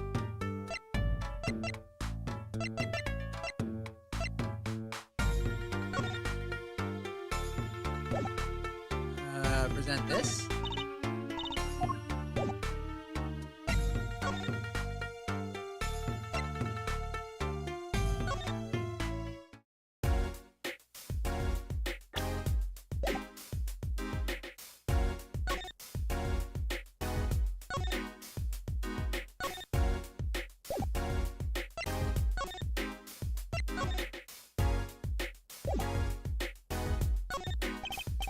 Sorry, sonny boy. My interest is for Stan and Precious Lewis. Get cracking on that case. Buy my stand. I'm begging you. Okay, back to the agency, I guess.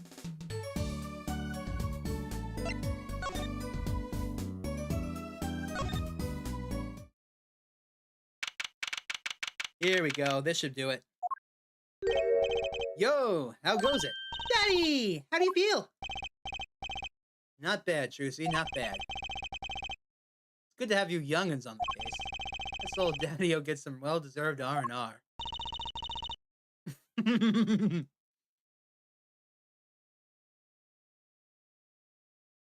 The elderly need their rest. Isn't he only 33? We've cleared up most of the cases. I was right about you. Competent, capable. Tell me what you found out if you want to. Your enthusiasm is a bit overwhelming.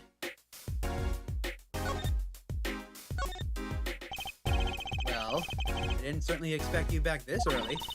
Oh, he's amazing! He found them so quick, almost like he was the one who stole them. You have an interesting concept of praise. And did you find the mad driver who gave me that 30-foot toss? Apparently, it was a doctor from the Maractus clan. Maractus, eh? I've heard of him. Nothing good, mind you. That reminds me, a police car was parked outside the clinic. Maybe something happened. What is this Maractus clinic anyways? All I've heard are the rumors. That clinic's been making good money. In a bad way. Bad? Ties to organized crime. The Kentucky family. The Kentucky family? He did that on purpose. Some injuries you can't take to a public hospital, you see? They use the Maractus clinic for their patch-up jobs. Interesting. So, they're a gang doctor. Got it. It looked like something had happened in that park. Ah, a body was found there in unusual circumstances. Something more unusual than being dead? Not our concern, in any case. Right, let's ignore that and find the noodle stand. Whatever happened to professional curiosity? Thanks. Really. If I get tired of sleeping, maybe I'll head down to that Maractus place. Maybe hit him up for some reparations. A little legal action would do me some good. I was wondering when I get paid. We solved the case of your accident and, found a missing article of clothing. That leaves the noodle stand. Feel free to drop in if you get stuck. I'd be happy to help with anything not involving money. Goodbye, quid pro quo. Goodbye, quid pro quo. Hello, pro bono. Ugh. Right, back to the office to plan our next move.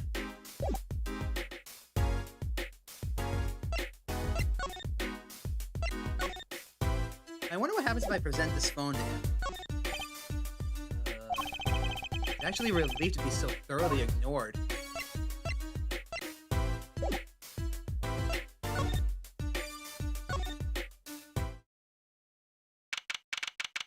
Back to the agency.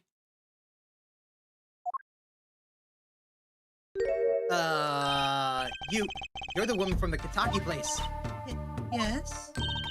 I knew it! Something's the matter and you want our help, right? Well, you've come to the right place. This way, please. Thank you. My name is Alita Tiala. I have a request. Well, who are we to deny her? Your request? Your request. Let me guess. Something's been stolen? Your flyer. It says now defending. So I thought, What? You mean you want me to defend you? maybe you can tell us what's happened? Were you hit by a car? Did someone steal your stand? No. I'm not the client, actually.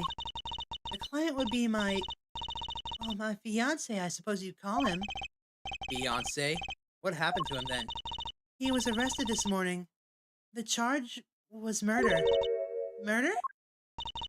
Have you heard about what happened at the park?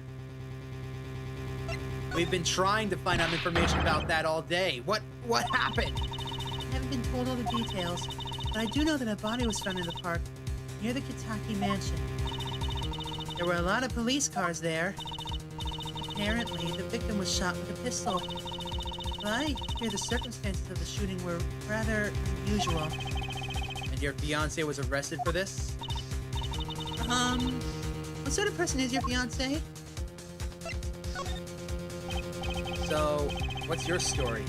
You frequent the Kentucky mansion, yes? Are you a member of their, organization? No, not yet. Not Yet? You see, I'm to be married next month to the boss's son. the boss's son, so he's a, uh-oh. Yes, but the Kitakis are locally responsible gangsters. I thought it'd be nice for a change. Quit my boring job, live the good gangster life. I think you're onto something, Miss Kitaki. I like the sound of that. I'm not sure your daddy would care much for that. Your fiancé is the Kitaki's family's only son, correct? His name's Waki. Waki Kitaki. I brought a photo.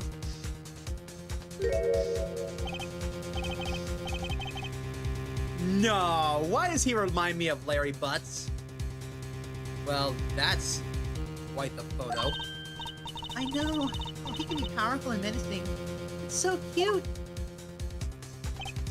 But if he's the boss's only son, Yes, I'm sure he'll take his father's place someday.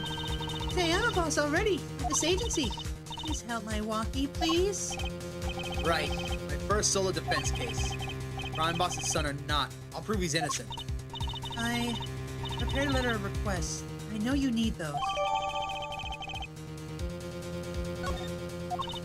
Right, let's go check out the scene of the crime. Things just got interesting. Alright, so I'm gonna keep playing for at least another hour and a half before I call it quits for the day.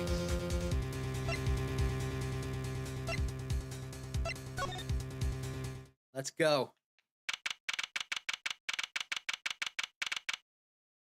June 15th, Detention Center, Visitor's Room. Polly, you look as happy as a clam in its shell. For a lawyer, this is it. The place where the battle begins. Ahem. You need something? Yes, we're attorneys. I was hoping we could see Mr. Waki Kitaki. Sorry, he's in questioning right now. Could take a while. Rat. Oh well, I guess we'll have to come back later then. So much for that battle. Well, in that case, we should go see Phoenix about this. Huh? Where's Mr. Wright? Maybe he's getting an examination again? How many does he need? Wasn't it just a sprain? Too bad, Polly. You wanted to show off your request to him, didn't you? What? Me? No! Oh, that's a surprise. Let's just come back later, shall we?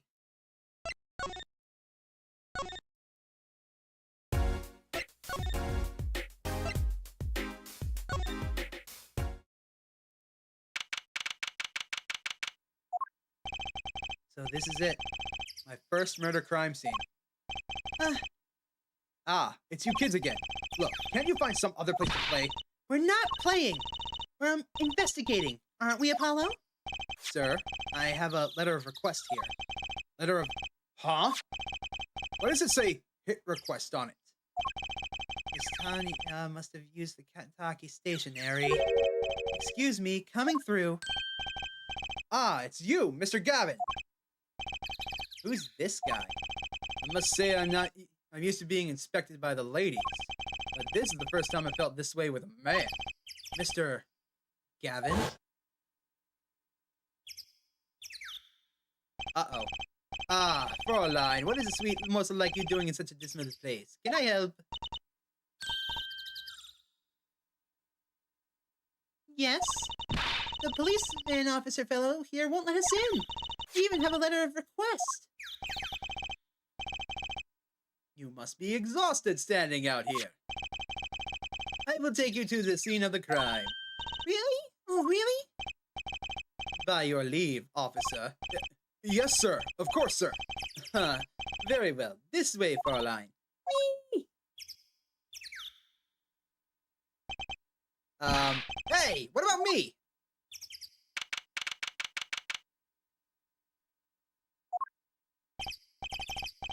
On that note, enjoy your investigation.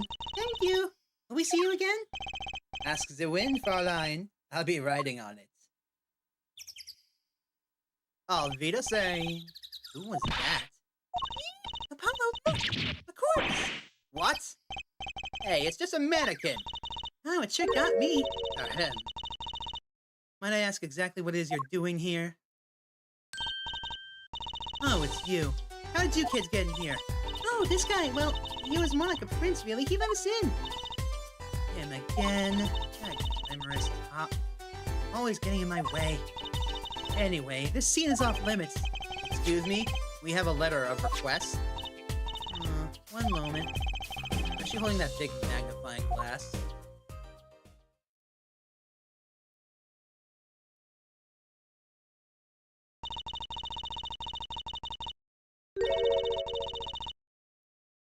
I'd recognize that handwriting anywhere. Scientific analysis says this was written by Alida Tiala. Thanks. It took you 30 minutes to figure that out? So, what's up with the mannequin there? It's taking the place of the body, preserving the scene of the crime as it was found. Body was pulling the stand? So you're a defense attorney, are you? Detective Emma Skye. I'm in charge of the scene. He doesn't seem that happy about it. He doesn't seem that happy about many things. I trust you know how to stay out of the way. I always carry 2 pairs of handcuffs, just in case.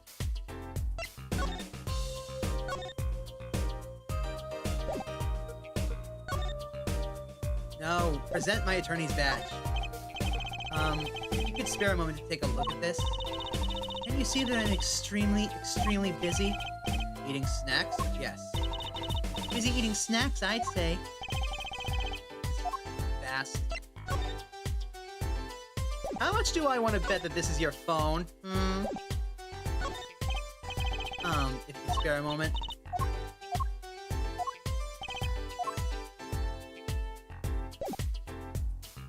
Fine. We'll examine the scene without you. That's Eldune's cart. Hey there, no messing with the crime scene. But we need to investigate. Apollo, look! That stand! It says Eldune. You're getting good at that. Thank you! I've noticed. Well, we solved the case of the missing stand at least. But the circumstances could be better. Did you just make a pun? Shush.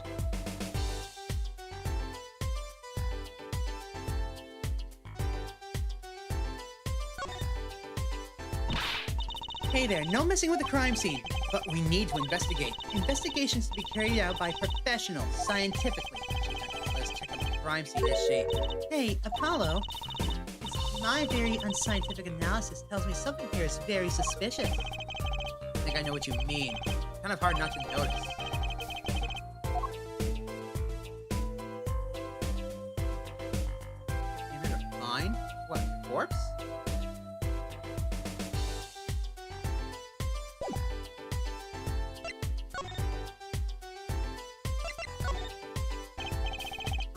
Detective Sky, quiet, please.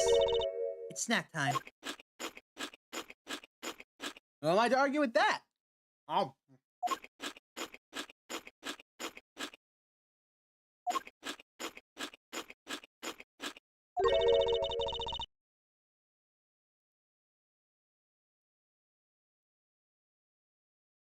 We're not making much progress here.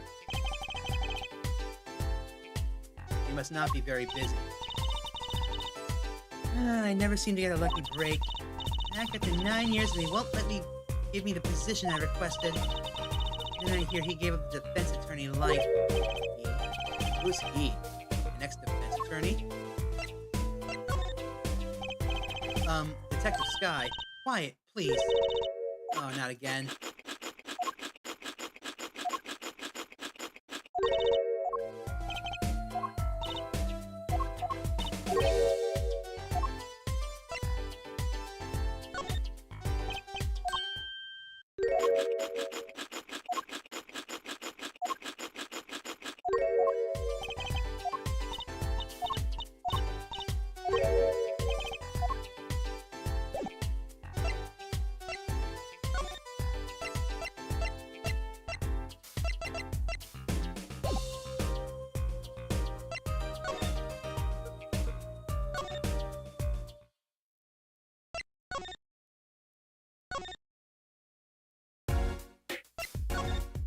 Let's go see Phoenix, I guess. Ah, you're back. And it's some problems? Oh, Polly, didn't you want to tell Daddy something? Ooh, me? No, I'm fine, really. What's this? So there is a problem. No, no problem, actually. I got a defense request. Defense request? That is a problem. Huh? I've given up the court. I'm not a lawyer anymore. The request was for me! Oh, right. You're a lawyer, aren't you? He's doing that on purpose. I know it. So, what about this defense request? It's related to the murder at People Park, actually. Guess what? They found Mr. Elgin's newsstand at the scene of the crime. Did you now? That's unusual indeed. Never heard of a noodle stand being used as a murder weapon. I think the murder weapon was something else. You mean you don't know what the murder weapon was? That funny detective lady won't let us on the scene. What kind of detective wears a lab coat anyway? A lab coat? Didn't think she'd be involved with this. You know her? You could say that. So, you know her, don't you? I met her on a case. This was about 10 years ago. She was still a high school student at the time. That would make her about the same age as me. That's my daddy. He knows all the police types. Oh wait, maybe you know that other guy too. That other guy? The shining prince on the motorcycle. Prince? Oh, right, him. Paulo, tell me about this Prince of Trucy's. Indulge a concerned father. He was at the crime scene. He looked just like Mr. Gavin. Did he now?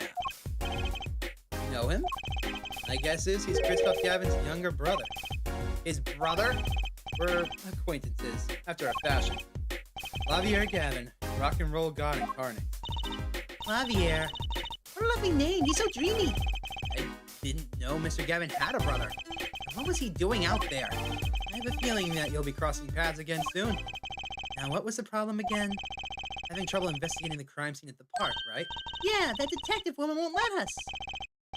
Go to the office. Under the silk top hat that you'll find a bottle of white powder. Try taking that to this detective. White powder? Oh, I hope it's not what I think it is. Just take it to her. It'll be fine. You'll see. Oh, and tell her I said hi. Okay, let's follow Phoenix's orders.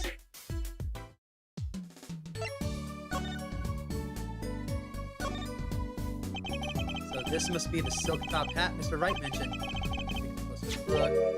Huh? Whoa! You know what this is, Trucy? I remember finding some in Daddy's dresser when I was little. I thought it was sugar, so I licked it. He got mad at me. It's getting more and more suspicious.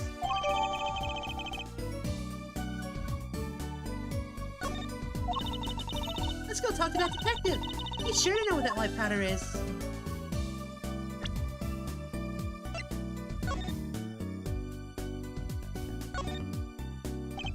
The bottle has a label on it. Can you read it? Not a word. I'm not sure I speak whatever language this is written in. That's too bad. Guess we're stuck with this mysterious bottle of white powder.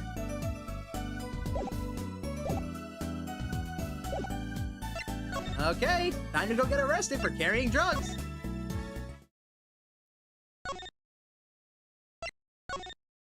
Back to the people park.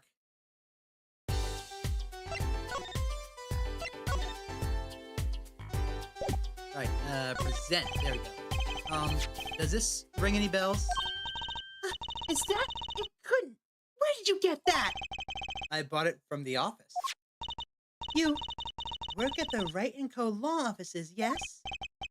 Yeah, sort of. Detective Sky, how do you know my father? Father? I'm sorry, who did you say you were? True C. Wright, Phoenix Wright's daughter. What? Mr. Wright has a daughter? You seem shocked. Well, you're Mr. Wright's daughter and you're his apprentice, and I'm available to help you in any way I can. Oh, thanks. You can start by not calling me Mr. Wright's apprentice. This powder is used for detecting fingerprints. Fingerprints? I guess you might call it a memento from the time I spent with Mr. Wright. White powder memories. If you find any evidence with fingerprints on it, please let me know. We'll dust for prints. Well, she's quite the eager beaver all of a sudden. It is the fingerprint powder, isn't it?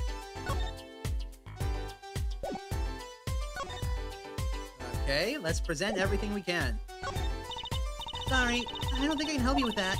I think you need more than just scientific help. Ask me anything you like. Just ask scientifically. I bet that his fingerprints are on this.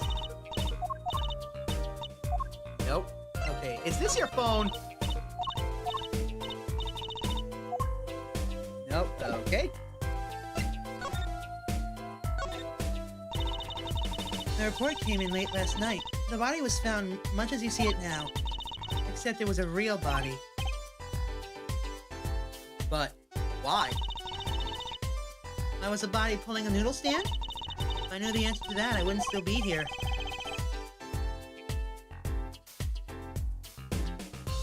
Well, what was the cause of death? Bullet wound to the temple. He was shot by a pistol. A pistol?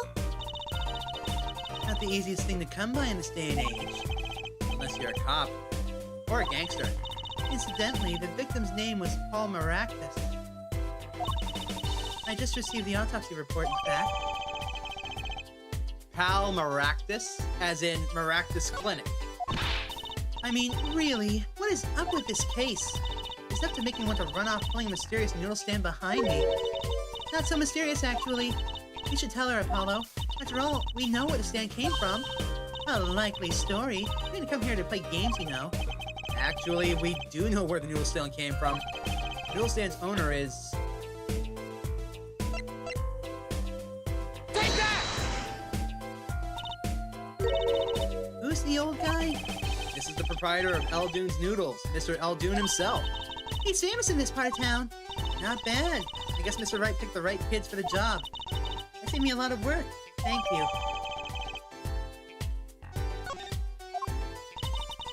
What sort of person was the victim anyway? You mean, what did he do? He was a doctor. A doctor? Starting to see a connection. Who, me? I'm just a supervisor for this crime scene. Detective Sky.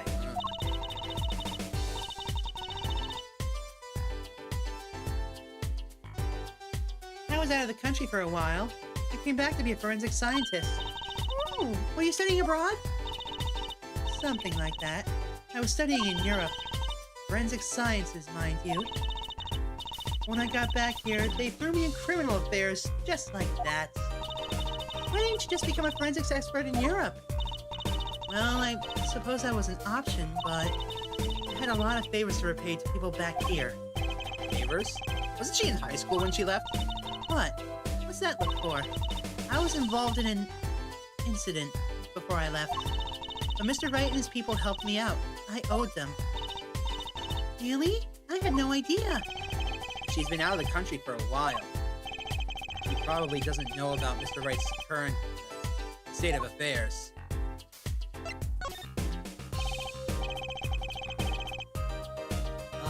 Could you tell us a little bit about the defendant?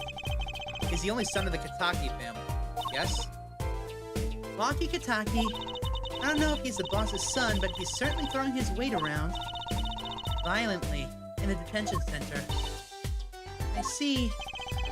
Why was he arrested in the first place? You are a defense attorney, aren't you? You're not his by any chance.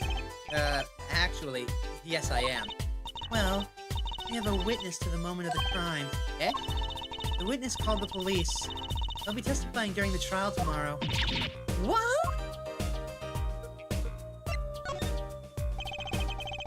Could you tell us a bit more about the victim?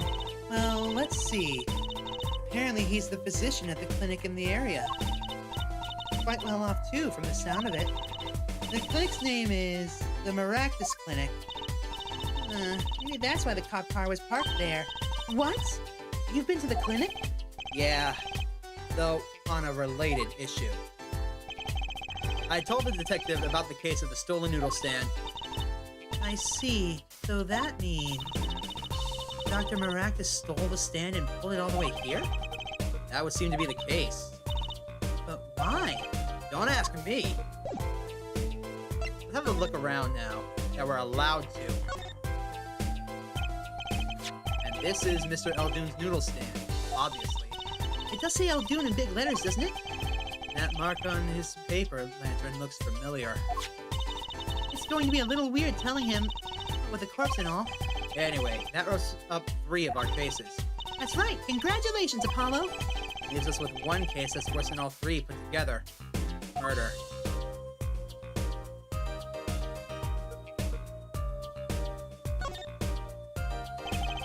Blue tarps have been placed on the ground around the stand. Apollo, I thought the victim was going to have a picnic here. Guess he could have eaten all the noodles he wanted. Don't touch those! Those are preserving the crime scene. Oh, I guess the police put these tarps down here after all.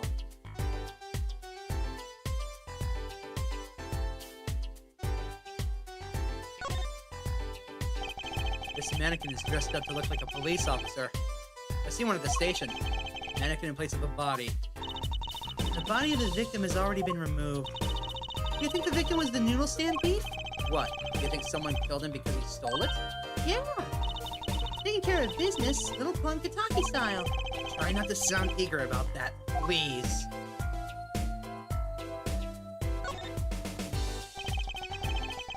Gotta be a good clue or 2 around here. You and your trash cans. Go ahead, knock yourself out. Please. Can't you see I'm doing my... Look!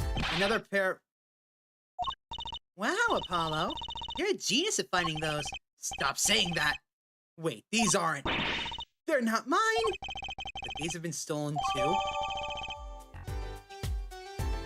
I ain't touching that with a 10-foot pole. Alright, we'll look at this. That's a... Tonto knife, isn't it? It's a knife. A shiv, to be precise. Ooh, lingo! The defendant, Waki Katai, is the son of known gangsters. The police are assuming this belongs to him. Wait, wasn't the murder weapon a pistol? Huh? Look at this. There's a handprint on the shiv. A handprint? And there might be a fingerprint. Let's find out.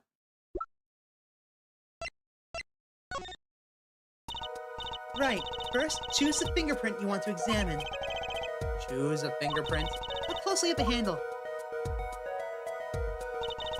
See, there's more than one there. Those black spots? That's right. Pick the one that you want to analyze. This one, obviously, is the most complete. Right. Let's get detecting. Wow. He's practically glowing with excitement now. First, sprinkle some aluminum powder over the print. With the press of that like this, see? The oil left by the print absorbs the aluminum powder, so if you just dust it on, And blow it off. blow, it's like whistling. You know how to whistle, don't you? Just use this and... Wow, amazing! It's like magic! Back in the day, this was a DS game. Had to make use of the microphone somehow. Isn't it though? Right, let's give this a shot. Incidentally, it's important that you cover the entire fingerprint with the powder.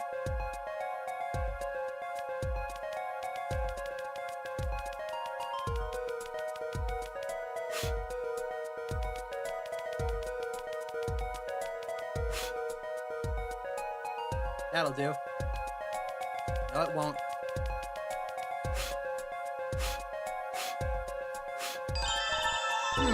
Good. Clear. Quite impressive. Next, to match the print. The police office has samples, so you can tell whose fingerprint this belongs to. That doesn't sound like as much fun as actually finding the print.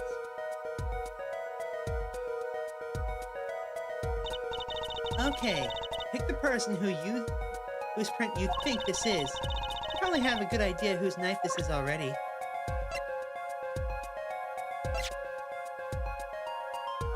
Nope. Yeah, that looks about right.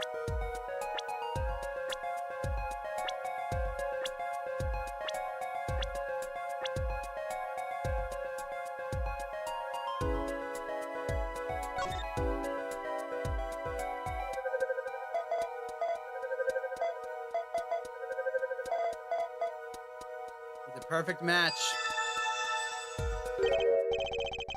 So the fingerprints do belong to the defendant. Yep, isn't it amazing? The power of science. It's my life. Apollo, she's sparkling. And I'm dimming. Look sharp, spirits up. The real fight is yet to come. Shut up, Polly. The trial hasn't even started and I'm already losing. So, have you met the defendant? No. Visiting hours are almost over at the detention center. You might think about wrapping up here and heading over.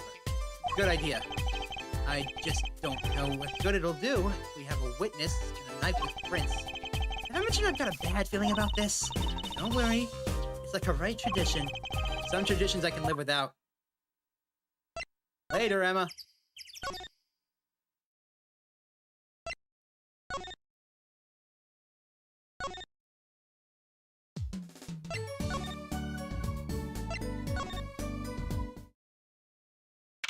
Alright. June 15th, detention center, visitor's room. Sorry, meeting hours for the days are all done. But we still have 3 minutes. Put in your request, but don't expect anything.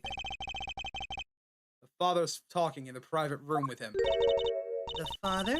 You mean like a priest? I mean the suspect father. Mr. Winfred Big Wins Kitaki himself. Not someone I care to meet. Die! You're the one on your way out, old... Ah, they're here. Whoa! This guy radiates power. Power with a cute apron?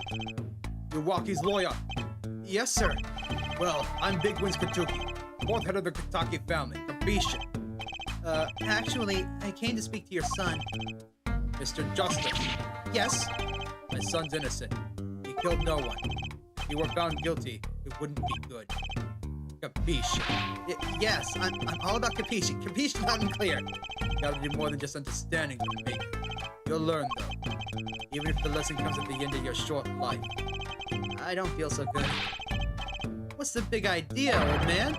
You can't treat me like a kid no more. Not now. You know what? I wanted to go to the clink. I like it here. You must be walking. G's not a G until he does a hard... You'll see. When I get out of here, things will change. Silence! My apologies, Mr. Justice. He's usually such a nice boy.